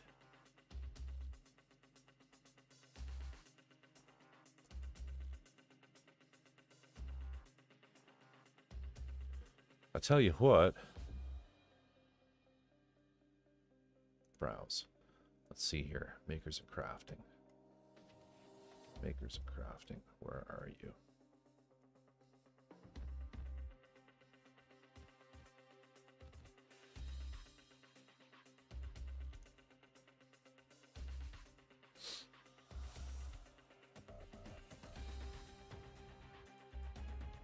Some Lego. Lego.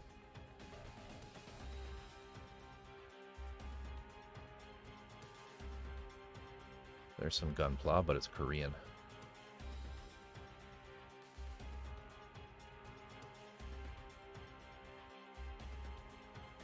Drop their names in chat there, Ninja. What's that?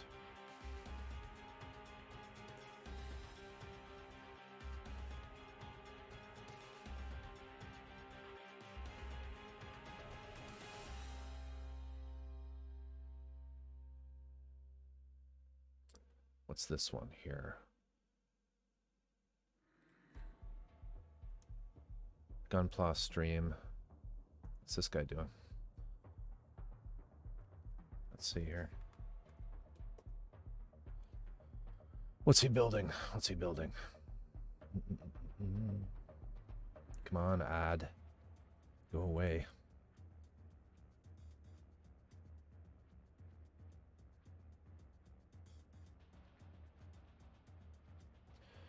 So only been on for an hour and 2 minutes. What's he doing though? No idea. Gakko Hunter 674. All right, we'll keep looking.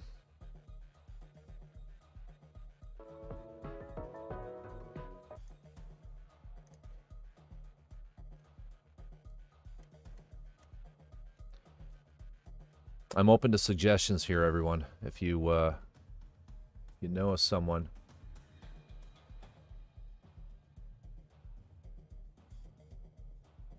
Back scratch here. Why do people stream their 3D printers?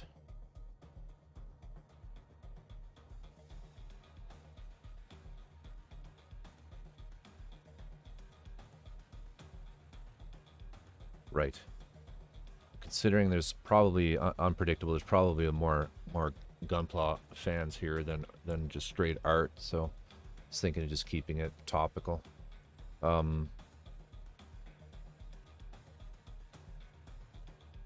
Okay, what about this guy? He's doing an Astray blue frame. Is this English? No. Spanish. Simply Nico. Hey, no worries.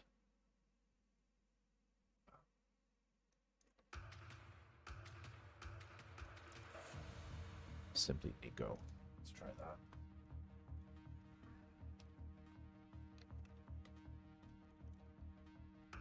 Oops.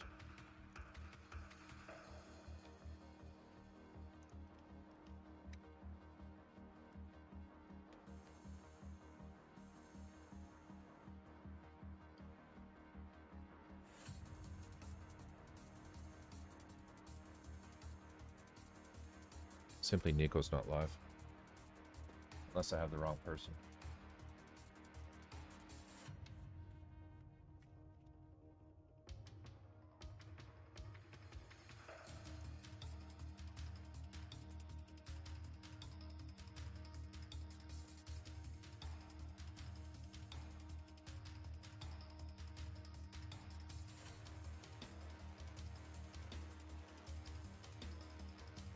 Oh, maybe I spelled it wrong. I didn't put in the underscore. Hang on.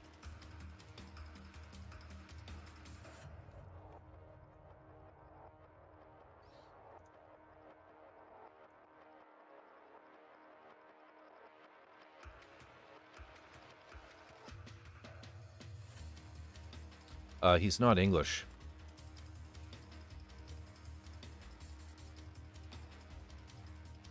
Is the only issue there. He's Catalan. Spanish.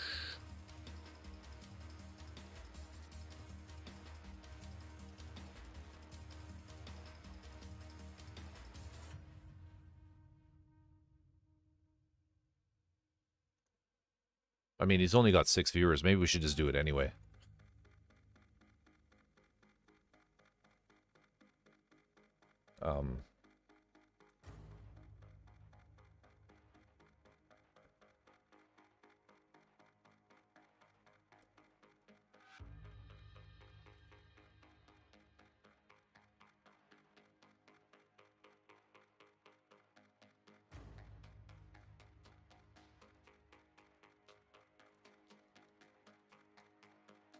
Yeah, I'm really not seeing much here. Although there's this one here, Gakko Hunter 674. Yeah, let's maybe do Gakko Hunter. All right, let me just copy this username.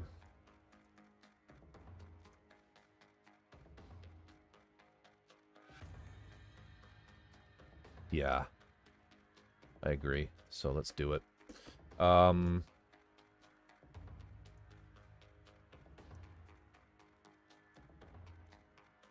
see here. Computer dashboard. Raid channel. Paste. All right, everybody. Thanks again. It's been an awesome stream. Let's raid Gakko. Bring the love. I'll be back on Wednesday, if anyone cares. Have a good one. It's been a blast. Good night, Unpredictable. Good night, everybody. Thanks, Raiders. See ya.